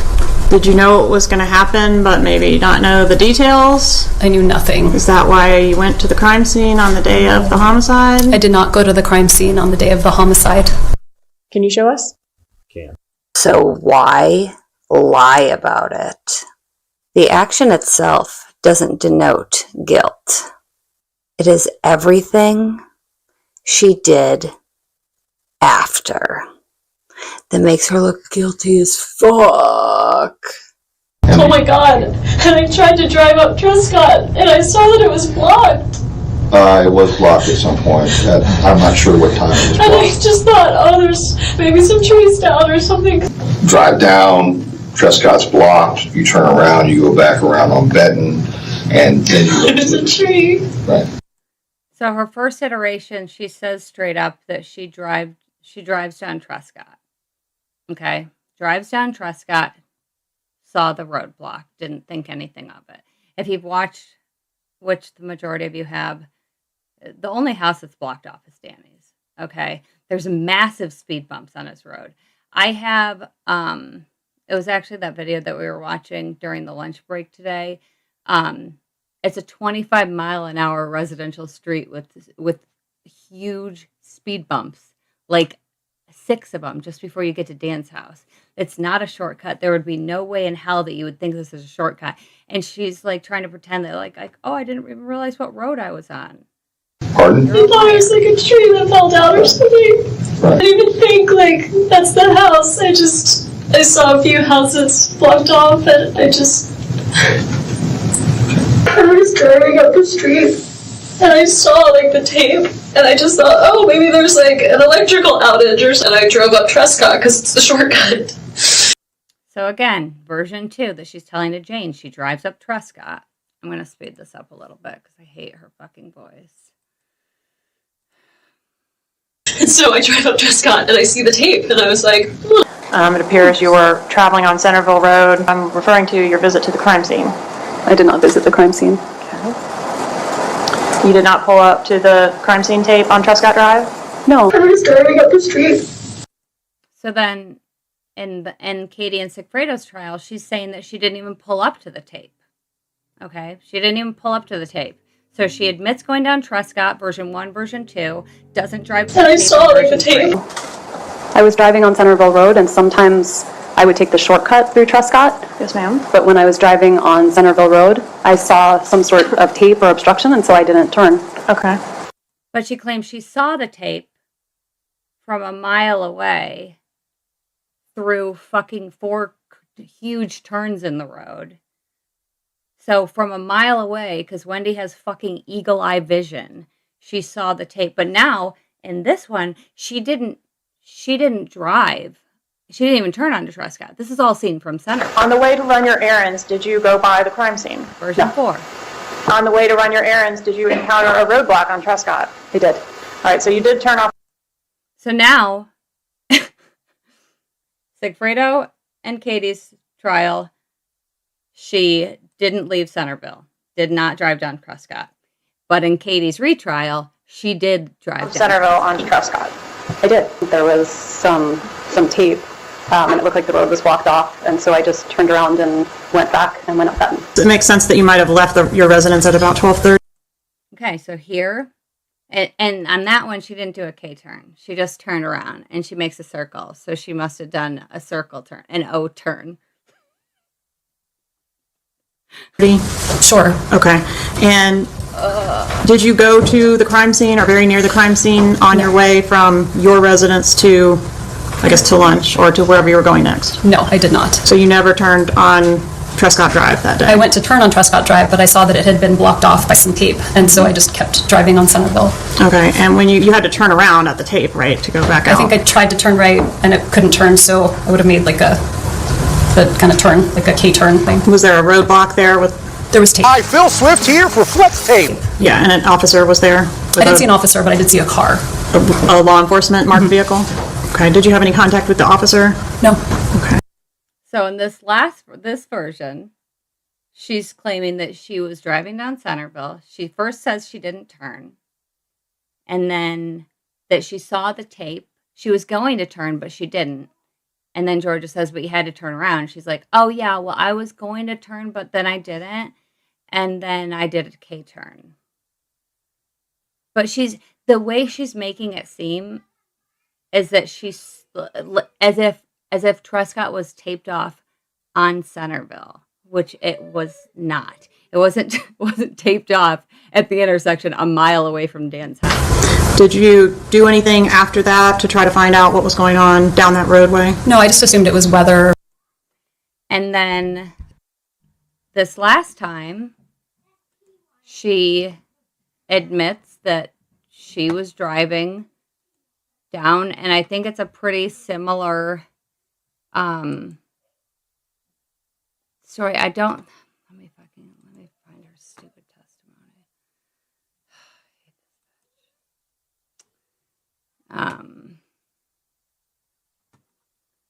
Yeah, and this next one, she's like, yeah, I don't know what I was even doing. I don't know where I was. Yes. You did say mom was the dominant force. 7 is that response, and for court and counsel, this is page that your mom referred. All right, I think you already testified you did not offer your mom Both of their thoughts, and that my mom's the one writing it. And many of the emails are signed mom and dad, or they reference dad and I. Right. One of his big complaints was. Sorry, I don't know 100% where that is. I'll find that and I'll come back to you. But it's basically just another iteration of absolute bullshit. Yeah, the blue contacts, she has like Superman vision, and she can see, across tall buildings and miles away. And if you go, let me just show you. Let's just take a quick peek at what freaking, that's Wendy's eyebrows. let's just take a quick peek as to what Truscott looks like, because it's literally the most, like, completely oak-lined, mature residential street that you can have. I mean, she admits to going right up to the tape every single time, but, like, you got to look at what the street looks like. Here's one of the turns. You can't even see around one of the turns, regardless, you know, let alone all four of them. I mean, it's physically impossible. And Brandon says that too. You know, Brandon says straight up, like, no, you would never be able to see the tape from Truscott. Like, here we go. Here's the drive up. Okay. We're at 2125. We're almost to Dan's house right now. Okay. This is because I found a picture of I know that I've just got some new people here. So this is Mr. Geiger's house right here. This is Mr. Geiger's mailbox. Dan's mailbox is over here. Dan's mailbox is right here. This is the only fucking house that was taped off was fucking Dan's. And she lived, and that's not just, it wasn't like Dan's new house. This was their marital house. Hold on, let me back up. Sorry, guys.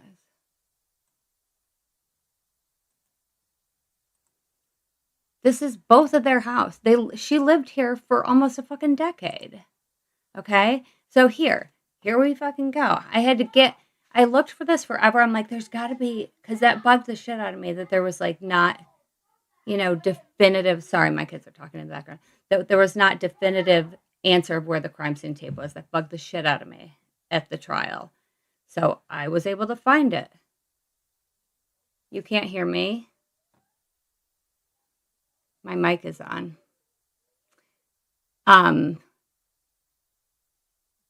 So I found it in an archived, you know, hold on, baby girl.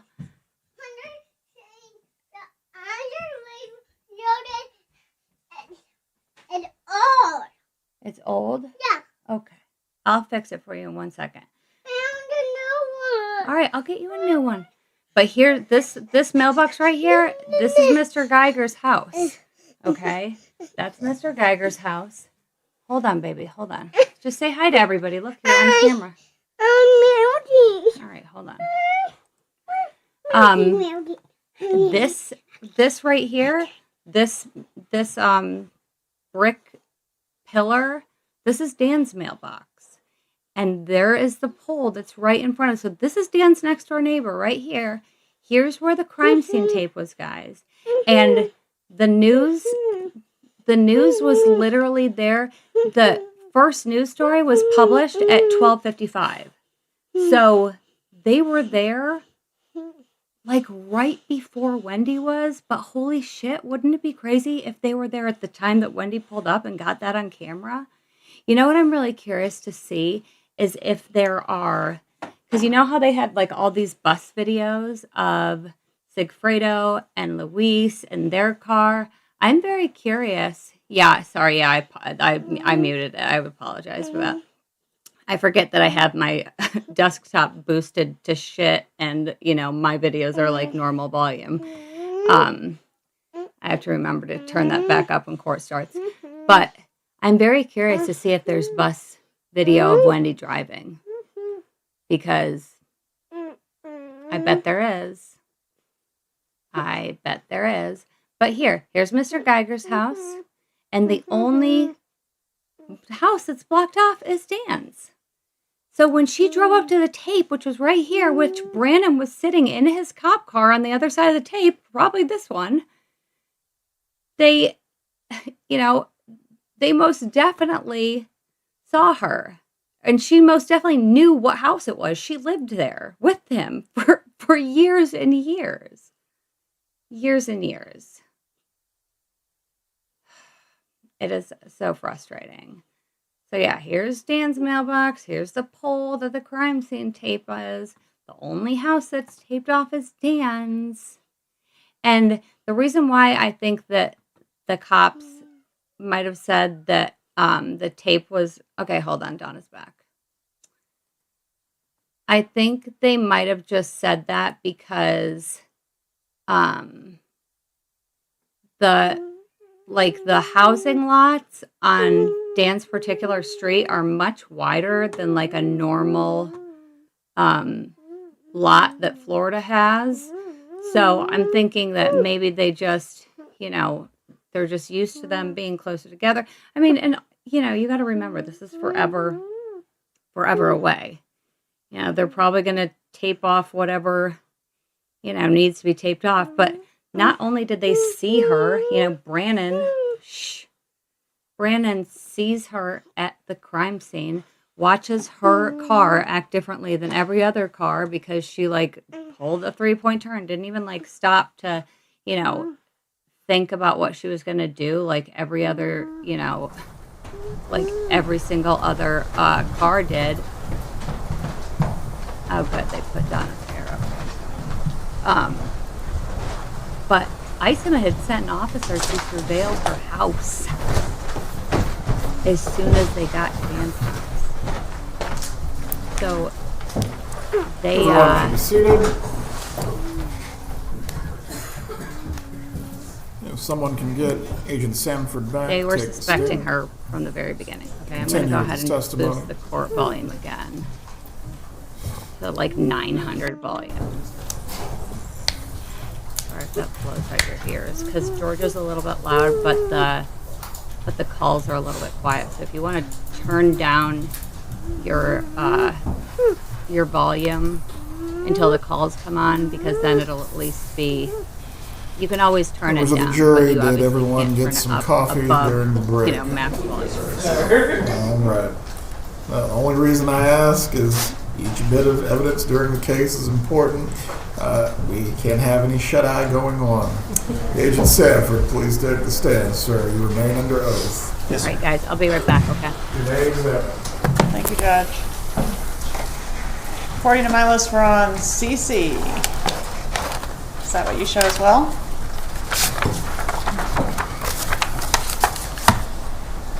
Yes, ma'am.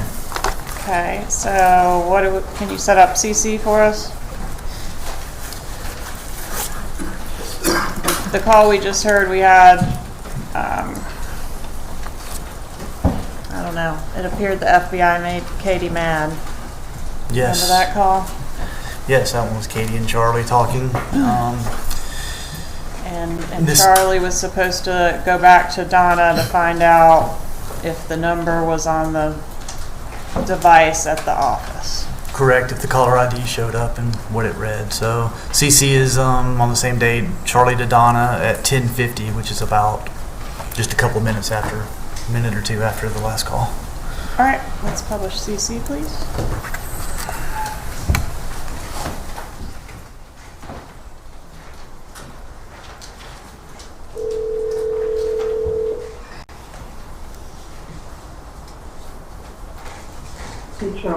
Hey, Mom, do me a favor. Does Erica have call ID at the office? No. There is no call ID? No. Is there a way of looking up what number it was that called? I thought we always had that call ID in the office. We did, and it stopped working, so we could stop it. Was not working properly. Okay, because that number was a non-working number. I'm going to have someone try and call it again and find out maybe it's working now, okay? Yeah, okay. Alright, I'll call you as soon as I hear something. Thank you, Sean. I'll call you within a minute, okay? Okay, fine. Okay, I'm sorry, DD, please.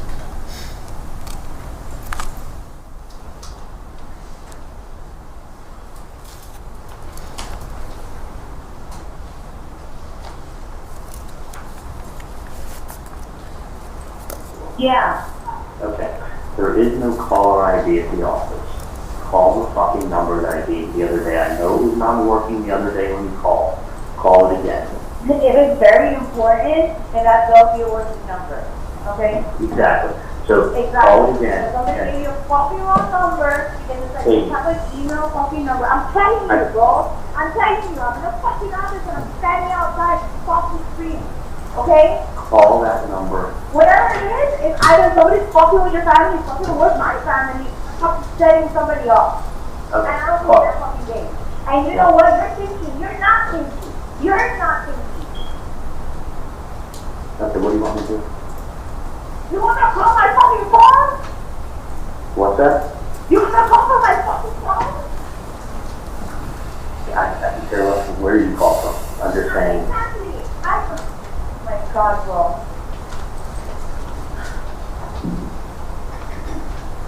All I'm saying is, tell me And the number's been called 100 times. Okay, That call it. If you go ahead. No. You go ahead and you fucking find a fucking phone and you call. And find out what the fuck is going on.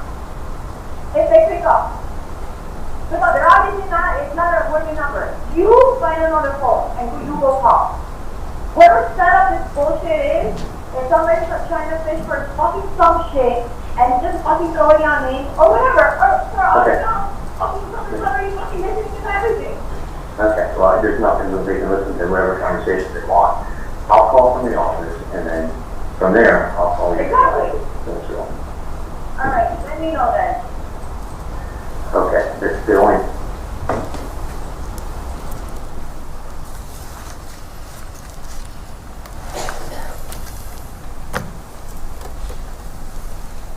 Okay, what's next? Next is EE. I'm sorry. That's E1. right. No, I think we have We have EE still. Okay. E's Charlie back to Katie again. 37 seconds. At 11:17 a.m.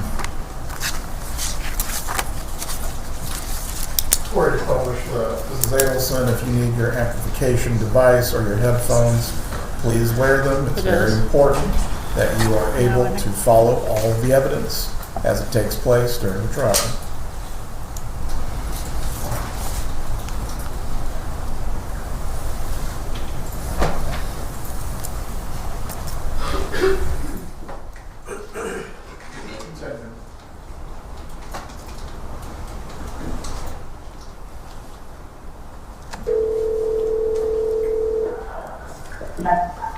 Hey, I'm here to start 6-7 and see if there's and see what it is.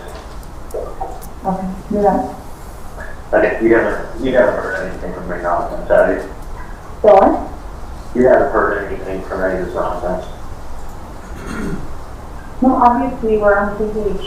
Okay, let me do that. See where we are. Okay. Bye.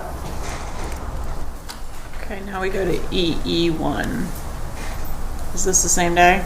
It is the same day. It's like 1 minute after that phone call we just heard.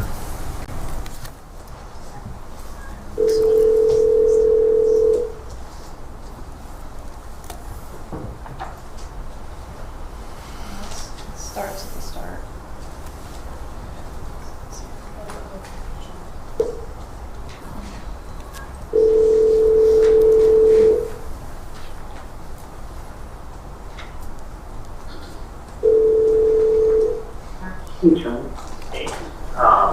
Hey, the number there that said, was it 712-6570? Yes, that's the 305 area. Okay, what I'm going to do is this. I'm going to call them and star 67 my number. Okay. And I'm going to, I have a, this is what I have a strong feeling what I think it is. Okay. I think it may be either some private investigator, or I think it's the FBI, or somebody just trying to fish around and stir the pot and see how people react. You know when you think it's what she said last week. I think it's one of the two. I mean, I'll tell you why. It's a last ditch effort to probably try to stir a pot and see what comes out of it. Because the thing is this, it's not done like this. It's not. I mean, you gotta understand, like, I think it's someone playing games, because this, you gotta understand, it's not, it's not done like this. B, listen, you've done absolutely nothing wrong. I've done absolutely nothing wrong. You know, and I think it's someone that may think they know something.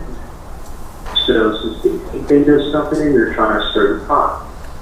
So it's somebody really stupid because we don't have any information. If I did, I could collect my reward. So I don't know of anything. You know, the fact that you're being extorted, sometimes people react differently to different things. Some people are extorted and they're like, you know what? It's like agents who extort you all the time. They're like, give me my money back, or I'm going to the board of entry. Well, I've done nothing wrong, but if I go to the board of entry, it's a bigger fucking headache than anything else. Right. So even though I'm 1,000% right in the dentistry I do and the work that I do, I don't want to deal with the board of dentistry. I don't want to walk in there and have them say, you didn't tell me. Yeah, that's funny. I was talking to the dentist yesterday about it.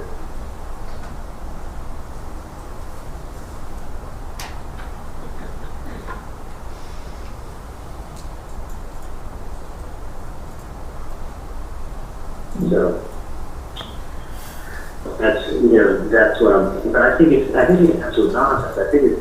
I really think it's somebody who thinks that they're going to try to solve this case and they think they just live family and get something somehow to do with it, so they're going to go ahead and be like and make some demand and see how they react, or be like, oh, they didn't demand, they didn't react. It's just very odd. Because we've had nothing to do with it. I mean, I don't know who the hell this guy is. I'm sure you guys have no idea who the hell this is. And you pick up a newspaper and you see a last name, and it's, in the old days you have there's no way of looking anything up unless you look to the CIA. Nowadays, a homeless guy with his cell phone can go on the World Wide Web, push a name in, and 3 seconds has addresses, locations, and then for $19 you can find anything. So, and that's the thing is, like, me, my house is not listed. So if you went that search route, you wouldn't find it. But that's like, the weird is, so it's even odder, is that they're not bugging Wendi. Because that would be the first person I'd go to. I mean, and that's the weird thing, that they're not bugging her,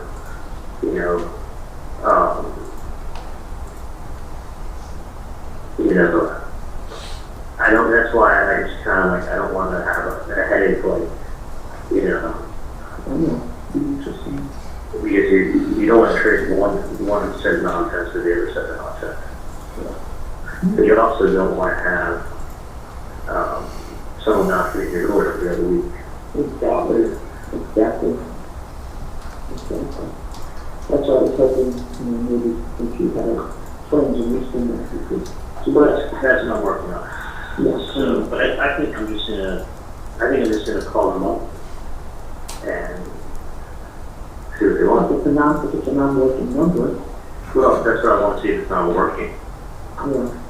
Yeah. Maybe not working the other day. Yeah. I think it's working. So let me see what they want. I don't think, let me see what's going on. Okay. Dad went to work today? He did, but I called him on the way, which I didn't want to do, but I knew that Arthur was going to tell him if he came in, so that was an option. Okay. Alright, let me talk to you. Do you want me to check the number with Erica and call you back? No, check with her, just call me back in a minute. I'll just text you back. No, just call me back. I'll call you back. Okay. Call me right now. Okay. All right. Does Charlie call the undercover? Yes, he does. Okay. He does. On what date This is the first call to the undercover, right? This is the first call to the undercover on 4/28 of 16. Please publish FF.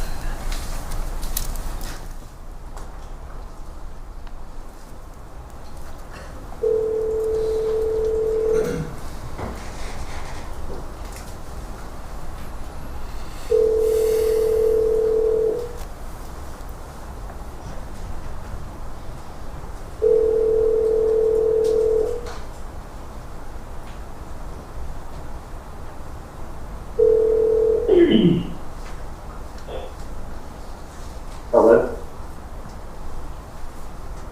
Hola, Zika. Hello? Zika, who is this? Who's this? Someone's been calling my family and trying to figure out who this is.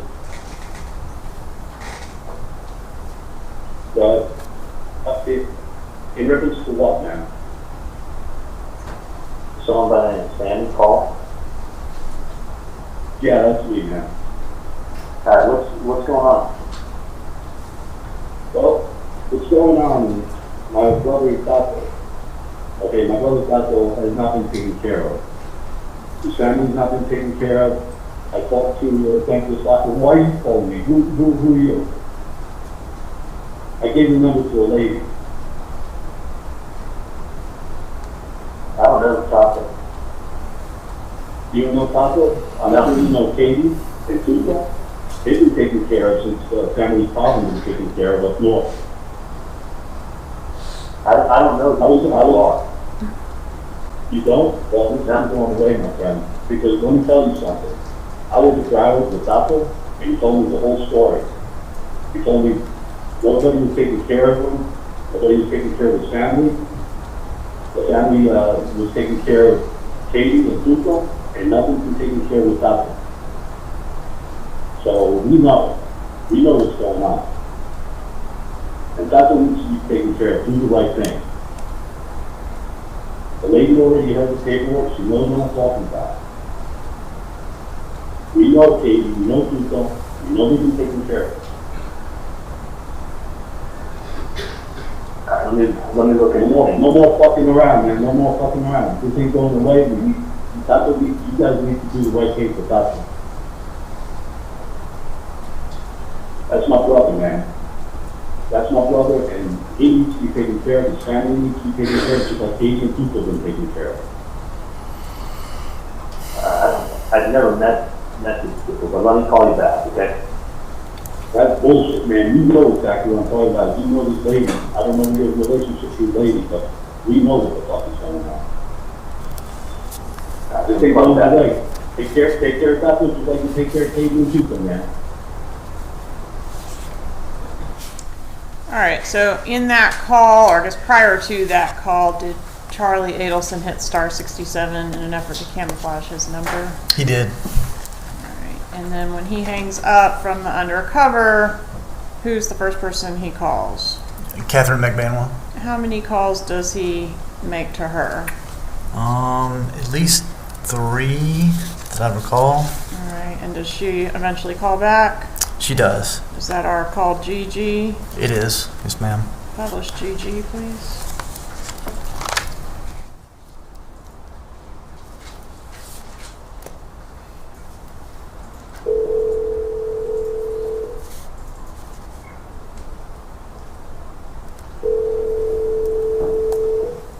Hey. Yeah. Okay. Hold on 1 second. Huh? Can you give me 2 minutes? Okay. Oh. Hang on 1 second.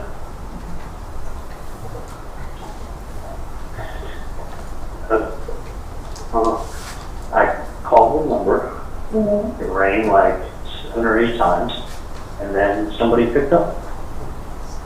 And it sounded like he goes, who is this? And I said, I'm returning the call. And he said, what is this in reference to? So the guy that called my office this morning said, this is Simon. So I said, someone by the name of Simon placed a call this morning. And I go, what's this about? He's like, who are you? I go, that's not important. Well, what do you need? You there? Yeah, yeah. So I said, it's not important who I am. I said, what could I do to help you out? I said, what do you need? And he said, listen, man. He's like, Tuco, or whatever the fuck his name is. He's like, someone did a really big favor for you and was there for you. And we know, and I'm Tuco's brother. And I was with him in Broward. So I don't know if this guy's from Broward or whatever. He's like, I was with him down in Broward. And he hasn't been taken care of. His family hasn't been taken care of. And he's like, it's fucking bullshit. He's like, and as he's, I'm letting him talk. As he's talking, I'm hearing a little bit of a New York accent. You know, as he's trying to, you know, when he picked up the phone, he didn't sound like a tough guy when he picked up the phone. But it was like, as he was talking to me, like the tough guy routine sounded like it was coming out. So he's like, listen, he's like, I know you guys took care of, and you're taking care of Katie and Tudo, and you're taking care of their family. Now he needs to be taken care of.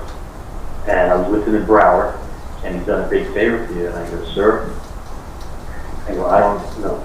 He goes, I know you've been giving money to Katie and Tudo and taking care of their family. I go, no money's been given. I said, I don't even know who these people are, and I don't know what you're talking about. And he's like, who are you? And I'm like, listen, it's not important. I said, I don't know what you're talking about. No one's paying anybody. And he's like, well, listen, man, this shit's not fucking going away. You've got to fucking do the right thing. He's like, it's not going away. Oh, so he said any bad words? What's that?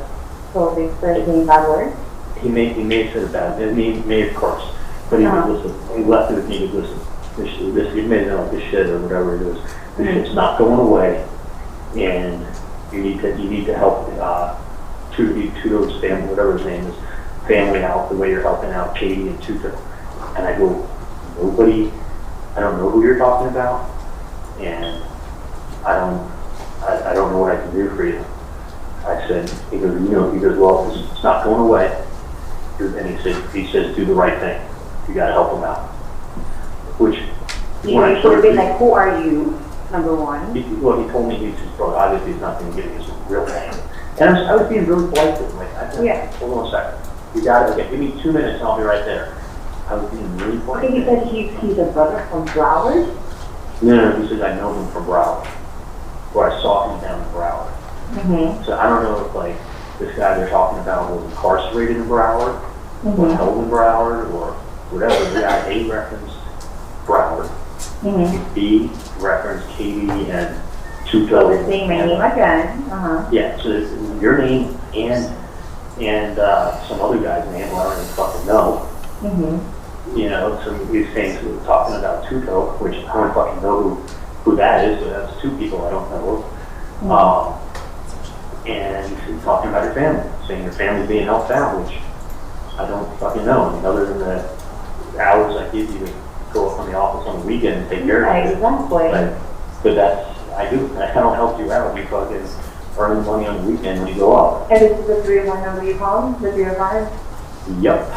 And he left. And it rang a long time? I want to say it was like on the 7th or 8th ring that it picked up. And he That's left. a long time because you usually I was phone calls. I was almost like, and he was asking me, like, you know, who is this? He was listen, I gave that paper to a lady. He goes, who are you? I go, don't worry about it. I go, I'm trying to find out what's going on.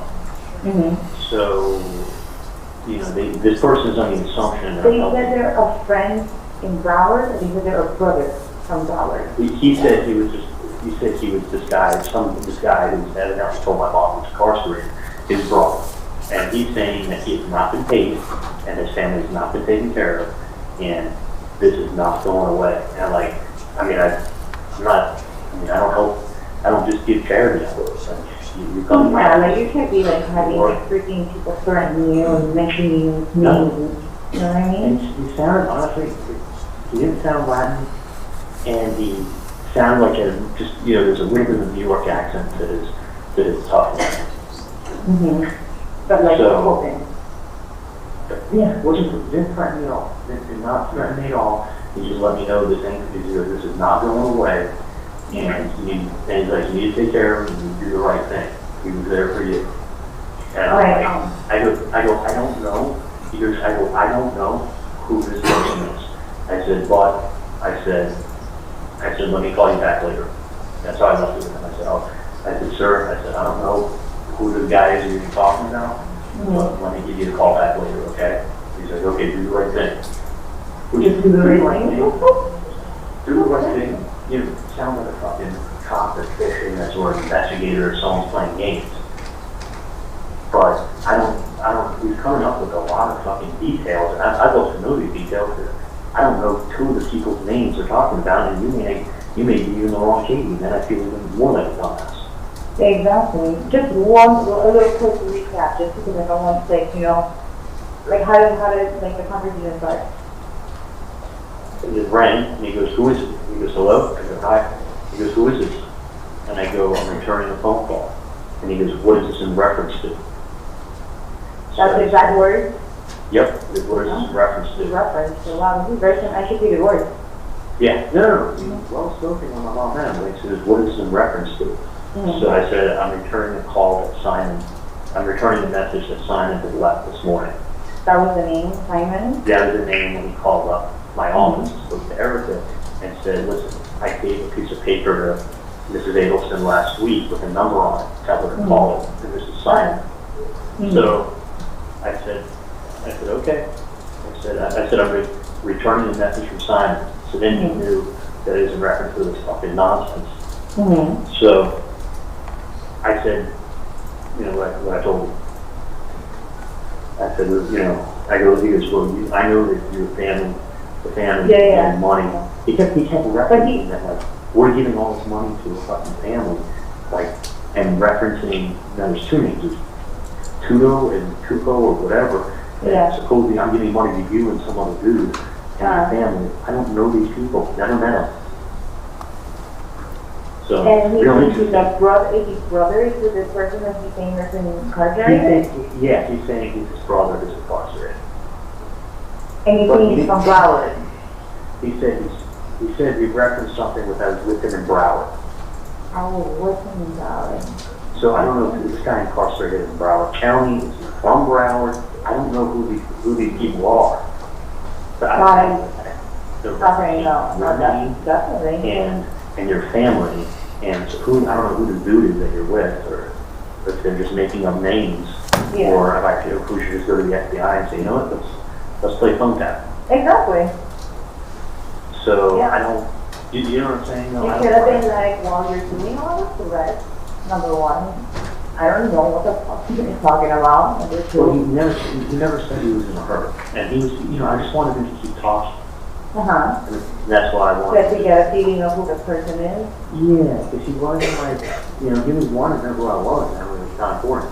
And I said, but when he left, he goes, you gave him money, he has not been paid, his family hasn't been paid, that's fucking wrong, and it really is wrong, and he goes, this ain't going away. He said, do the right thing, take care of him, he helped you out. I'm like, I don't know, I don't know. I don't know him. Did you pull his teeth out or what? Like, what does that mean? But it could be a lot. Patient? It's like you run across so many people every day. Listen, in 2 seconds, you read something in the newspaper, and then you Google the last name, and in 3 minutes, the homeless man today has the technology to know where you live, where you work. Right, because there's not a calling me in, and I was in the end popped up. Okay, let me find out what the fuck is referencing all of this. Well, but I will call that number. They're picking it up. Whether you want to call it or if you know a friend that you convince them to tell someone to like stop the shit. 305 712 5570, correct? 65. Yeah, 305 712 6570. They need to know that I'm not. It's fucking stupid what they're doing. Like there's nothing. I'm not paying anything. I think if you pay something, you admit to guilt. Yeah. No. What the hell is that about? The only thing I want to do is collect my reward from the FBI. Of course, no. I want these people to go. I don't want these people to go to jail for like a freaking rent. You know what kind of vacation I could get with that money? Exactly. I need fucking vacation. Let me go. Alright, I'll talk to you later. Call me later. Alright, thanks. Bye. Who is the first person Magbanua contacts after this call with Charlie Adelson? Sigfredo Garcia.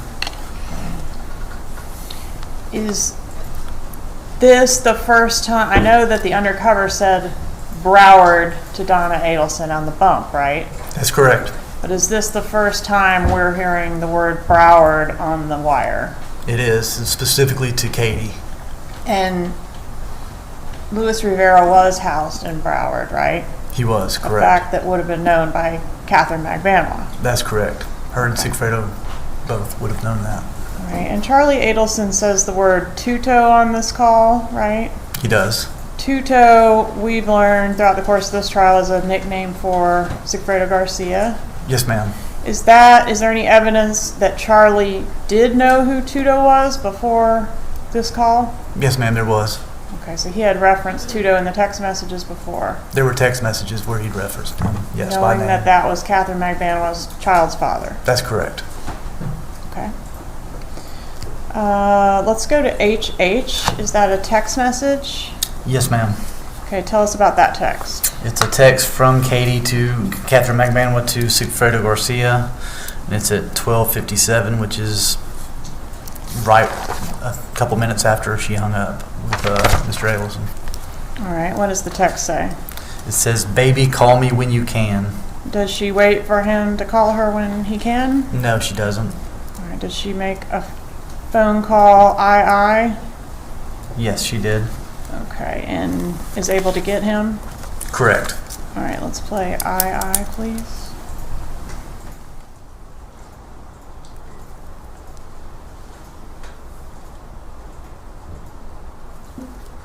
There's like a meeting outside, I guess they have meetings on Thursdays, and then I have my own meeting in a conference room. Ay, ay, ay. Okay. I have more information for you. And when I got home this morning, like, I couldn't even take it. Because I had to step out of my meeting, because I just heard about it. And I was like, because I got a call back to back to back. So, hold on, give me 1 second. Oh, my block, come out. What was I gonna tell you? Okay, so this person contacted his office. Hello?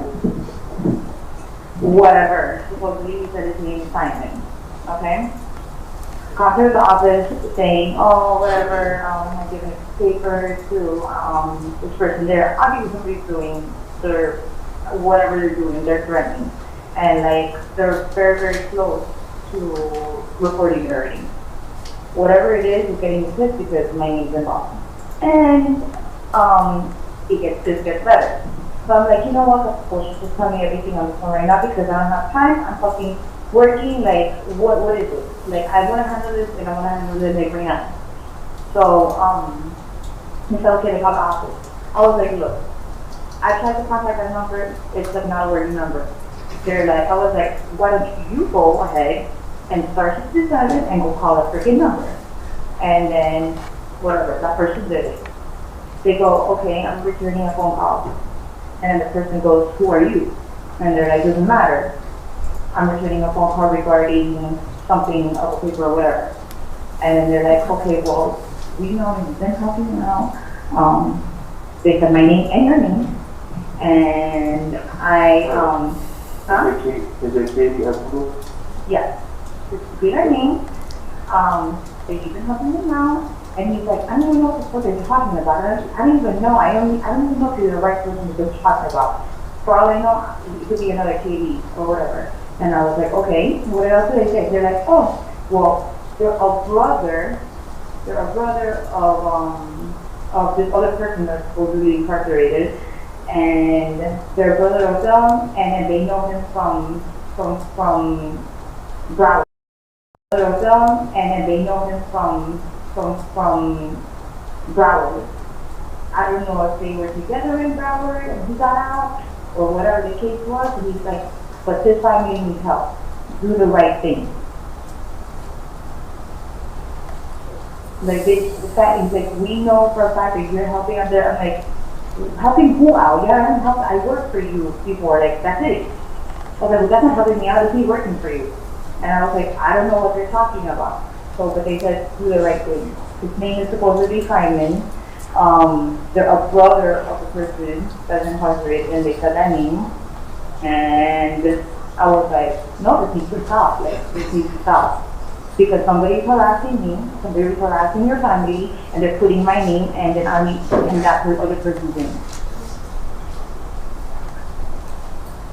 It's getting too detailed. It's somebody that's, for sure. Yeah. For sure. He said that the person had, he's trying to get him to talk more. He's like, the person had, maybe a New York accent. Some of the words was a little bit, he wasn't threatening at all. He was just saying, it's time for you to help out this person and their family, because he needs it. Because we know that here's what family? What person, what family? The Dato and his family, because they need it. And then before and he goes, I don't know what the hell you're talking about. And the person goes, well, do the right thing. Did you tell him, well, listen, you gotta keep harassing me when I talk cops? So that's what I said. I was like, why didn't you just say that? Oh no, the person said this is not gonna end. Do the right thing. Alright, did he get information where he wanted me to leave? Get the phone number. Your number, just give me our numbers. No. 305-712-6570. They picked up. Because I was getting tired of it. I don't know what's happening or whatever. 712-6570. No. 305-712-712-6570. That's what I said. What the fuck this is, things to stop. There's obviously somebody. They're putting my name, they're putting your name, they're putting, and they're harassing families. Okay? Alright. Are you going on right now? 712-6760. No. Fuck. Just text it to me, right? Text it to me. No, I don't want to. 712-6570. Bye.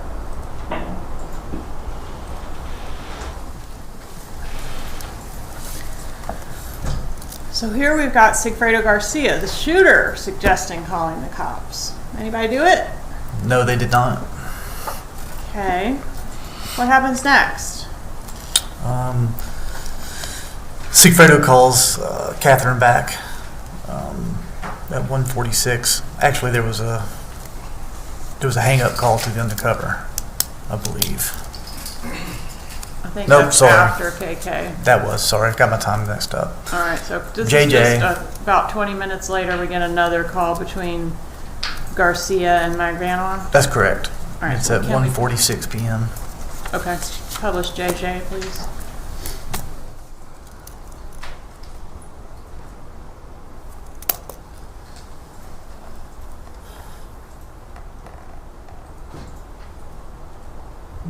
Hello? Hello? Hello? Hello? Yeah. Oh, I was going to fucking phone again. I was going to call my phone and then stuff because I want to I was going to talk from my phone, bro, and I'm going to get rid of my phone. So I got to talk to my office. No, I'm around. But or block it. Don't look in my office, it's your office, you know what I mean? Don't look through your phone. Yeah, I'm not calling from my office. I'm talking from my phone. And that's what's talking. I'm trying to fucking take on the possible. No, but that's not just what you're doing. You're somebody, you're the first one to look at your gun. What? Not yours. A friend. Oh, alright. Okay? Alright.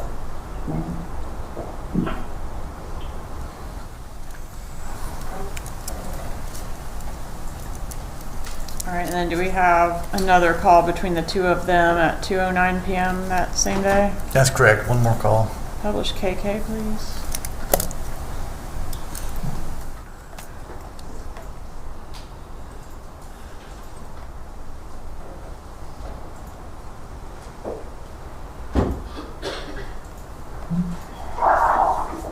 Yo. Oh. 305 712 6570. You still have the number, right? Say it one more time. 305. 712 6570. Yes. Alright, so I'm talking Puerto Rican, actually, I don't know who the fuck. I don't know, we're trying to call him again, though. Right, that nigga just fucking, I'm gonna call him, a real fucking person, I'll call him my phone. It's in your local. Alright. Hey, remember the other one? Did you get that one? I don't know, man. I don't know. It sounds like fucking, the message sounds like a New Yorkian nigga. Yes. He said, no, puto, I'm busy. Actually, she called me back. Darling. Like what? That's what acting machine said? Yeah. That's what it says. I swear to God. Shut up. Swear to God. She said, hey, puto, I'm busy. Llámame para atrás. Oh, I got time. Darling. Like, what the fuck? It's like, yo, are you stupid, bro? Are you some kind of fucking moron? That's what they told you? No, that's what the answering machine says when you call the number. Don't answer the phone. Okay, that's weird. That's odd. That's what it says. Very. Okay. Oh, they fucking are they stupid? I have to use the number or they pretend to be that stupid so that we can think they're that stupid. Okay. Oh, That's what fucking I'm in New York in. New York, Puerto Rico. Mm-hmm. New York. Mm-hmm. Browser. That's your phone number. How are they from? No, but I'm saying. You said that. Maybe not. It's like And good. it sounds like,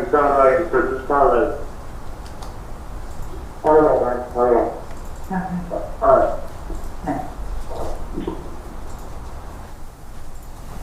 All right, so we do have one hang-up call to the Undercover around this time, right? We do. Okay, and did the person leave a message? No, he did not. Was it a known number that called? No, it was not. A 786 number? Correct. Okay. All right, and then we have the next contact here, LL, between Charlie Adelson and Catherine Magbanua. Is that same day? That's correct. Same day at 4:58 p.m. All right. Please publish LL.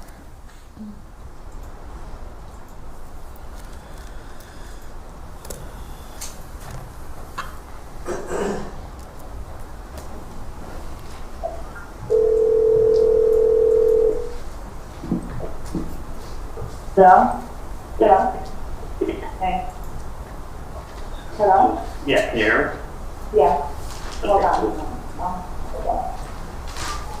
Hold on, give me 2 seconds. Let me just log on. Thank you. Okay. So it's weird. I called the number, right? And like the answering machine, there's like something in the answering machine now. Like, what the fuck?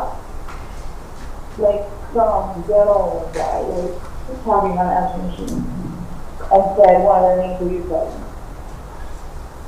Like, I don't understand the joke. I don't get it. So it's just an answer machine, no one spoke to you? No. Like, And like, were they talking on? and then my answering machine, all of a sudden, I don't know, like, because I can't really remember, that's what I had to like, find out for me, you know? And it was like, they said, I don't know if they said their name was whatever, that Chulo or Donna or whatever shit they put on the answering machine. All of a sudden. Now it has an answering machine. Like a voicemail, I mean. What did the voicemail say? Yeah, like, I don't know, let me find out, because it's like I can't, like, really talk at work, and then I can't understand. When you call with the call block? Huh? Yeah. Do you call? Yeah. Yeah, but it doesn't matter. No matter what phone you're using, it's still, you know? Well, it doesn't show who's calling. I know how to drop a call. Right. not the point, but it's just. Star 6-7. So I did that, rang 7 times. I'll be there in 1 minute.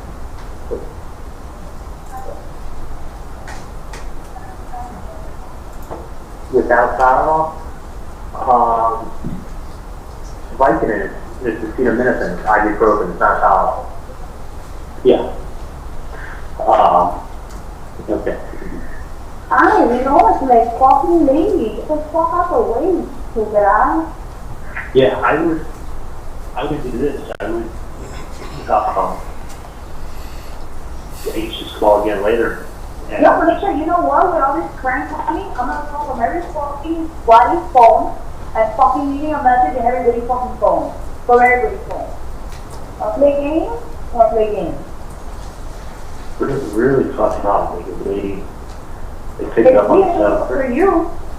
And they called, and I mean, the only thought in my head is just that one thing. Maybe you could find out, or I'm going to wait a couple days, and then I may call the person back. The person was, when they answered the phone first, they weren't that ghetto, and as they started talking to me, they started talking more tough, but it was more like I could hear a New York accent in there.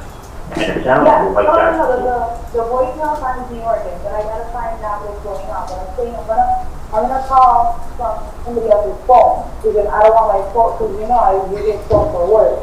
Right. And the thing is, I need is like somebody crack calling me.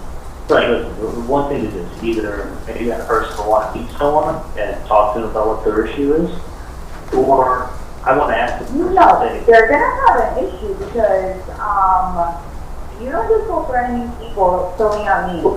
They're saying that I'm helping a Katie, or not me, but my family's helping a Katie and her family, and some other guy that's maybe began with a T, and I'm like, dude, I've never met any of these people. He goes, well, you not, but the family has been, and they've been helping her and her family, and this other You guy. haven't met, but then they're like, it makes no sense. But he's like, because he asked me who I was, and I was like, none of your business. So I was almost, in hindsight, what I should have said was, because I have a big, because this is a big family, there's lots of cousins. Yeah. Who in my, because the Adelson family is a big family. So what I should have said to the guys, who in my family, who in the Adelson family owed somebody money, even maybe. Yeah, of course. And then I will go to that person in that family and say, who did you not pay? I want to know the name. I want to know the name. The only name that keeps throwing out is that this Adelson family is helping out Katie and some guy named T and their family, and this guy needs your help, and it's not right. And he's like, this problem's not going away. This is not going away. He's like, it's fucked up that you're not helping. Right there. That's fucked up that you're not helping. Like, who the fuck are you? I don't know. Like, who are you? Listen, he called me someone up and being like, yeah, I know you told JFK, you need to pay me. Okay, well, guess what? You didn't tell JFK. That is the wrong example. Like, what does that have to do with anything? I don't get it. You always use that example. Because JFK died in 1963. And you weren't born then. My point is that I had nothing to do with any of this craziness. I want to know who in my family owed somebody money, because I'm going to go to that person and say, what's going on? And that's the next conversation I have with this person is going to be me, if it comes to it, me saying, who owes money? If someone owes money, you can give me a name. They're like, yeah, exactly. You need to say, where do you want to be? Who are you? My mom doesn't know who these people are. My dad. No, I want to know whoever this fucking person is trying to fucking say shit or do whatever it is to your family, trying to harass your family. Like, it's getting me mad. Well, I don't know. I don't know why they keep bringing up people that I've never met. That's why it's like, who are you? Number one, okay, you need something, who are you then? What's your real name? What's your address? Who do you have a problem with? Yeah, who in my family owes you money? And don't say the last name, because I'm going to go to that person and tell them if you owe this person money, what is it about, number one? And then I'm gonna tell them, go pay it. But you gotta tell me who to go talk to. Not like, oh, somebody with the last name Adelson. Well, guess what, that's like saying someone with the last name Calling your Rodriguez. office and shit, like, Yeah, someone with the last name Rodriguez, that's right, well, give me the fucking first name. And I will go talk to, if it was my brother who was behind it, I'm gonna fucking find out. I mean, fuck, if it was my brother, I'll try to make it work on it. My brother's a piece of shit. So I'm saying, like, he's leaving me of who owes your friend's family money. And this guy said to me, he said, listen, I was with him up in Broward. I knew everything that went on. I was up to him in Broward. That's what Something I'm about, understand. yeah, something about I was Broward. up to him in Broward to see my son. I don't know if something I was He's a talking family about. member, but he said he's a family member. He said he was Oh, somebody was incarcerated. He said it was that guy was Chulo or whatever, his brother. He said, I'm his brother. So he was with him up in Broward and told me what everything had happened. That's exactly Who what was he said. up with him in Broward and I don't know what he that happened.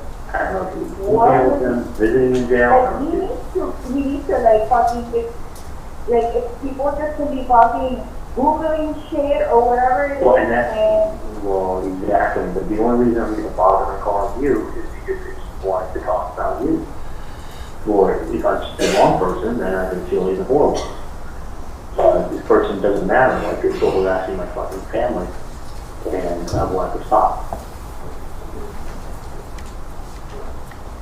And when you meet someone face to face on the street, when you send them a letter, and then when you start calling their office, the next call is to the FBI. Exactly. And, No, I agree. and my I thing will is this, personally go there. I don't want anyone to go to jail. Because you know what, people get mad when they go to jail and they feel like they have to get somebody back. Same reason when my jet ski got stolen, I don't even care who fucking told. I said, sure, give my money back, it sucks, it got stolen, move on. I wouldn't want to catch the guy that stole my jet ski. Why?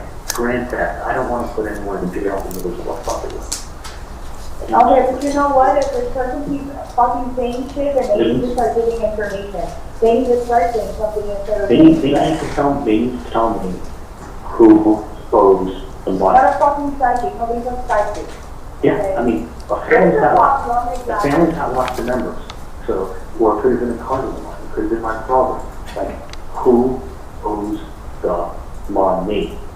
And I will call And that what person. money? Like, you know, you just I could throw in anybody saying, do that. No, but Like, let's see. somebody calls my phone back, like, I'm always at every this. I'm just curious to see who's so interested in your family and what's going on. That's why. It's like, that's why you're pissing me off. It's like, why am I being thrown into something? Because they weren't talking about you and some other guy who his name goes by T. Seems like everyone goes by T these days. But whatever the guy's other name is, he said it so quick, I don't remember.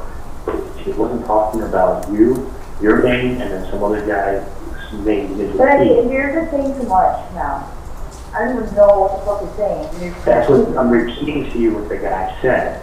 I know I did it the first time. But that's the like, only reason. I know, it's but becoming repetitive and like it's just become nonsense. the only reason I called you is because this guy's blowing you guys up, which has nothing. I know a million people that search with a P. I know a million. I know a teacher, a freaking, a Tony, a freaking Bravo, a freaking bro. Everybody has a nickname. Like, I'm so bad at names. I think I called the guy Simon or Sammy or I don't even know what the fuck I called. What fucking Simon? That is such a fucking white person's name. But then when I told my mom I called Simon, I'm like, it was Sam. They go, oh, it began with an S.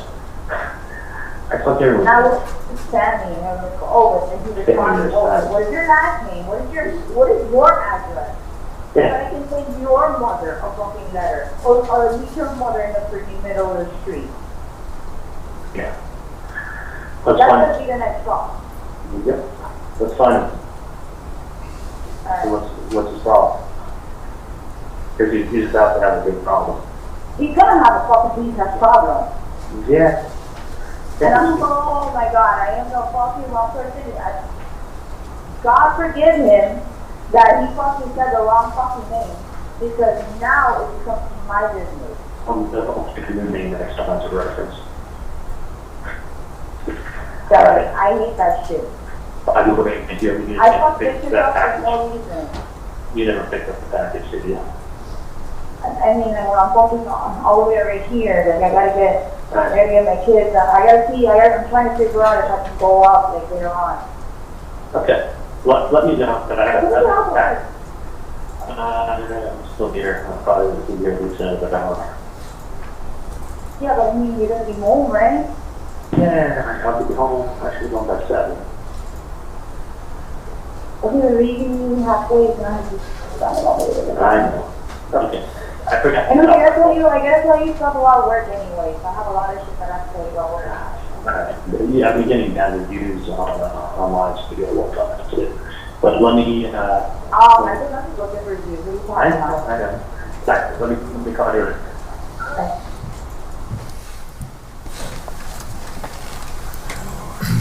Next, we have a text message. Yes, text message from Sigfredo Garcia to Catherine Magbanua. Okay, and that's labeled MM. What is the content of MM?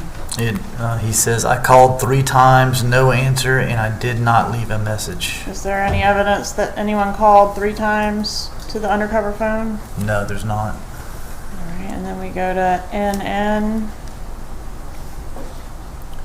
That's Catherine Magbanua to Charles Adelson at 7:49, that same date, p.m. And in case we've lost track of the date, that's going to be April 28th of 2016. Correct. Publish NN, please.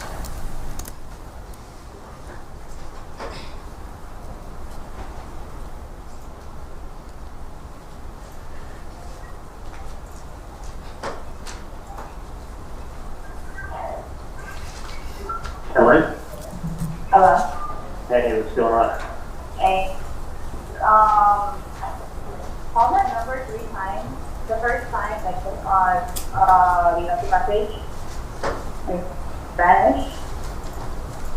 And then for some reason, like, that voicemail says, puto, you know what puto is, right? Like a bitch. Like, oh, it's a puto. Like, why would you have that as your voicemail? In Spanish, that was puto? The puto. Puto is like, puto in my language is a food, it's not a food. But supposedly that voicemail that they have set up, the guy says puto, what sounds like puto. And then what does he say on the voicemail? Like it's something in Spanish. Like you read puto, whatever, and it's in Spanish. So he left a message in Spanish saying, what the fuck this is? You can fucking call me and stop threatening my fucking family. So, and then I was like, keep trying. Yeah. But they don't pick up. So now somebody either spoke because what the fuck is going on? Or I don't know. Alright. Well, that's good. That's good. The person's gonna. Like all the things are like running in my head because it's like with the names that you're saying and like maybe it's like somebody trying to like be like, you know, try to be an informant or something or whatever. Like, you know, there were so many things like going on. Yeah, I'm thinking the same thing too. But then it's like, yeah, but then, you know, these people you could trust and you can't. But then it's like, I don't know. I honestly, it's like aggravating me. It is I'm not on the phone, don't talk to me. If I'm on the phone, don't talk to me. Be quiet. Hello? It could have been someone reading the newspaper and playing games. And like I said, Playing the wrong person. yeah, and I don't know how the fuck they got your name, but they didn't use the last name, so if they... Exactly, it could be anybody. It could have been another Katie and another Taco, or whoever the fuck they said, I don't remember the name.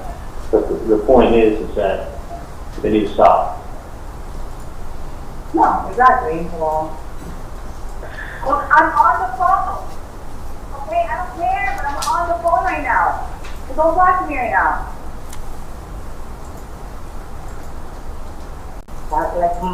Like I'm boiling so right now. Like you don't understand. Like it's pissing me off. Like pick up the fucking phone. Yeah. Like now you don't want to pick up the phone. You want to stress, but you don't want to pick up the phone. Yeah. So it's one of two things. Yeah. No, I got you with that. And I just, fucking call it, Basically, he said, hey, you're messing with my family, and if you don't stop, we're gonna have a problem. In Spanish. So whoever it is, they're gonna have a problem with us no matter what. you're gonna have a problem with me. Go on. You're gonna have a problem with me too. I mean, Exactly. listen, you're Whoever it going. is, they're gonna have a problem with either one of us, or even if I'm in the mix or not. Dude, you're coming up to my fucking mom on the street. Then you're sending letters to their house. Then you're fucking calling my dad's office. The office. You have to just that's No, 3 times. like when No. he was living, my friend was friend, and I was like, look, can you do me this favor, because it's like, I'm not a guy, I don't know if it's me they're talking about, and then he's like, that's some fucked up shit. Yeah. And it's like, don't worry, no matter what, like, whatever it is, like, I'm gonna handle it. Point blank. Yeah. Well, I feel better. I definitely feel better. I apologize for not getting a Hallmark card, but I got a little something, so. It's like right now I'm about to go to like 15, like I'm taking the Zumba classes, I'm on edge, like you don't understand, it's like I want to punch somebody in the face so bad. Picture yourself. One thing is when somebody, I understand it, and I feel for your parents, and I Come care to for me, them. don't come to my parents, Exactly. like my parents are That's what fucking I'm old, saying. like dude, And it's doing stress, that's why, like my parents was put in that part, I was like, look, you gotta understand, like imagine, like, somebody doing this to my mom, somebody doing this to your mom, and that's when I had gone angry. He's like, look, I don't know what it is, I don't want to get into anybody's business, but if they did mention your name, I don't like that, and it's gonna be handled.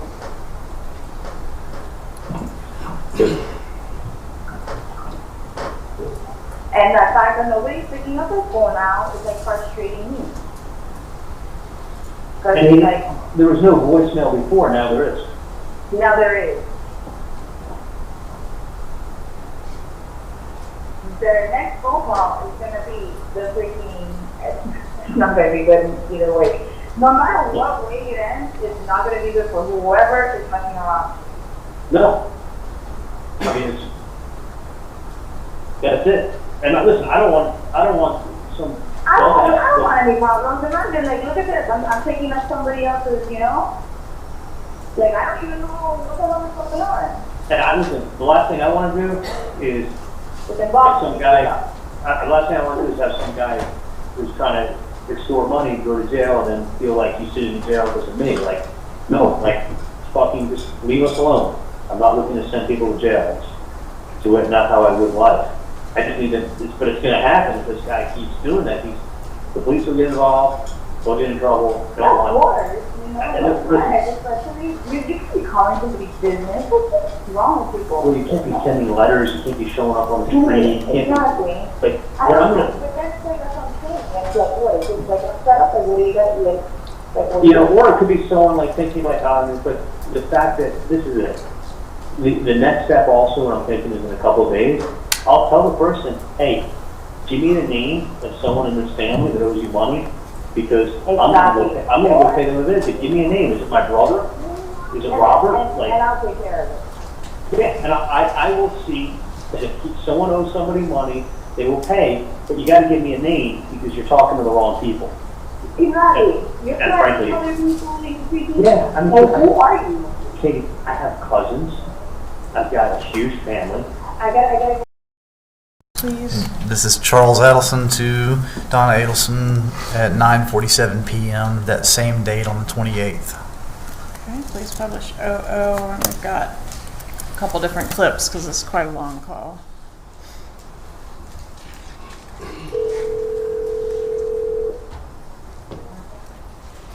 Hey, Charlie. Hey, what's going on? How are you doing? Good, good. Just working out.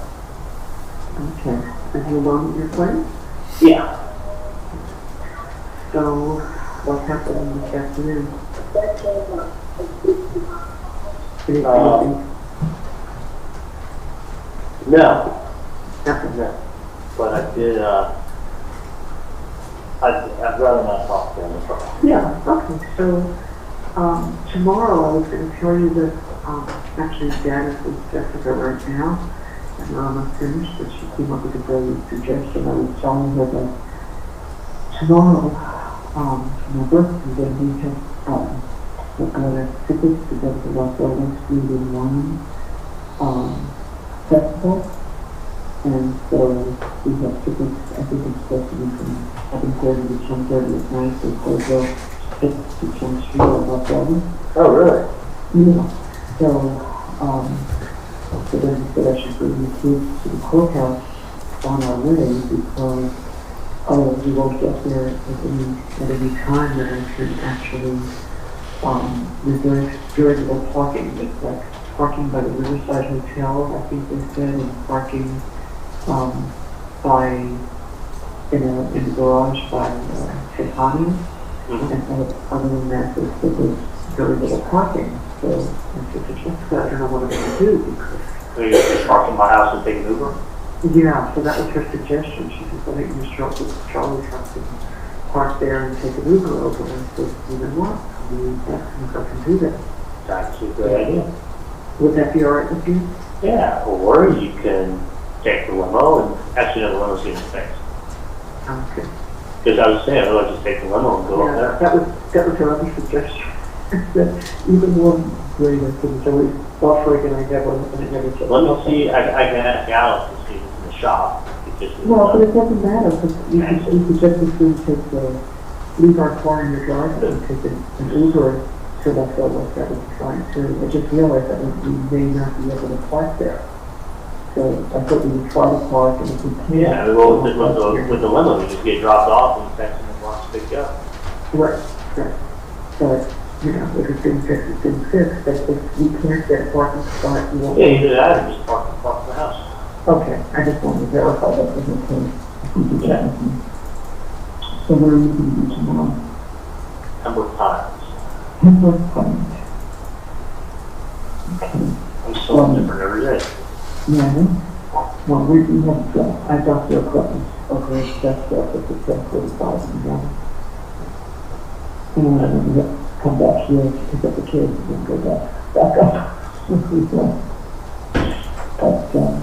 But, like, maybe there's some way I get a chance to see you, so, okay. Sounds like, you need to get you working. Yeah. No, I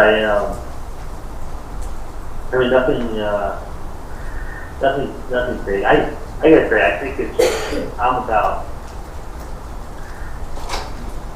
I'll tell you what it's doing, right? Let's talk tomorrow. So maybe, if you're at Pembroke Pines and there's a chance that we can come by either on our way down or on our way back, you'll text me an address. The only problem is that when I stop, I mean, I'll tell you where I am. I'm Brooklyn Memorial Hospital. So there's like zero parking. I have to come downstairs. I remember. It's not so easy to come out.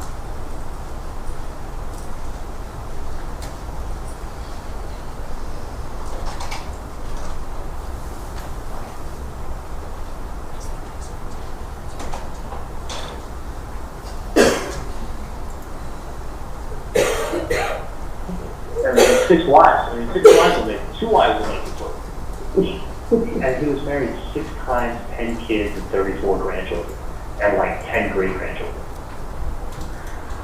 So, but whatever. So I'll tell you something I see, but it's nothing, nothing new. And someone I'll tell you when I see you. Yeah, we'll talk later.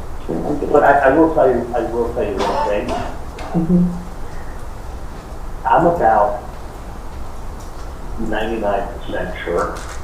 That's what you thought originally. That's what you're talking about. Mm-hmm. Yeah, that, I'm 99 to, I'm 99% sure that's what it is. And I'll tell you why. The number one reason is this: too well spoken, no threats, and I made it clear. Like I don't know who these people are. Like the person seems surprised. I mean, really? He's like, really? I go, yeah. I'm like, listen, I don't know who these people are that you're talking about. So, and then he took the route of like, you're like, you got to take care of so and so. You're taking care of this family. I go, don't take care of anybody. I said, he left it with me to do the right thing. That's not language. No. That's when someone says do the right thing. And I'm going to tell you something. Think about a high school, a high school fight or a high school threat. Well, I'm going to kick your ass after school. I mean, just that simple. I mean, listen, that's just how people talk. Your dog shits on the carpeting. I'm going to kill him. I'm going to beat your ass. Like, you know what I'm saying? Like, I even talk like that about Ben. Like, you need to smack his ass. Like, that way he hears the threat. Do you notice the one thing missing from everything? Never once was there a threat. Do you notice the one mom? That's the most. I mean, even if you don't mean it. I mean, I'd say to Ben, I'm going to kick your ass if you hit me again. Do you know what I'm saying? Sure. Why? That's not accidental. Because that's the first thing you tell someone is, I'm gonna beat your ass, or I'm gonna do this, or I'm gonna break your legs, or I'm gonna do this. Like, do you notice? Not one time has there been a threat, even an implied threat, like your health or your anything like that.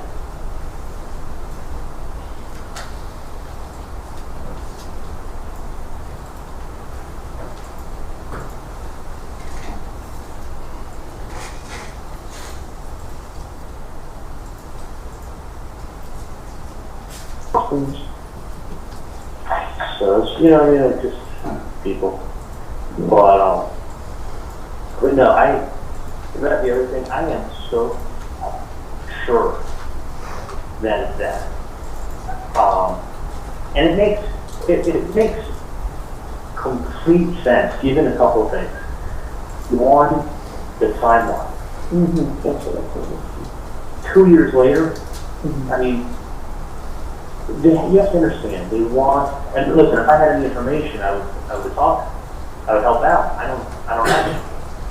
But you gotta understand, without a question, I would be beyond shocked if the family doesn't hire their own private investigators. Okay? I would be beyond shocked. But really, what are they gonna do? They're not going to be able to go knock on a door and go, hey, did you do this? Oh, okay. Just thought I'd stop by and ask. They have to come up with a plan that's going to stir the pot so that if there is something going on, like what are they looking to achieve? What are they looking to, you got to say to yourself, what are they looking to get out of doing this nonsense? If it's money, I'll be shocked. Because the way you collect money is you go to someone and tell them what you're going to do to them, and you give them 48 hours, and you tell them where to meet somebody, who's going to drop it off, and if there's any nonsense, this X, Y, and Z is going to happen to you. That's it. And if you get one of us, you can get one of us, but someone else will take you out. Like, it's done with such precision and being ruthless. Do you know what I'm saying? Mm-hmm. So what happens is it squeezes somebody and they don't have a choice to think straight, and they just go in to give you the money. Do you know what I'm saying? Like, even if you're innocent, it's like someone saying to me, listen, I'm going to the board of dentistry tomorrow unless you walk into that office and write me that check. I am writing to the board of dentistry tonight when I go home and filing my complaint, and I will sue you tomorrow. I promise you, if you don't write that check back. It puts you on the fence real quick. And remember that lady whose mom wanted the whole case, I got a refund like %, and she goes, I want the money for everything. And I said, we already agreed that I would give you the money for whatever failed. And she goes, yeah, but now that I put you, yeah. She goes, no, I want the money for absolutely everything. I already spoke to my attorney. There will be a lawsuit filed and a board complaint filed before the end of this week if I'm not able to pick up that check. Do you understand? And listen, the work was fine. Over half the work took. What do you think I did? I wrote the check. Yeah, what was the accusation, actually? So, but I'm thinking to myself, these people aren't looking for a check. They're not. What do they want you to do? What's the one thing they want? Well, I know what they want, but I mean, there's nothing. Well, I'm sure it's not. I got it, but they don't know that. So what do you think the one thing they want? They want everybody to start talking. Mm-hmm. They want you to hand deliver yourself, because they think you know something, but they want you to hand deliver yourself and start talking as much as you can when you walk in. Because otherwise, if they were to just come to you tomorrow and say, I mean, they get the same result, but I'm saying, if the cops were to come to you tomorrow and say, Donna, come down to the station with us, we need to talk to you. You'd be like, you know, I don't need this aggravation. Give me your business card. If I can help you or hear of anything, I absolutely will. Right? That's what the answer would be. But if you go ahead and you make it seem like, you know, you're being extorted or blackmailed or anything or something crazy like that, then what are you going to do? You're going to run down there and start talking to yourself. Exactly. It's so clever of them. What's that? It's clever of them. It's Of course, these are not, first of all, this is not someone who started doing this yesterday. Mm-hmm. So this is not,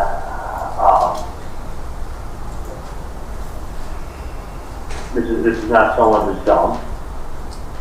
This is someone who's super smart. And they know, listen, a lot of times this is what goes on.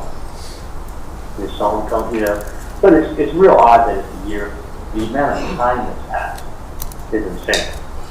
I mean, it would be like having a dental office and be like, you know, I didn't get paid on that case from 4 years ago. Let me turn it over to collection. Like 4 years ago, how do you not realize that you weren't paid on a big case that you did 4 years ago? I mean, none of it makes any sense. I mean, that's why I think it's more that without a doubt. Do you notice the lack of threats? I mean, there's no threats. I mean, soon you'll be fucked. Like, what does that mean? Someone's gonna write a bad review on Google tomorrow? You know, I mean, it's almost like they were afraid to say that they're gonna break your leg. Like, almost like they can't go in that. They can't do that because once they do that, they're gonna cross lines that they themselves can't cross. So, you know what I'm saying? I just hope they don't go and bother Wendi. Well, listen, if they do, I mean, listen, they've bothered us enough. If they bother anymore, they're not far from just going to police. I mean, when you go to police, too. That's right. I mean, and that's the other thing too. Is like when I spoke to Dad, he said, you know, we don't say anything because the last thing we want to do is aggravate Wendi. Well, I don't want to scare her. I know. She was scared from day one. She's finally over being scared. Right. And if she heard this, she would be beside herself. absolutely. And you know, the thing is this, Mom, is that everybody handles every situation differently. It's like somebody has a death in the family, and if they don't act devastated and everything else, well, it doesn't mean that we're responsible for it. No, it means everybody handles tragedy differently, or confrontation. I mean, some people, it's like fight or flight. I mean, some people are confrontational, some people are have a nice day, some people just turn their back and walk away, some people ignore you. You get, and none of them, and who's to say what's right and who's to say what's wrong? No, nothing. Everybody's different. There is nothing. But that's what my original feeling was today with me. The dad said, "We got to protect Wendy." Yeah, I don't want Wendy to then get stressed and now then worry about her safety. Right, exactly. So that's why I keep it from her. I don't want her to be upset. Hopefully that everyone seems to just well, it's funny. I called Katie and I said to her, listen, I said, you're the only Katie I know. I know of other Katies. But I've known you a long time. I don't know if they keep referencing you and I told her, so if I'm wrong and if they're referencing somebody else, if it is a common last name or common first name, I said, they didn't tell me last name. And I said, if you're the wrong person, then I feel horrible that they're trying to bring you into this or whatever. But she told me she had somebody call, and the voicemail wasn't set up before, and then she called a couple times actually. She locked her number, she called a couple times, and then it was on, and then the voicemail was set up, and it was in Spanish.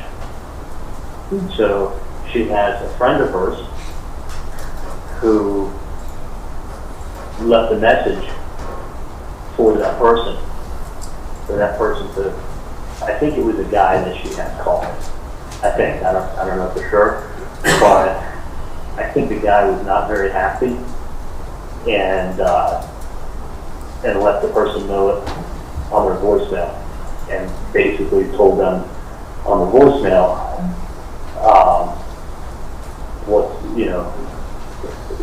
basically you need to stop running your mouth or you're going to be having a very, very, very, very big problem, and ask that person to give them a call. That's kind of the message I got this afternoon. Mm-hmm. And supposedly her friend was very angry. Very, very angry. And the voicemail was in Spanish, so the person spoke to them in Spanish, and basically told the person that what they got coming to them and just call back if they did have a little word with them. So that's what I heard this afternoon.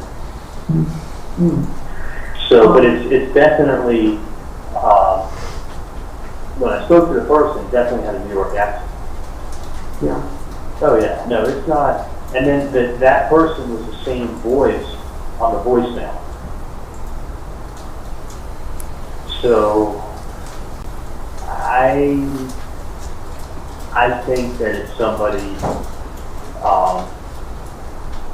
playing games and fishing, because it's the same guy, and it's not. And the person's doing an awful bad job of hiding who they are. You gotta remember something too. Somebody's going to do something. When they come to you, they're going to come to you with hat and glasses. They don't want you to see who they are. The whole thing that I told you before, it doesn't have to, if you look at, there's 15 different things from the language, the fact that there's no threats, the fact that the person's using devices that they can easily be traced to, the fact that the person's language, the last thing they said to me was do the right thing. That is like, that's do the right thing. What is this, like a state school speech? do the right thing. And the person wasn't angry. I mean, they were pretty calm talking to me. Like, I was real nice to them, and I said, listen, the truth is, I'm trying to figure out what's going on. What's this about? But I don't, I think it's a bunch of nonsense, and I don't want to scare Wendi. If they do approach her, then at that point, that point just Okay. Let me let you go work out. I thought you'd find that interesting. Yeah. Yeah. You find it a little interesting, or not really? Oh, yeah. So yeah, I mean, it's not. Trust me, someone telling you to do the right thing. That's when someone's appealing to your sensitive, like how when someone's saying do the right thing, it's like say, come on, help me out. People, I mean, if they are who they say they are, they don't appeal to your good nature and say, come on, help me out. They want to get dialogue going. And I told them, I'm like, we don't help anybody out that I know of. Because they're not helping anyone out, they're pretty much above loss of what these calls are about. And he was like, you don't know they don't know who any of these people are? And he was like, I'm like, sorry. So, but the next thing will be, we'll see what happens. A couple days from now, if I have to, I'll reach out again to this person and ask them, because I gotta say, I'm curious to know who from my family has whoever this guy is that he's saying he knows spoke to. That's why I think it's also nonsense. Because and because what I want to know is, I mean, obviously we have cousins and we have close family friends. We have, I got a brother up in New York, but like, I wanted.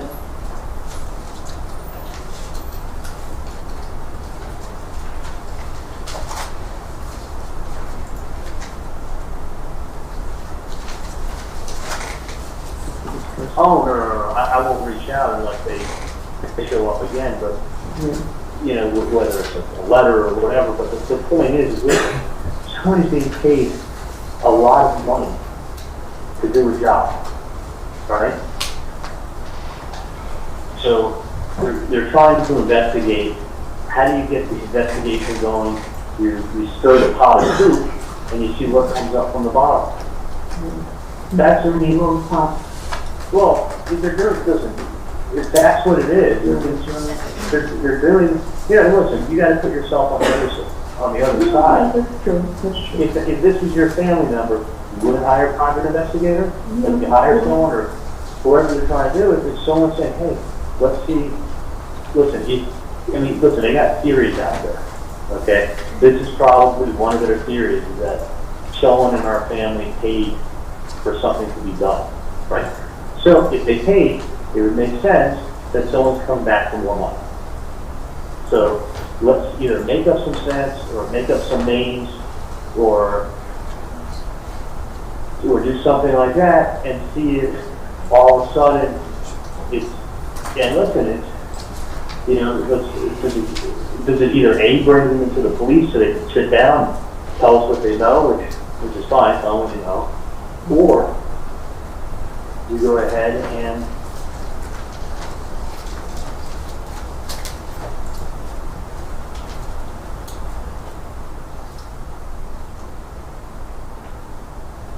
then they'll show up to claim the prize. They didn't have to go out and kick doors down. They all showed up. It was really funny. It was like 90 people they rooped up with that. So listen, it's a good idea. I just think they're barking up the wrong tree. But if they go to Wendi to keep the purpose of like of not stressing her out, and she'll be the first one to go to the FBI.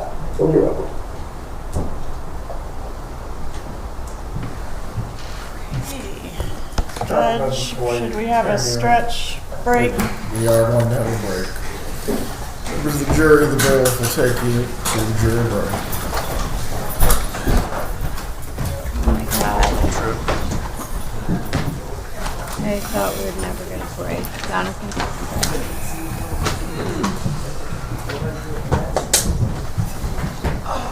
Judge Everett is so off. All right. Let's just really quick have a little chit chat, shall we? Let's talk about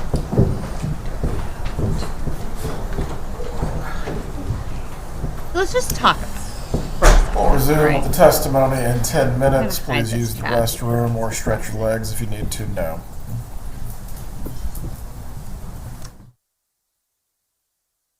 Yeah, I need more. I need more members to add a new emoji. Okay. So, all this has been about the bump. All right. Let's really think about this. Say you're walking down the street and some random person comes up to you, hands you a piece of paper, asks for money. What normal person would talk about this? What normal person would even consider giving these people money if they weren't guilty? Nobody. If some random freaking person walked up to me and handed me a piece of fucking paper, it's going in the trash or on the ground right in front of him. Like, I'm not keeping that. I'm not bringing that home with me. I'm not putting that in my purse and walking away. I'm going to take a glance at it. If you've ever walked down the streets of New York City, this happens to you a lot. Random people will hand you a piece of paper for something, and you look at it and you throw it in the nearest trash can. Like, this is not a real thing that people do if they're not guilty for this. Like, you just wouldn't do this. You wouldn't say, oh, well, for charity, I'm going to give them the $5,000 to help them out because I just want to help out a friend. We're going to give it to you anyway. We're going to consider giving the money to you. Like, it doesn't even make sense. Like, it doesn't even, it makes zero sense in a fucking logical ways. Why? Oh, thank you, MM. MM's like, new members, we will help that out. Thank you so much. That is so sweet of you. Lisbeth, she was here this morning. I saw her. Yeah. You would either go to the police or just not worry about it at all. I mean, like, those would be your two options. Yeah, if somebody walked up to me, knew my name, and handed me a piece of paper about some... Aw, thank you, Sherry D. That is so sweet of you. And there is the random membership. Thank you, guys. All right, well, I think it'll probably be either... we'll have to make a vote. I'll do a poll whether we want it to be the Charlie... And I'll make the poll on my like post page so we can actually see the options. And they're so charitable, Christina. Yeah, they're so, oh my God. Seriously, there's no flies in here until the second, thank you. Until the very second that I start talking on the phone. And then inevitably one like flies in here from like the fucking ether. No, there's just, it wouldn't even be a thing that you would ever, like, I probably wouldn't even tell my husband about it, let alone talk about it for weeks on end, consider the implications of whether we should pay this. I certainly wouldn't call the fucking number that they wanted me to call on it. I mean, this is all just like insanity. So whatever the defense, I'm very curious to see what the defense is going to try to... Oh, I have a kitty back there. I didn't even realize. All three of my kitties are in the house right now, which is usually rare because we have this kitty. I live on a farm and I never understood like cats just appearing, like just appearing out of the blue until we lived on this farm, and literally, like, everybody will drop their cat off at our house. So there's, like, at one point, I think we had, like, 6 or 7 cats. But we have this one cat that's a gray cat that she was dropped off here when she was a kitten, and her name is Luna, and we call her Luna Can of Tuna. Get the hell out of here.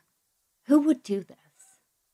Who would do this? Who would think about this? Who would, like, I wouldn't even have a minute of my brain space, let alone talk about it forever. You better call the number. No, you call the number. You know, you call the number. This right here shows they're so fucking guilty. And what absolute idiots. And Charlie keeps saying, you know, it could be the FBI, or we should go to the cops. We should go to the FBI. We're going to do that right now. Except they never do it. Like that. They should have at least done that. I mean, there's just all these things that, like, obviously they're idiots, and I'm glad that they are, you know, making themselves look so guilty, but still, it's just like normal people don't do any of this. So there is not, yeah, the defense is going to say, we're fine. I know. I heard one time, Sherry D, that they say that, like, cats come in to, like, protect you from, like, entities or something. They're teleporting. I don't know. And I don't know where the hell they keep coming from. I'm going to, like, find, like, a peach pit under, like, my daughter's bed or something. Hi, Mickey B. I like the cat emojis. This just makes no sense in logic or otherwise. Like, it just makes no sense. There's going to be no, what are they going to say? What are they going to say? Like, I can't even, like, this is why if I could never be a defense attorney. I'm not good at bullshitting. I'm definitely more of a prosecutor. I couldn't defend people, especially when they would be guilty. I'd be like, sorry, you did the wrong thing. Oh my gosh. Like, you watch these trials, like the freaking defense attorney for, like, Shanda Vander Ark. It's ridiculous. Have you ever seen the end of that trial where he's, like, he's, like, doing something? I don't understand it. There was something that he did. I can't remember exactly what he said right now, but it was just, like, the weakest argument. I could just never concoct shit to help save people. If nothing else, that would scare you enough, Christina, that they knew her name and address and possibly her daily schedule and the route with the boys. Except she's literally unbothered, puts the note, the fact that she put the note in her pocket, or in her, whatever the fuck, her fanny bag, and then just walked away and didn't even look at it, like, that alone. And if you've ever, like, really watched the bump video, it's so funny how her demeanor changes, because at first she's like, oh, you know, ha, ha, ha, ha, ha, you scared me. And then he starts talking, and she just, like, is frozen solid. Like, she won't move.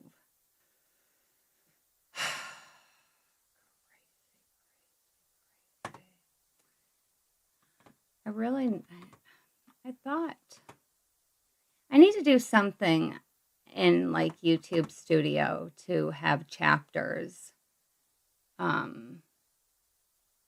be put in. Hi, Steve. If this video gets 1 million likes, I'll go next week and sit by Harvey and whisper sweet little obscenities in his ears.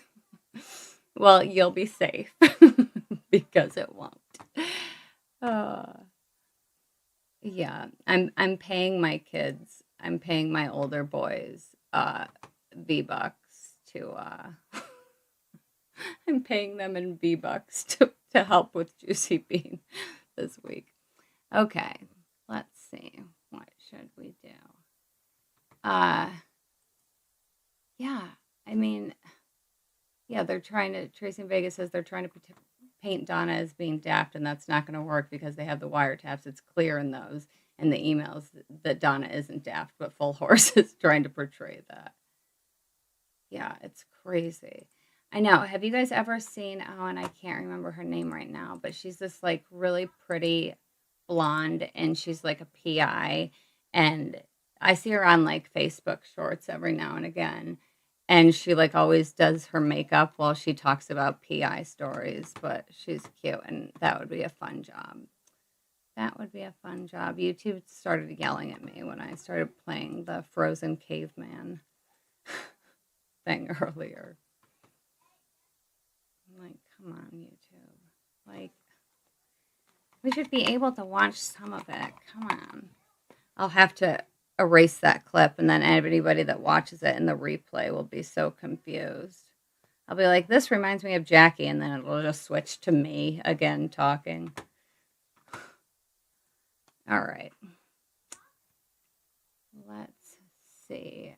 I feel like I know, and I have all the things. I had them like written down in most of the description boxes, but I need to do something in studio to make them happen. All right, let's just watch, and we're not going to watch this entire video, but we need to watch the part where, and this is like the only good thing that Fulford has done. Like they like blew their load on Wendi. She told many lies and did many fake cries. I can't even believe how incredibly unprepared they are for this. Like, it seems like every day at the end of the day, he's like, all right, I'll go over that evidence tonight. It's like, why have you not gone over this evidence already? Okay, I just want to play the little part where, I think it's in this video. I made a short on it. Let me do that. Where Jackie Fulford says, should anybody be held accountable? Phil Hartman would love me playing Frozen Caveman. I started cracking up. No, Steve, nothing new today. You're lucky you've been busy. It's a good day to miss, honestly. It's just been a lot of the old wiretaps that have been played now to death. I know, and I just have to keep reminding myself, like, well, the jury hasn't learned any of this yet. Like, she's fine.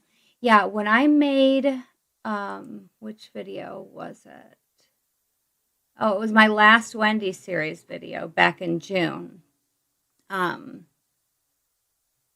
was looking up her addresses, and because I wanted to see the house that she was currently renting, and that's the Austin one at the time that I was making this. But I go there and I see this Denver address.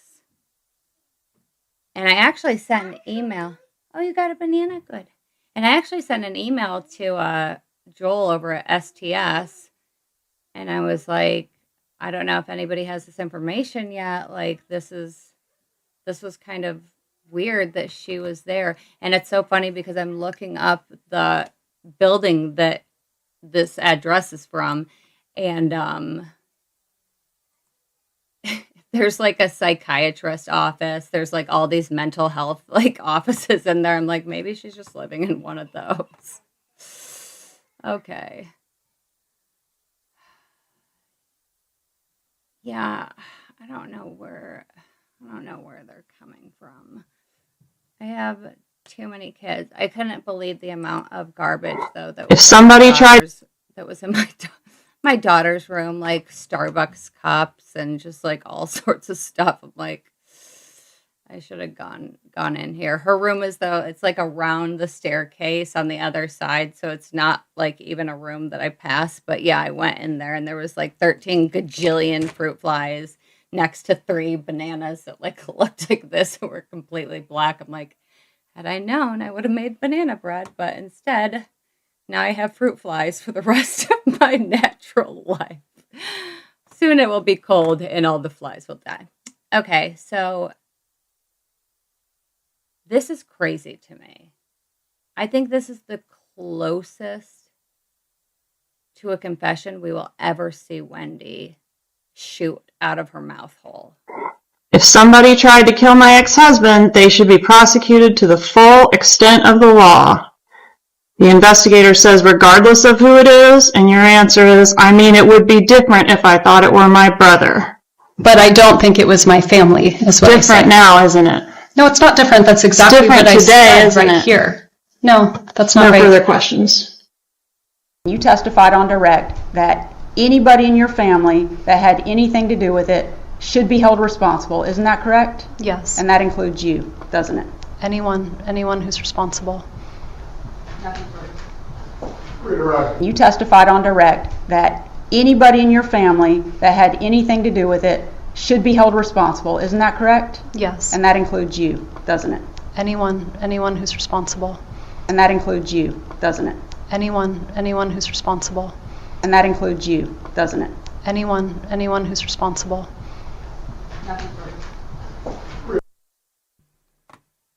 Nothing further indeed. Nothing further indeed. She's in Denver. She's in actual, like, downtown Denver. Yeah, I'm just going to bleach my entire house.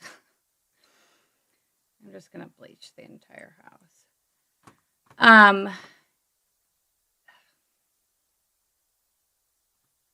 don't know. You know, and I've got this freaking fly zapper in here. And then I had my husband buy some of that disgusting, like, fly tape, too. And they're still, like, yeah, I'll cover my hole, something that Wendi doesn't know how to do.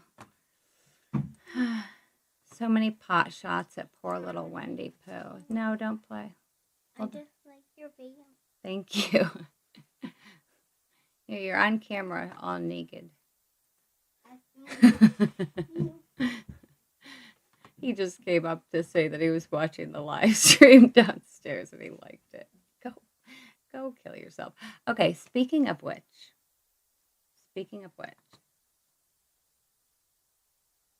Who thinks...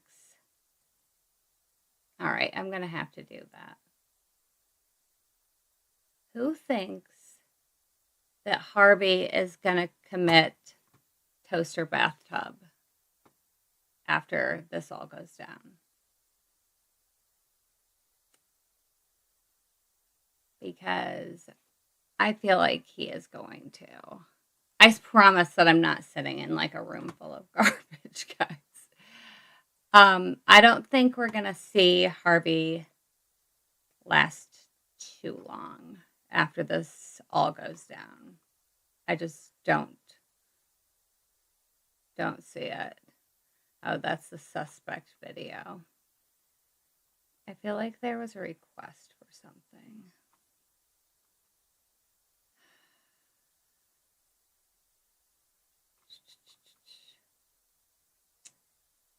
All right.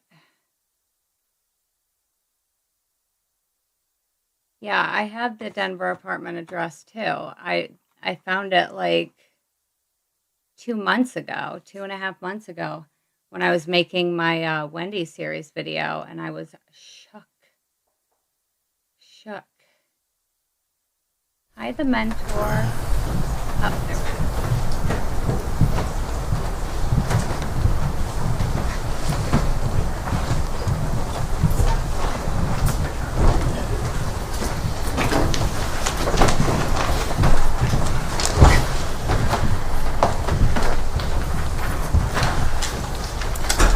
Everyone can be seated. Members of the jury, as a matter of scheduling, after discussing this with the attorneys, we will have a bit of a shorter evening. The state does have some additional matters to conclude with Agent Sanford, but I believe we will have our recess a little bit earlier in the evening. You may continue. Oh, these promises you make. Well, the other way of saying it is we're going to hold you captive listening to phone calls. However, the pleasant way is the end is near. It's capital. Torture will continue until morale improves. All right, let's skip to RR. Could you, could you set up RR for us, please? Yes, it's on 4/29, the day after all the calls we just listened to, and it's Catherine Magbanua to Charles Adelson at 3:03 p.m. Okay, RR, please.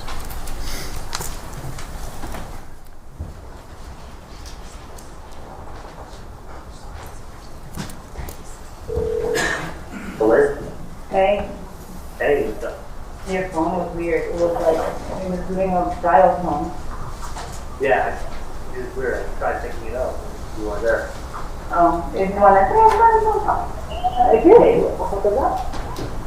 Alright, no, I was just gonna tell you, like, so I was gonna do some so. That you what? I'm gonna pass by, where you left my shirt. Oh, yeah, okay. Okay? Are you? I have no freaking gas. Like, I was like, oh, I got to leave now. I don't have a liver. Huh? Yes. Are you at the gas station or you're out now? On the station, actually. Okay. So, we're gonna be, so, anything else? Nothing? At work?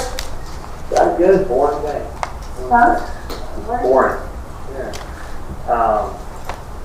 Sometimes boring is a good thing. Yeah? Listen, I Mine thought was really hard. I didn't know what a married man with kids wants for his birthday. So I thought if I was married and I had kids, what would I want for my birthday? A fucking dildo? Exactly. That's what you do.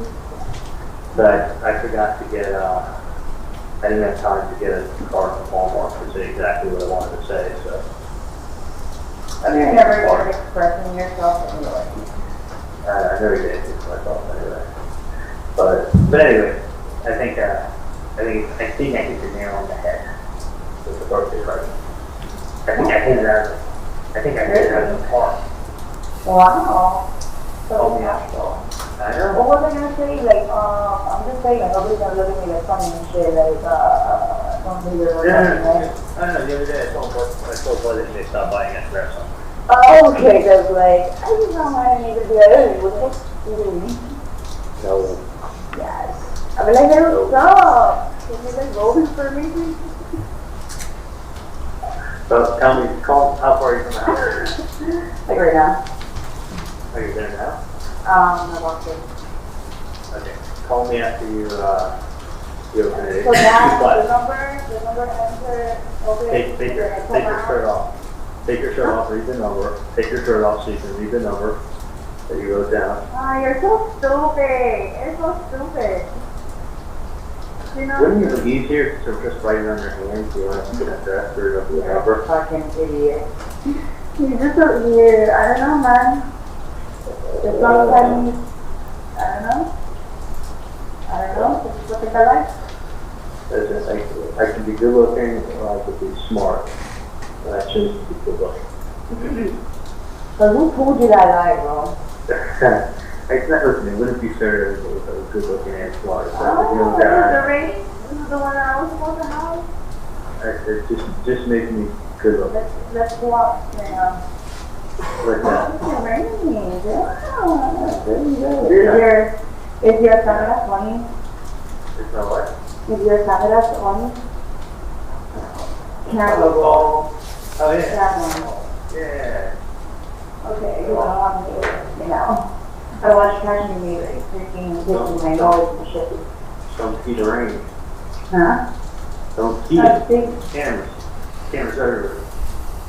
Dude, the rain's Dude, I'm fucking small. What? I'm small. What's small? I'm small. Dude, the rain looks good, doesn't it? Huh? Yeah. Well, let's stay on the phone with me.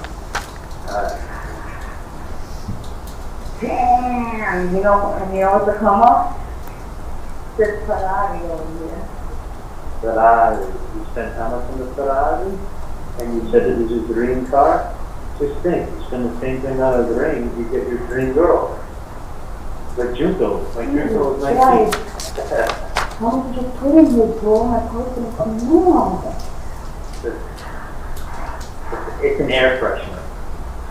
Oh my God, no, what the fuck? Don't want to look at me now. I wish that you were Ferrari, that would have been a good present. You were like, fun. I guess. Huh? Yeah, that's just what you need to do. What? Bring the Ferrari home and Dolce Vita. Yeah, well, did you double bag it? Yeah. All right, small.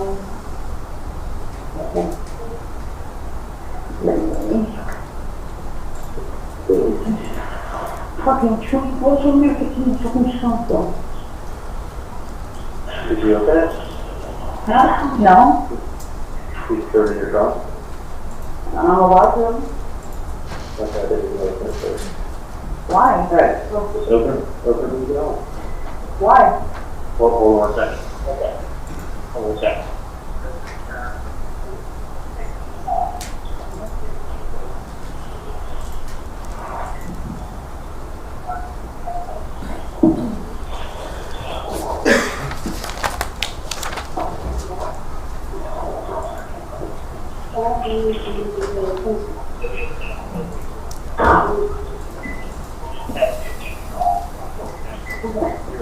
Well, okay.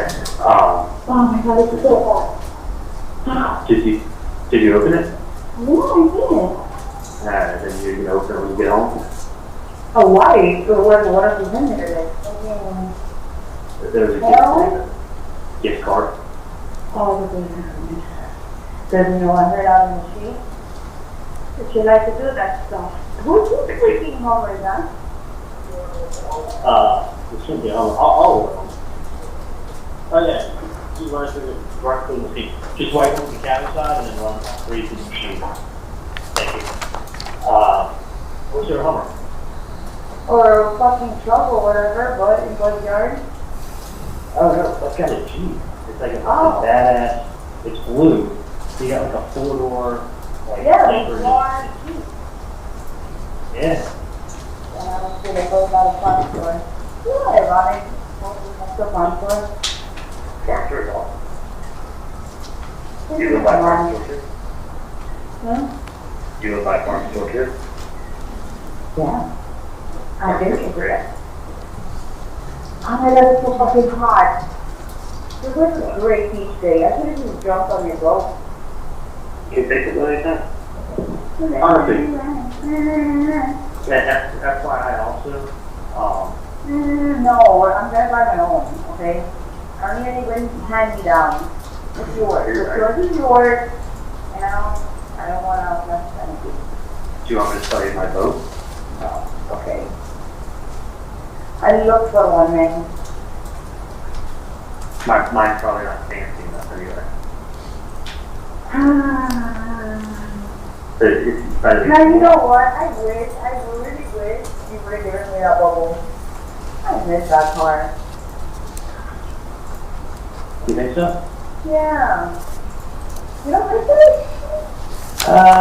You just need a character to have that type of car. I was driving it. You know what I didn't like about it? Honestly, I got pulled over a few times and people profiled me in that car. Of course. But I remember one day you went to the office and you said, I'll just yo, I'll put this dude like fucking in a whole world. Like, I've heard things about you and I'm like, and like your hair was like, oh, I haven't gotten a haircut. And you're like, I have no AC. And I'm just like, yo, the fuck? Yeah. I got AC in my car. Because John doesn't have an AC. And you're driving the car. You should have told me that from the get. I would have been like, oh. Yeah. Yeah, I love that button. The only thing with the range, I mean, I have to trade it out with you. The only thing with the range, I think brakes is going to be like $3,000, $4,000. No, I already have my heart set on what I want to get. What do you want to get? I want to get the pretty Mercury. Oh, So either I'm going to get the Escalade or I'm going to get the fucking at the river. Like, I have my big part put out on it. So. Yeah, and I can tell you something else. Since that car was made, like, 04, when they were looking to, like, save money on, like, gas and shit, my range rover gets, like, 9 miles per gallon. I had never driven a car that bad on gas. Oh, yeah. No. It makes the gas just look like the fucking, like, shit gas. Twice as bad. So, I'll tell you what, we'll figure something out, see what we can do about cars in the future. That, and just figure it out. I mean, right now, tonight, in that the car payments. Yeah. Honestly, you talk to people, and the two biggest expenses they have outside of childcare are house payment and car payments. Oh my shit! I completely, you know what? Honestly. Hey, can I call you in like, hey, let me call you in 15 minutes. Yeah. So here again is Charlie Adelson, friendly with Catherine Magbanua. Yes, very. And also friendly towards Sigfredo Garcia, Yes, he was. indicating he's got a birthday gift that he's procured for Garcia. That's correct. Okay, and offering Magbanua a Range Rover. Yes. I want to skip ahead to May 4th, 2016. Is there another final attempt at a bump? Yes, there is. Could you tell us about that, please? A text message was sent from the Undercover to Mrs. Adelson's cell phone at early in the morning, late at night, 2:09 a.m. What's the content of the message that was sent? So the text read, "So you don't take me serious, you think I'm playing. You have some puta call me to see if I'm for real. If you think what Katie, baby daddy did for you can't come back, you're fucking crazy. I want the," there's actually, I believe, a dollar sign there. "Now, or I'm going," sorry, "or I'm going after the 100K, exclamation point. And are there a few calls generated by that particular bump? Yes, there was. All right, could you set up SS for us? Yes, it's the same day as the text message. Text message was, like I said, was at 2:09 a.m. on the 4th. That morning at 9:08, Katie Magbanua calls Charlie Adelson. Okay, so this would be right at the, like, oh, I see. So about 7 hours later. Correct, about 7 hours later that morning. All right. Thank you. For this one, we'll publish SS starting at 12:45, please.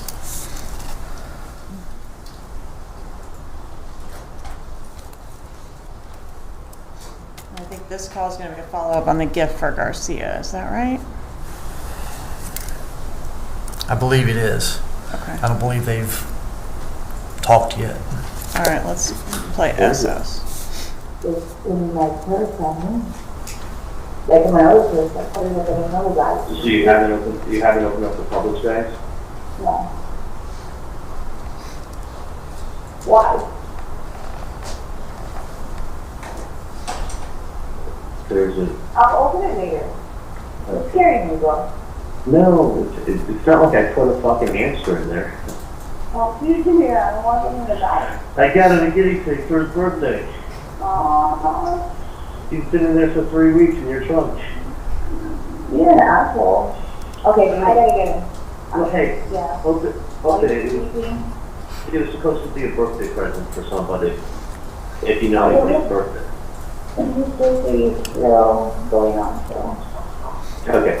Well, would it be okay if you told him it was for me, or is he going to do that? I don't know. Well, take a look and then you can tell me. Open the button thing. There's a very nice gift card in there. Okay. I try to You're think. fucking weirdo. I know. You know what he said? He told me, oh my god, I felt so bad. Like, he's like, bro, like, cause my mom always gets him a present, right? Like, he took us out, like, he used to come out for dinner and shit, whatever. My mom always does that, like, for him. And he told me, he's like, oh, when you ever get to be president, because I knew he said I'm a president. He's like, when you ever get to be president, I'm like, well, you're not 10 years old anymore, like, get over it. Well, I got it. I'm not fucking getting a president. Well, guess what? I actually did. Well, thank you. So, you're welcome. So, open it up. If you think it's okay to give him, if you think he's old enough, then give him the present, okay? What And fucking pocket pocket? if you think it's not, then don't do it. What pocket All pocket? right, just make sure the shit's in a safe place. I gotta run. Okay, it's super late. You gotta run, I'm fucking like, supposed to be in the office, right? You just throw coconut water in the chip, but that's all. On my feet? Is that what you said? Huh? Yes. What'd you say on my feet? I thought you said you spilled coconut water on the chips.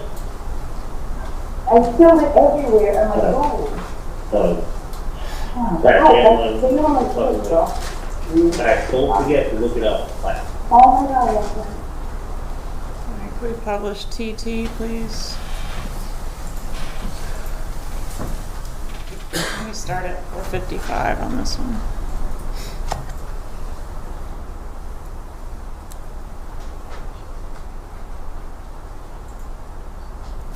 I got, he's got the drugs, he's fine. Let him get started on it. And it is, if you don't think it causes anything, you can tell him it was from when you open up the present. Okay. Remember the person You who scaring me, said, I'm gonna put that, I'm gonna go, yeah, I'm gonna open it out before, I don't know, because you're scaring me. was it in your car or is it in your house? It's in my mouth. But like, I hit it. Well, go fucking look what's in there and tell me if it's okay for his birthday present. Okay. Alright? Where's my birthday present? You get nothing. Alright, I'll talk to you later. Dude, I got you tickets to the concert. I know! Thank you. I think to thank you. Where's my birthday? It's not your birthday today. Wait, you wait here. Whatever. Yes, I got it birthday. I always feel better. It's your other goddaughter. It's your goddaughter's birthday that's in the month. Oh, yeah? I got all these people that want me to adopt them. No, well, you already know my kids. I got like 60-year-old women in offices asking, saying, "Where's your kids?" And I don't have any. They go, "Can you adopt me?" Oh, you get a Father's Day card. Fucking amazing. I got Scotty wants to be adopted. I got like 8 people that want to be adopted. I want to be adopted. You want to adopt me? Adopt my kids? I give you a little love. You're the godfather. Alright. Alright, Thank you. in that one we've got Charlie Adelson mentioning that he purchased concert tickets and a limo for Catherine Magbanua. Yes, ma'am, he did. And Magbanua refers to her own child as Charlie Adelson's godchild, is that right? She did. Alright, let's play You, please.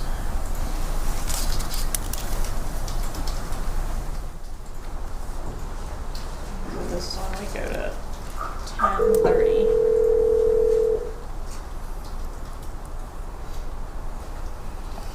Phones and the paybacks and everything like that, then people will go ahead and get their money lent and they'll be paid back. It's very interesting. So that's really how people make a lot of money, is using other people's money to make it. Oh, sure. It's a good way to do it. So we'll see. I mean, Alex says if you have a good track record of 2 years, it will not be a problem raising capital at all. So that's what. Yeah, that's good stuff. So are you on your way now to the check? Yeah. Oh, okay. So is everything else okay? Yeah. Okay, it's pretty just saying this. Just saying. Yeah, I figured it'd be Yeah. Did you see somebody today, or was it? No, it's different, but I'll see you on Sunday, we'll talk. You don't want to come down and see me tonight? No. Was it bad, or was it? No, just, I'll see you Sunday. I'm sure yours. I know, because I can kind of talk to you, but like, you know, when I talk to you and you're not getting like appropriate responses. Yeah. So, like my stories, it just seems like this other, like, Yeah. did someone bother Wendy? Not yet. What do you think they will? Well, Well, I think it's important if you see me before Sunday. Well, where exactly are you going to be tomorrow? Dad is off tomorrow, so maybe it's your chance to meet. But Dr. Secretary says he's in, meeting a lot of people. Well, I'm meeting Doug in the afternoon. I haven't texted, I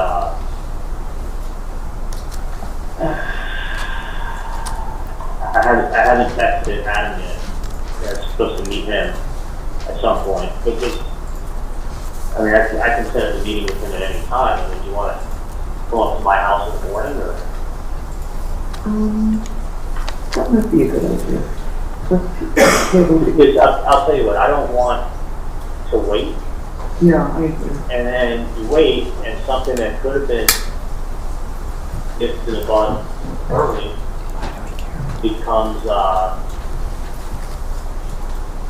something that doesn't get them to the bud early, and then it snowballs out of control. Yeah, so maybe tomorrow, we're up early. So what if we make you for breakfast or something around? You want to meet Charlie for breakfast, Charlie? Yeah. You want us to come and see you, right? Well, traffic is, I could, let me find out. Check your schedule and then we'll work something out, okay? Honey? Yeah, let me do that, and I'll see you guys tomorrow. Sounds good.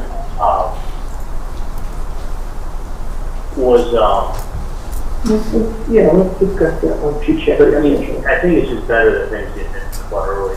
Yeah. I don't know why you wouldn't just call and let me know. Just reasons. Let me talk to you tomorrow. You figure out your schedule. We're free until we have to pick up the kids. So we'll work around with it.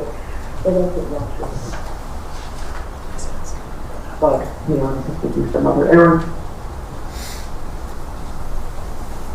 Okay, circling back to the Garcia birthday present, that was being discussed, we had it on a couple different dates, but in April of 2016.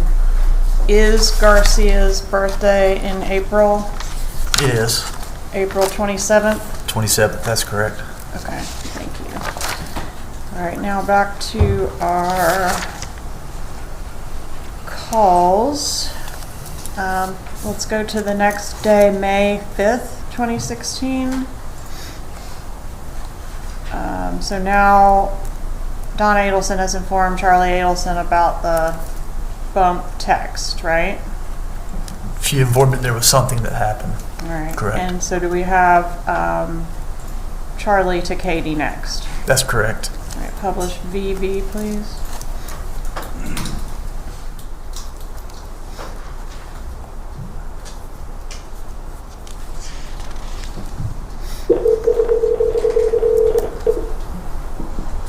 Yeah. Hey, how are you? What time is your end of appointment? How's your kid doing? He's happy. Like, he was trying to get us in, stop weekend, I get to look at it. I have to give him, I don't know if he was trying, something that was calling me. Well, one second, and speak to him about it better. I get to him last night and it's just this morning. Well, that's good. He said that this was whatever. Next time you're reading like the thing,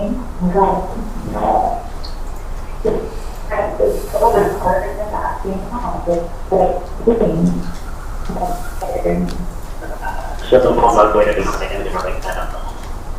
To up there. Talk to me.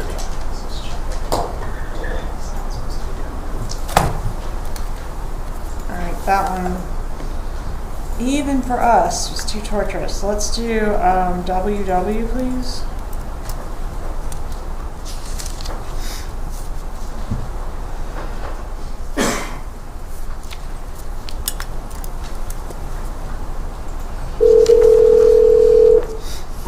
Hey, Charlie.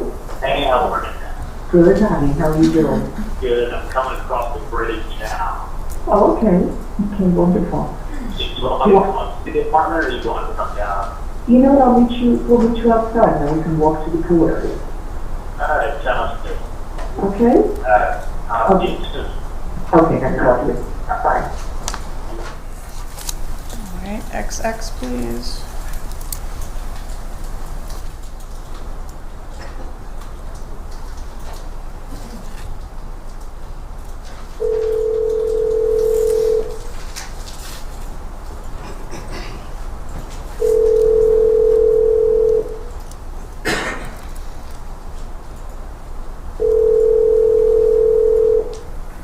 Ma'am. Hello? Oh.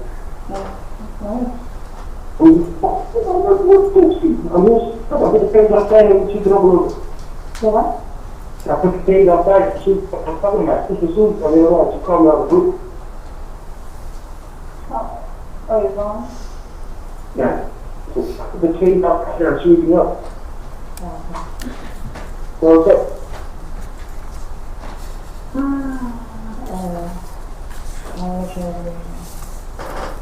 It's we go do it.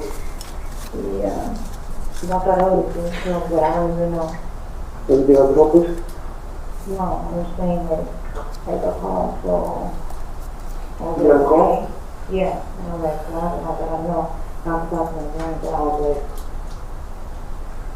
okay, So, is it first? yeah, so I'm like, pretty, I just walking around, then I'll tell you when I get, I mean, that's not about that, right?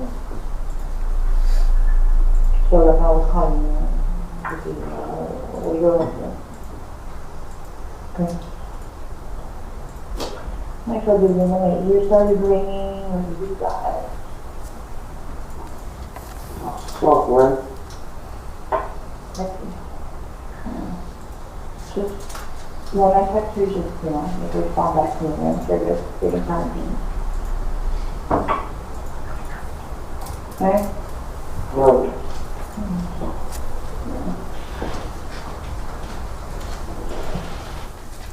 All right, so everybody's waiting to find out what this next thing is that Mrs. Adelson's got to say. That's correct. All right, play YY, please.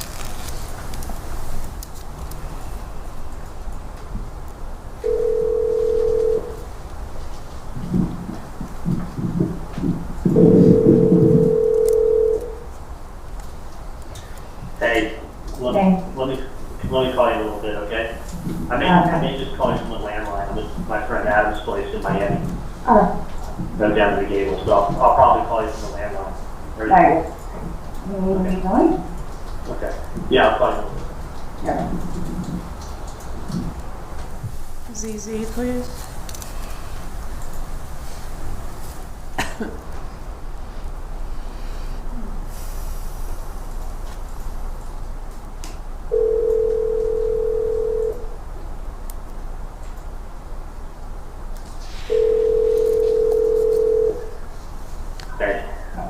Hey, well, like trying to find my planet, like I don't even know where he is.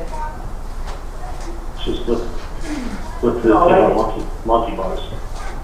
Yeah, probably him, right? Okay, just give me a quick recap because like what exactly on the test? And I'm not asking you to do anything about it at all. Oh, hi, come on. Pause it for a moment. Yes, you gotta go to an appointment. I might have this a little out of order. Has the meeting already occurred at the Adelson's condo? Yes, ma'am, it happened. Okay, I'm sorry, I had that out of order. When did that happen? That happened after he made the call saying he was coming over the bridge. Okay. Happened right after that. At that meeting, was there any surveillance effort made? Yes, we tried to go and get close and do a recording. Where did they go? They were in a pool area inside the building, like a private area for residents only. All right, so were you able to capture any of the recorded conversation? Were you able to record any of the conversation? No, the three of them were in a corner by themselves and we couldn't get close to them. Who's the three of them? Harvey Adelson, Donna Adelson, and Charlie Adelson. Okay, so now this has been reported to Magbanua, and she's about to get more information about what the text said. Is that right? That's correct. Okay, I'm sorry. Please resume the call. Like the person said, so you don't take me serious. And you there? Yeah, I'm here. Yeah, the person says, so you don't take me serious, and you have some puta calling me up, Katie's baby daddy. So, and then it was like, so you don't know, or something. Then there was something about it for you. And then it was something about like you don't respect what was done for you or something like. You don't respect? Or you don't. No, you don't. It was like 20 words. It started off with, so you don't think I'm serious, and then it was you have some.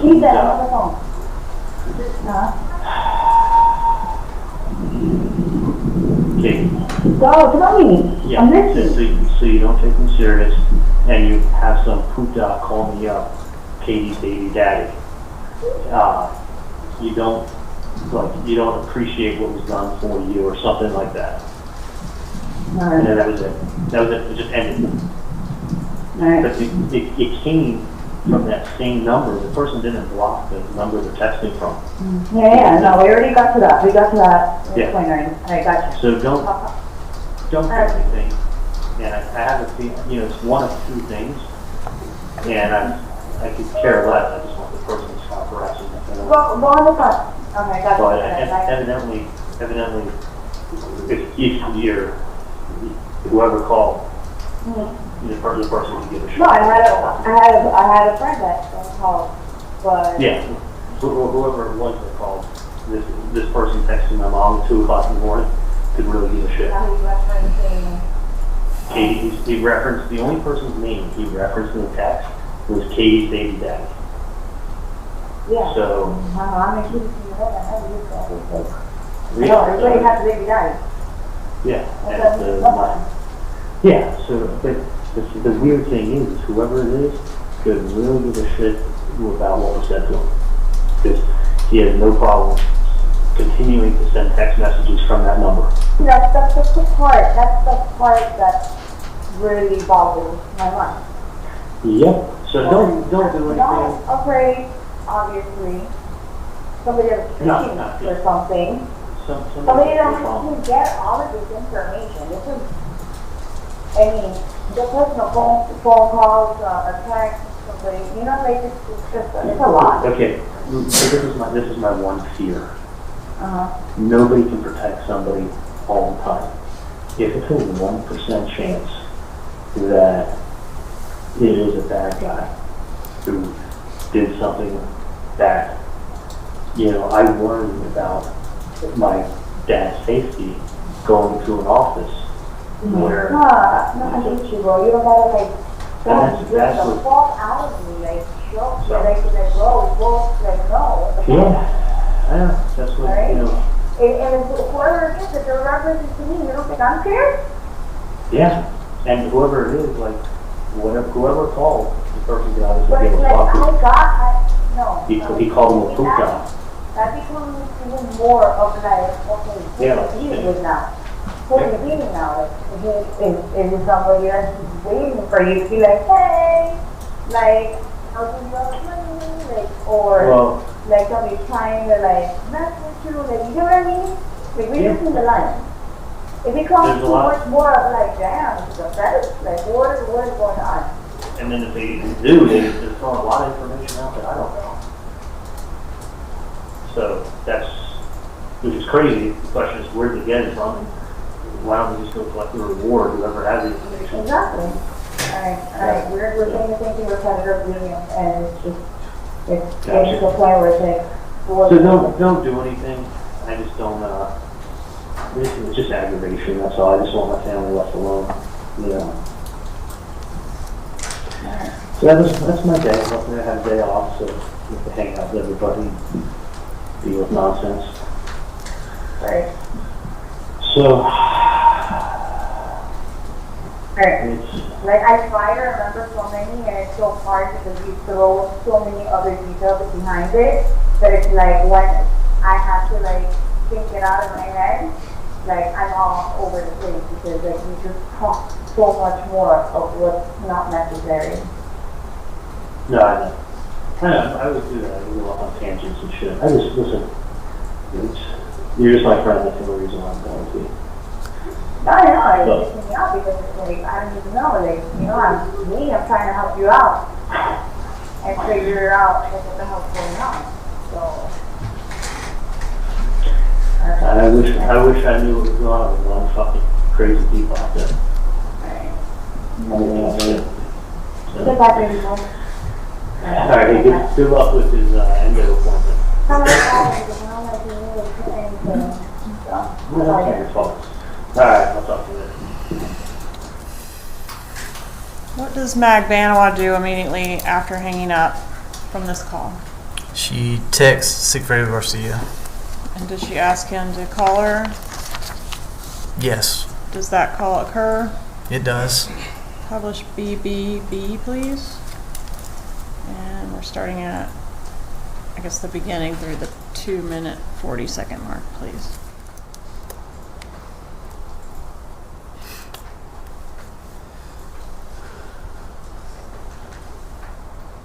Hello?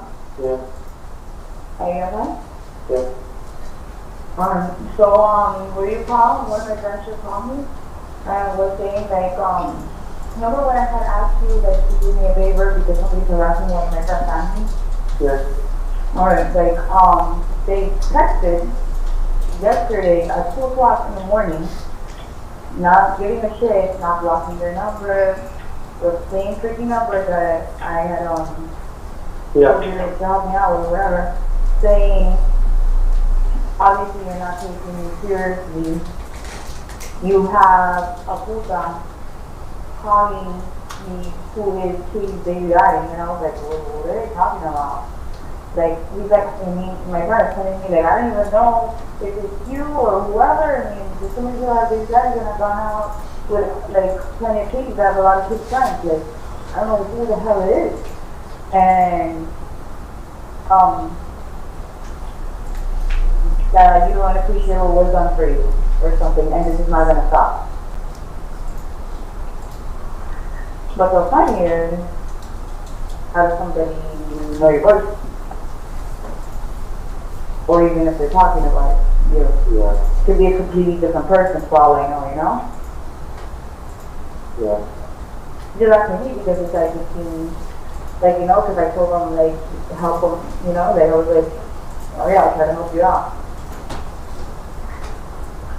But it's funny how it just happened late last night at 2 o'clock in the morning. It's like somebody got hit. Yeah, I agree. Yeah, 100%. And they're not supposed to use that number because their parents will definitely, you know, they got to how much more should they get her out. I don't think anybody should go through that. And it's funny, like, how do you get, you know, it's just calling his mom, like, not calling anybody else, but like, yeah, you can look it up or whatever, but it's pretty great. Use my number. Yeah, it is pretty great. So,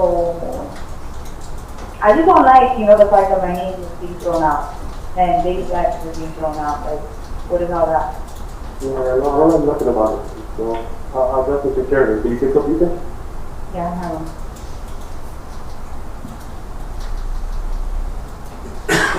Okay.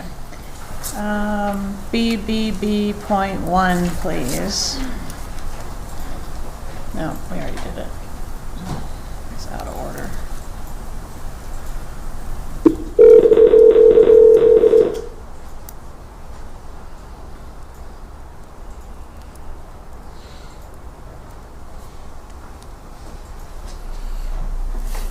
No more references to them. No.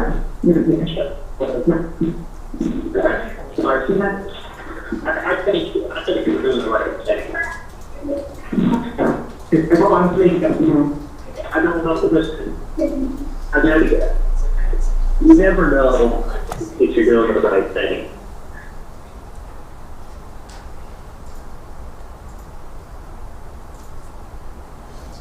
take him out. Okay, I hear you. Hear me out for 1 second. Talk to Dad a lot, and just figure it out together. Don't just rush, But I think what we talked about is that thing. Okay. I mean, look, but it's so small. I mean, listen, it's not. It doesn't have to be tonight, sir? What? You don't think it has to be tonight? In my opinion, I think the sooner the better. But I would be firm. I already wrote my letter. What, sir? Yeah. This one's a little garbled, but is the gist of it that Donna Adelson is going to call the undercover number? That's correct. And does she do that? She does. When does she do that? She does it, she tries to call him on 5/6 at 11:30 and receives a voicemail. She calls again at 5:06 p.m. after he tries calling her back. Okay. And do you have evidence, independent of the wire, that the defendant downloaded some software to record this call on her own? Yes. All right, publish this call, please. It's on 117. It should be call 3 on that exhibit.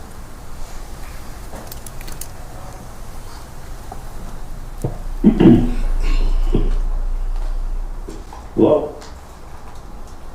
This is Mrs. Adelson. Is this Sammy? Okay. My grandchildren had my phone before, so Senora Adelson? I'm Mrs. Adelson. Yes. My grandchildren had my phone before, so and I just saw that you called. Oh, okay. You left a message on my voicemail. Right, I did. Yes. This is my problem. You approached me on Alton Road. You handed me an article from the newspaper about my ex-son-in-law. You told me I need to call you and help your friend who is in prison.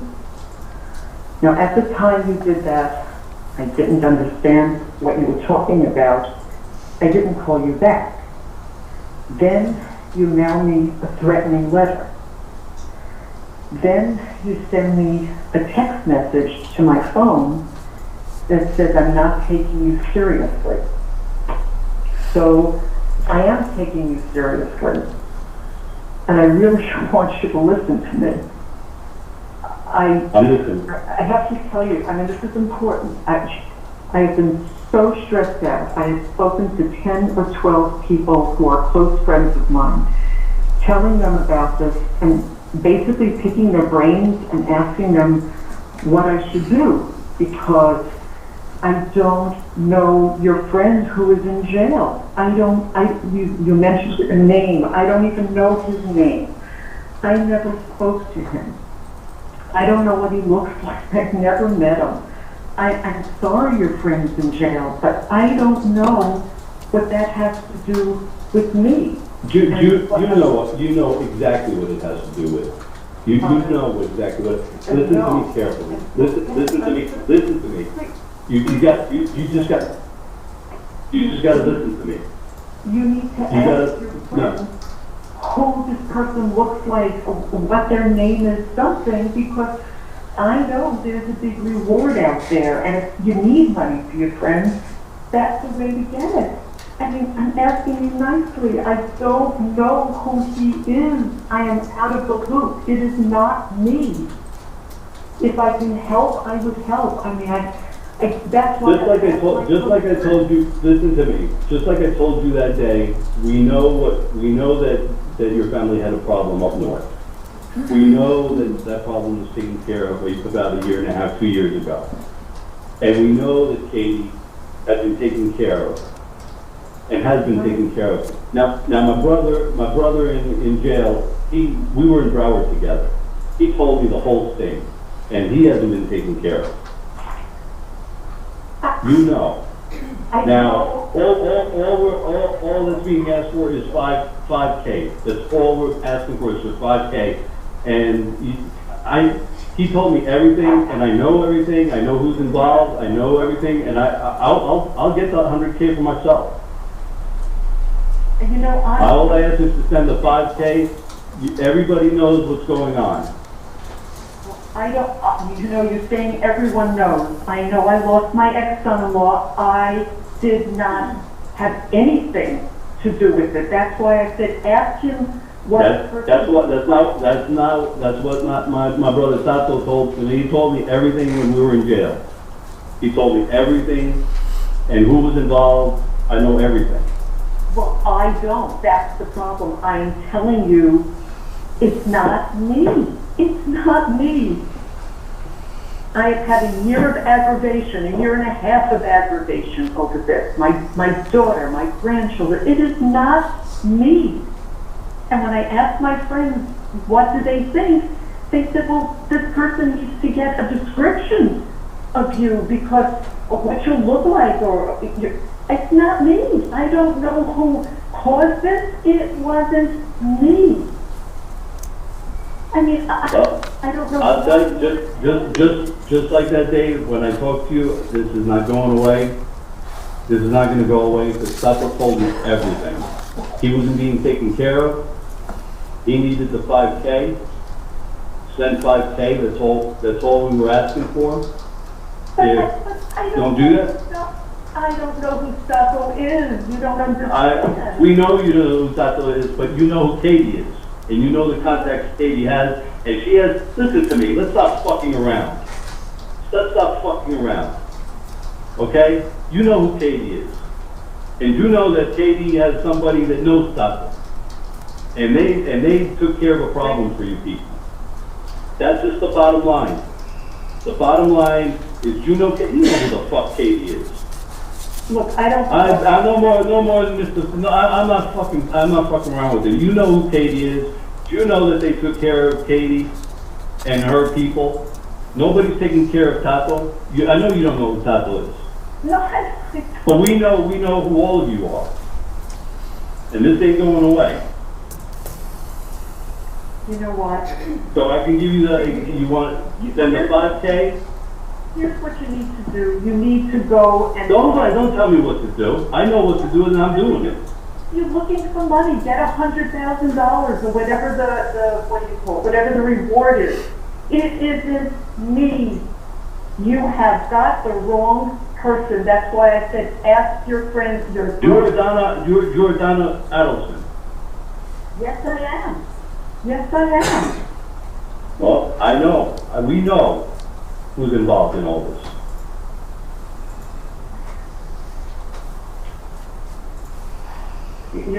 This is not making any sense. I mean, if you want the money, you should get it from the police. They can give you a whole lot more than you're asking me for money for someone. I can't do this. I have had too much stress and too much aggravation from this, and I don't know what you are talking about. I just don't know. I just don't know. Good. I think you should talk to Katie. Talk to people that are involved in this. You'll know. You know what's going on. I do not. That's why I'm. You can tell me. You know, Adelson, you can tell me all you fucking want, but I know you know. Because I know, because I heard when I was locked up in Broward with my brother Tato, he told me everything. Everything. He told me everything. Well, then I just wanted to take care of him because fucking Katie was being taken care of with her fucking puto. I just think instead of asking me, you should get the money from the police. There's a lot of money out there, and I know, if you think you know who this is, then go ahead and do it, because I know it isn't me. I know it isn't me. And I can't take this kind of level of stress. I just can't. I know I didn't do anything. To talk to people, you talk to the right people, you talk to people, you make this 5K come to me. That's all I need. Just do it and get it to me.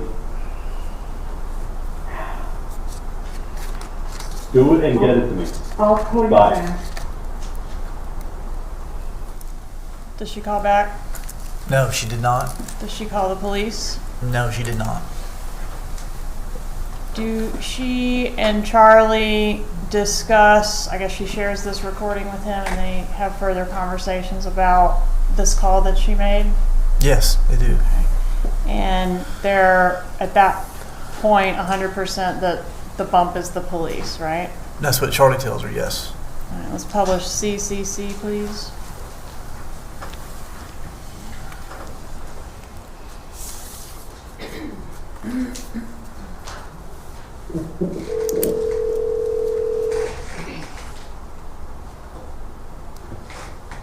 Hey Charlie, how are you? Good, what's going on? Good. Well, we just finished with dinner. We drove through Blackwell back to his hotel in Miami, and we just got back to the Icon. So we can go for just a little walk along the marina, and then we're going to go upstairs. Right, I just stepped away. I was having dinner with you on my phone. Okay. I'll let you go right back. I will. Just tell you that I did have that handpiece now. Okay, great. So I would like. Let me ask you a question. Any more nonsense from the patient? Yeah, that's why, those things always get aggravating. That's why I love that bother me.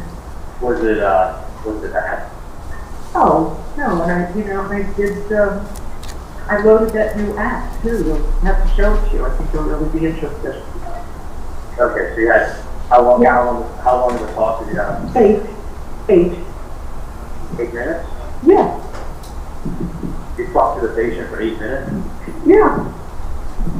And they were nice? Well, not really.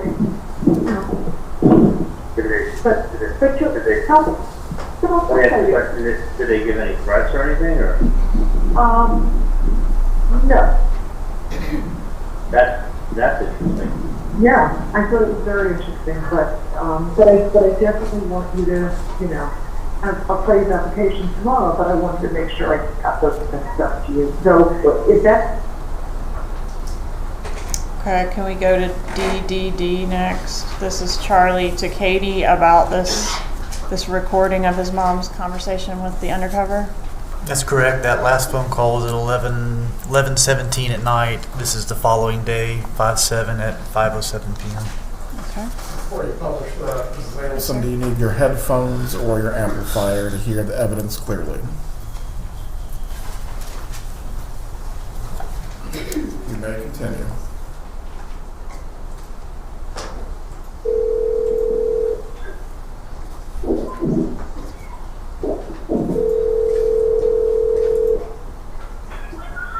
Hello? Hey, how are you? Good. Good, I'm on a boat. What's going on? Are you with the way? I'm with a bunch of people, but I got a new TV that I listen to next time I see you. Okay. So it's interesting, but it's 100%. 100%. How many was that one? Drop. It's a 100% record break. If you want to drop the mic. Oh, yeah? Yeah, kind of shit you want to play when you're just cruising along and you see a Vietnamese hot dog kid walking down the street. Is it a long tape? It's like the track is over. How do you use the tape? The track's long. I mean, you're old school, you know? I know. It's just like a long single over 5 minutes long. Oh, wow. Lots of talking. Wow. Yeah. But 100%. Did you already re-sing it aloud to yourself? I heard So it. you can hear it? Uh-huh. I heard the track many times. I'm gonna record it. In the background. Nice. Oh my God, I didn't say, one of my friends did hot belly pig. How'd the cutest what? Hot belly pig. Hot belly pig? Yeah, you know what a pig is? Are you serious? Yeah, they got the cutest hot belly pig, so. Anyway. That's not good. I know. I like dogs, not pigs. Yeah. They're hard to maintain. But, anyway, I Huh? don't, as long as they're housebroken, they're not that bad. Oh, okay. Oh, I guess something here then. You can't hear because there's music behind me and there's like.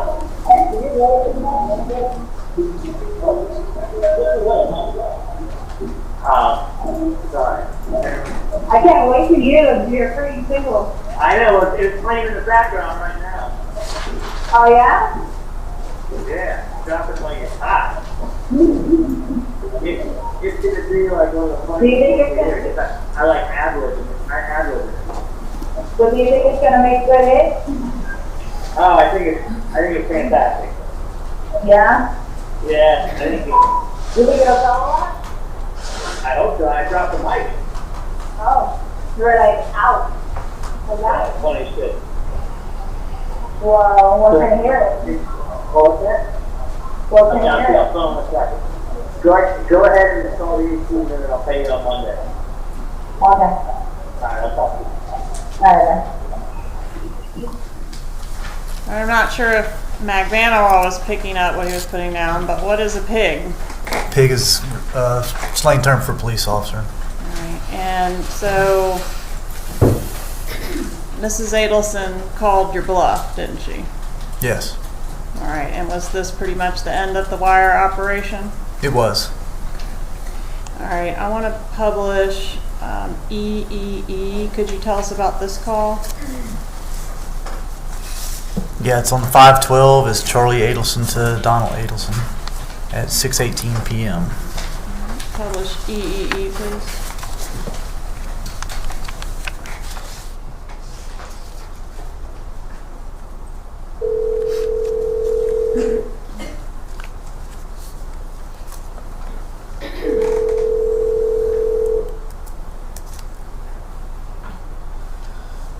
Hello, it's Shirley. Hey, how are you? I'm good, how are you? Wait, guys, 1 second, I have to open the door. Wait, let me just get the door, hang on. Okay, Ben, you go in first, honey. Okay, Lincoln, you go next. Go ahead, honey. I'll pop up. I'll pop up, big boy, you can do it. I know you're trying, hold on. Here, honey, because you have too much in your hand. Okay, here you go. Up, up, up. Honey, how can I pick you up? Sit in the car. Okay. No, tell him to move his fat ass. He didn't say that's your sweet little blonde nephew who I just got his haircut and took him to McDonald's. They're happy campers. They're just having a good day with grandma.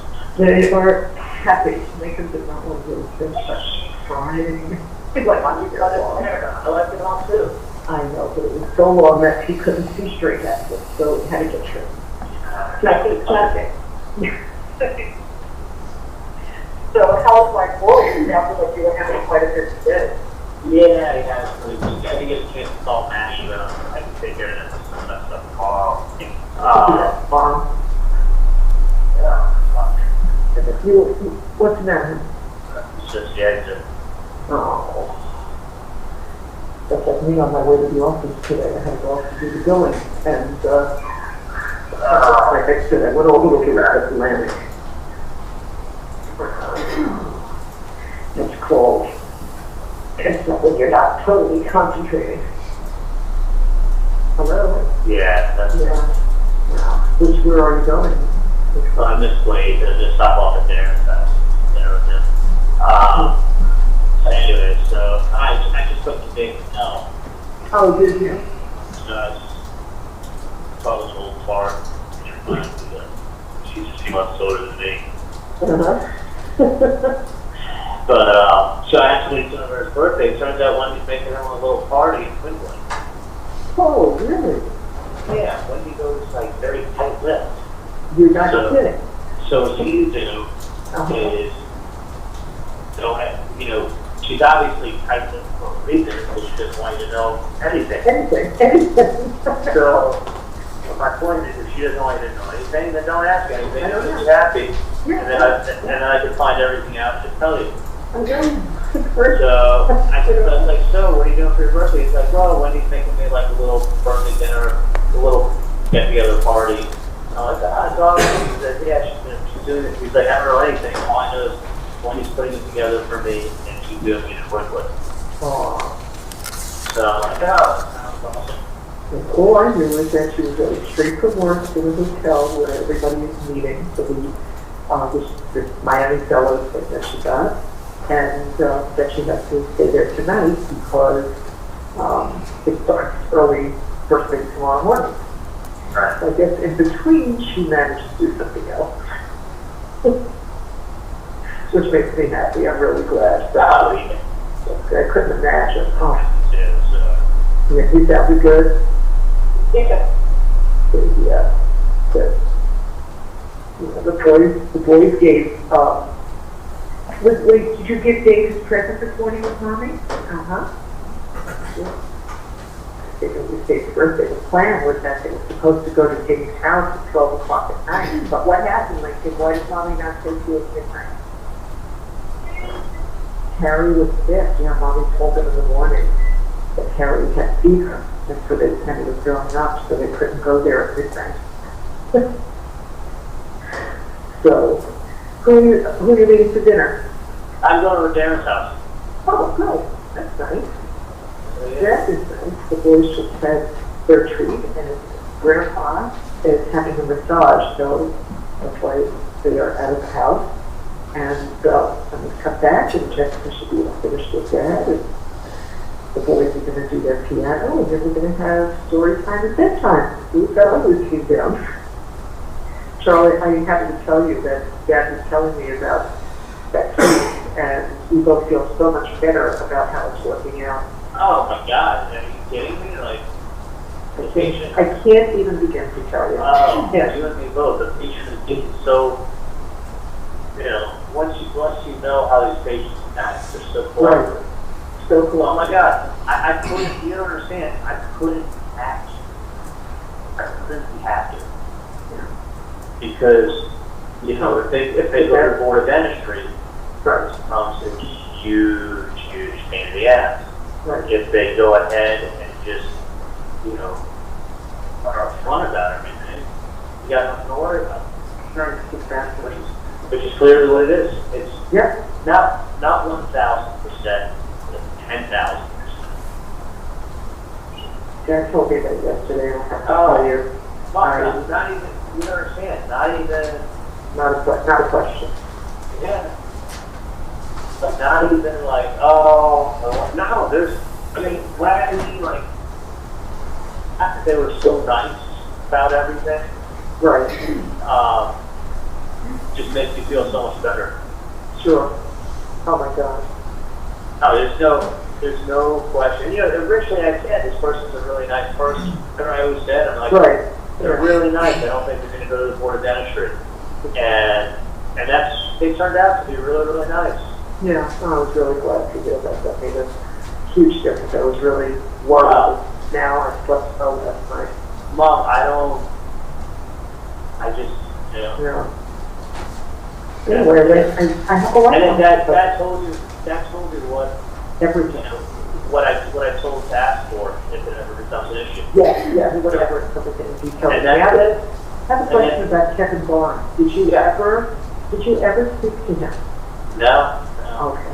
All right. Then I'm going to tell the girls they need to give it one more effort to try to email him, text him. I would reach out through Facebook is what I'm thinking. Oh, that's a thought. I've never seen of that. I'll go on Facebook and take a look. I'll take a look. Yeah, just keep it real friends, real nice. Be like, hey, listen, we're trying to reach you. We have your case here. What's your status? Yeah. And this is going to be a really awful shame that nobody's allowed to sent out unless at the very least the lab work is paid for. Exactly. I mean, otherwise, it's deserved. Yeah. You know, this is just no exceptions. I don't care if it's my mom's case. Unless at least the lab bill has been paid for, ain't nothing getting sent out. No excuse. Because I was asking the girls today if they knew if you had ever spoken to them. They said they don't think so, but they weren't sure. So, because I went over all the billing and all the people that had questions about it. So, did you ever get paid from those large cases from Dr. Murray's office, from relatives or cousins? Yeah. Okay. Good. Okay. Okay. Perfect. All right. Oh, girls walking behind the car, telling you you gotta be so careful down here. With what? The girls are just walking across Alton Road against the green light for us. They're just walking in the breeze, looking at their cell phone, not paying attention. Man, terrible. But, So, did you guys work out with the trainer today, or? yeah, tomorrow. They went to Friday. So that's why I went up to the, that's why Dad went to get the boys, so that I could go to the office and do the billing. Because I've been going on like a Saturday or a Sunday, and I had to spend the day. And I said, Dad, you know, if I would go on a Thursday when the girls are there, then I can ask the billing questions I have, directly, and I don't have to leave these long list of questions, and it never.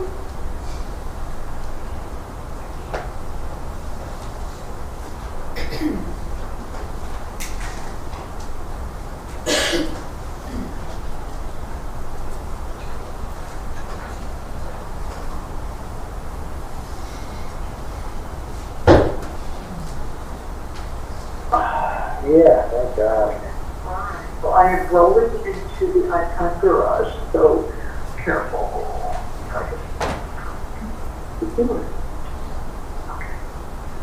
So I love worried. what I did, Christ deserted. Yeah. So you just can't, I gotta say, you just can't love that. Cannot. I mean, now that you know that you cannot get upset, you can't let patients bother you. No, and I also know exactly what I'm doing, sometimes, I know exactly what the state of I'm for, but. You've been doing this a long time, so you understand. I mean, that's why you went to the front desk for a while, but don't let the patients bother you. Just said, but that's it. Yeah, no, I got it. I am good. All right, my love. You have a nice evening. Please take another down to me. I will. Okay? Okay, sweetie. I love you. So upon learning that they're being investigated for murder, how did they react to that? They seem pretty happy about it. Really happy about it. Yeah. Sustained. Members of the jury are to disregard the last answer. And wasn't the gist of how you got made that the undercover wasn't nasty enough? Right. It's not done like that. You got to have a beard and a hat and glasses, and you got to make threats and all that kind of thing, right? Correct. After the wire gets made, it's kind of business as usual, right? Back to Wendi and her love life, that sort of thing. For them, yes. Were any more checks issued by the defendant to Catherine Magbanua after the wire got made? I believe that's when they stopped, if I'm not mistaken. I have to go back and look, though. May of 2016 is when they stopped, right? It was May of 2016, correct. And after you came off the wire, was there a time when law enforcement went into the Adelson Institute? There was. Could you tell us about that? Yeah, myself and my partner, Investigator Ice with TPD, went into the Adelson Institute with a subpoena requesting Catherine Magbanua's employment records. And we began speaking with the front desk. Right. Was Catherine Magbanua there working? No, she was not. Did you ever uncover any evidence of Magbanua working for that business? No, the only thing they ever provided us was basically a list of the checks that we already knew about. All right. Was a phone call captured from that business during the time that you were present in there trying to serve this subpoena and get these employment records? Yes, one of the employees called Charlie Adelson while we were there. She walked to the back and called him and it was captured on the wire. All right. At this time, I'd ask to move into evidence States Exhibit 100, Your Honor. Any objection?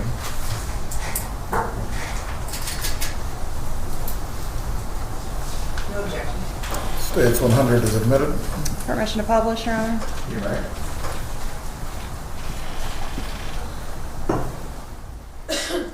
Hey, what's going on? Hey, the FBI is here asking for records for Katie. For what? That she works here? I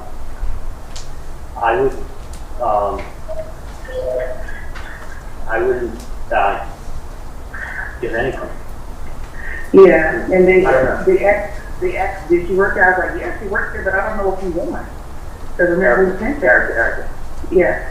do me a favor.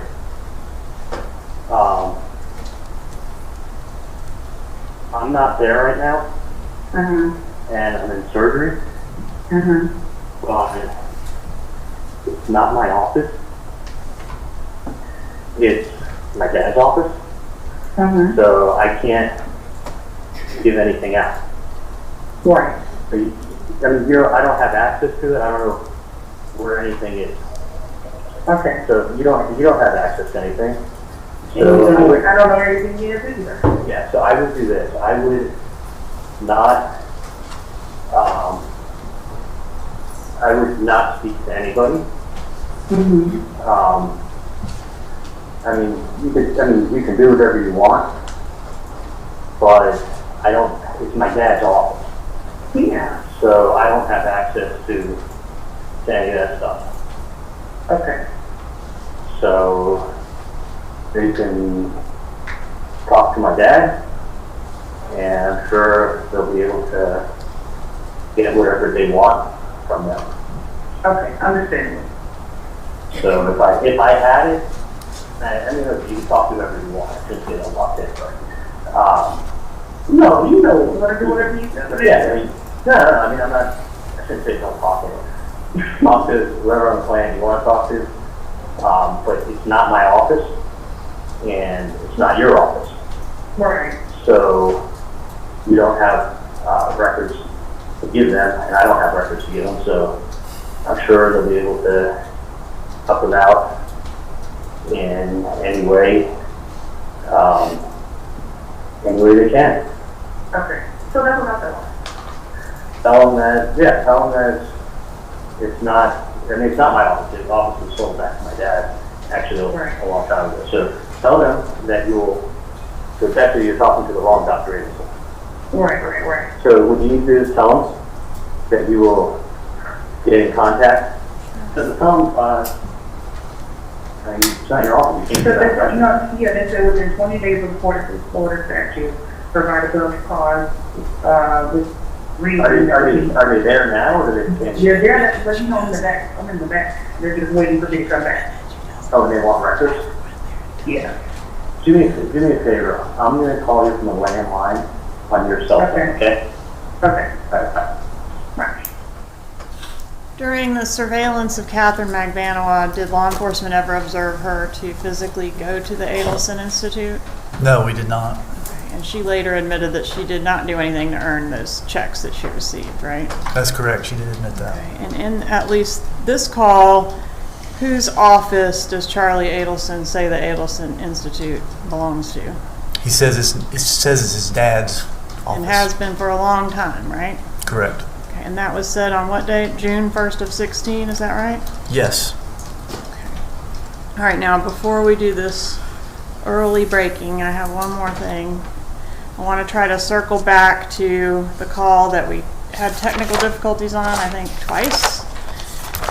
So I want to go back to Matt Surrey, which was the restaurant conversation between Charlie and Harvey Adelson. You recall that? That's correct, I do. Okay, and this call, L.1 on State's Exhibit 99, is shortly after that, or maybe during that. Could you tell us? Is this 1695?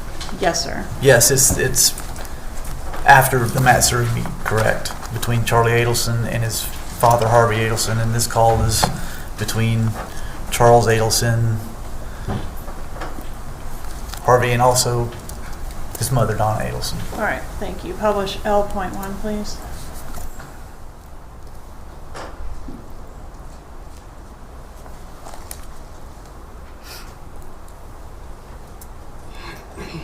Yeah, I mean, you're looking at it's an hour and 15 minutes there, it's an hour and 15 minutes back to here, and it'll probably be there within 2.5 hours. Okay. So, I'm hoping to get to your place by 5:30. Okay. Because what maybe, maybe just stay a little bit later. It's not going to be a late week. No, I can always talk to that one. Yeah, that's what I'm thinking. Can I just ask you one thing? Sure. Has there been any more drama? No. Zero. Yeah. Did Dad tell you what I spoke to him about? Yeah. And I have a couple of questions. That's what I wanted a chance to shoot tomorrow. Yeah, but it makes those cases. Makes perfect sense, doesn't it? Yes, it does. There's some questions and things that I think need to be addressed. But, we'll do that tomorrow. Yeah, no, I'll talk tomorrow. I mean, listen, there's no rush. I'm still work till Monday. Okay, sounds good. It's not like that to do tomorrow, but yeah. I thought everything through again and again and again, and I think I'm 100% right. Yeah. Well, I hope so. That would be. Yeah. Or 99% right, because none of it makes any sense. Yeah. None of it makes any sense. I mean, there's no. It's not. I'm just telling you, it's not done like that. It's not. I know for a fact. It's not done like that at all. And they're approaching somebody who has nothing to do with anything, which is utility. Yeah. So listen, my feeling is that you go to. I'll tell you my feeling. Yeah. But it's utter nonsense. That's the best way I can describe it. It's utter nonsense, and I wouldn't pay any attention. No attention at all. It's not done like that. It's flat out. It's not done like that. Yeah, we'll talk about it tomorrow. Yeah, no, but I mean, I could say it on the phone without saying it, but it's not done in such a nice manner. Yeah. No, it's not. It's not done like that. It's done like that if you want someone to talk to you. If it's otherwise, it would just be. It wouldn't be done like that. Yeah. There's nothing.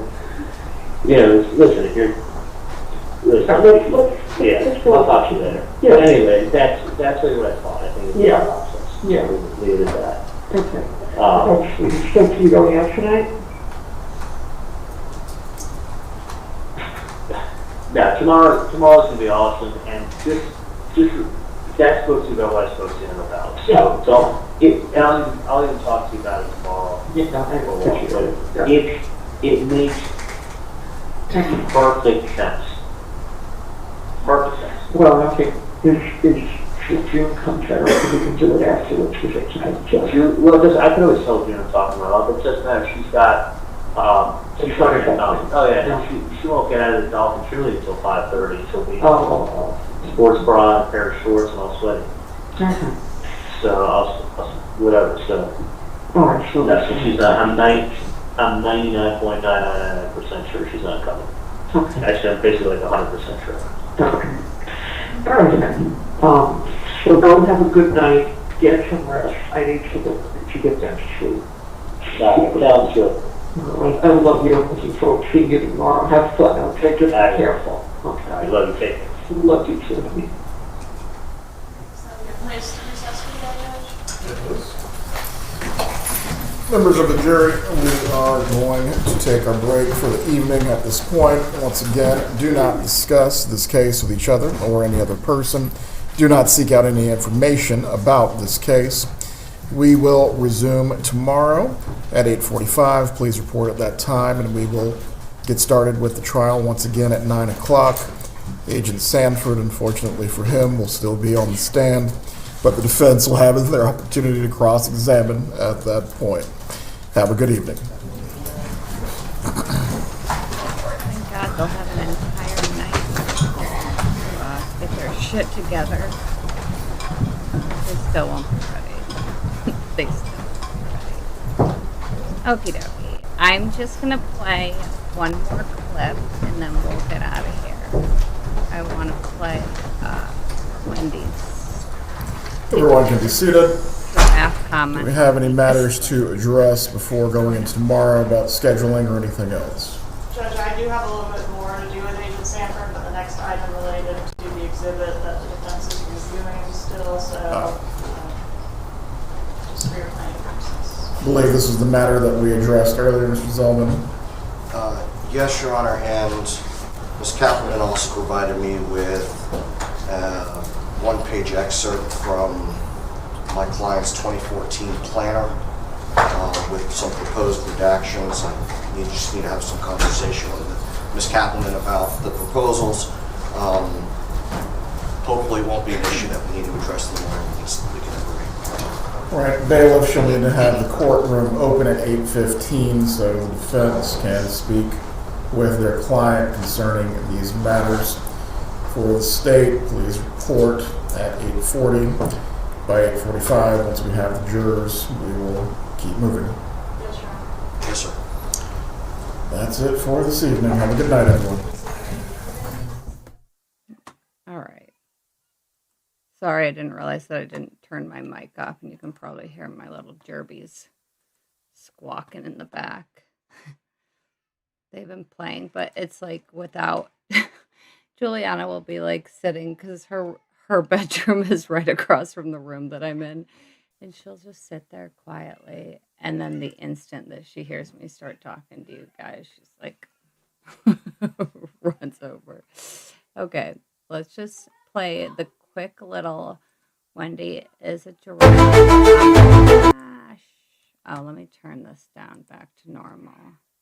Well, not normal. I still have it boosted a little, but I've got it at 900% increased. So we can hear all these calls. The courtroom itself is just quiet, too. I mean, you'd think that nobody anywhere can help this. Okay, so this is... Hi, Wendi. How are ya? I hope you love the content. Hope to see you soon in jail. I'll buy you some commissary. A bouquet of ramen noodles. Okay, so Donna's not the only one who was on a game show. Wendi was on The Weakest Link, which is so apropos. Oh my gosh. Donna, The Wheel of Misfortune, and Wendi, The Weakest Link. Perfect.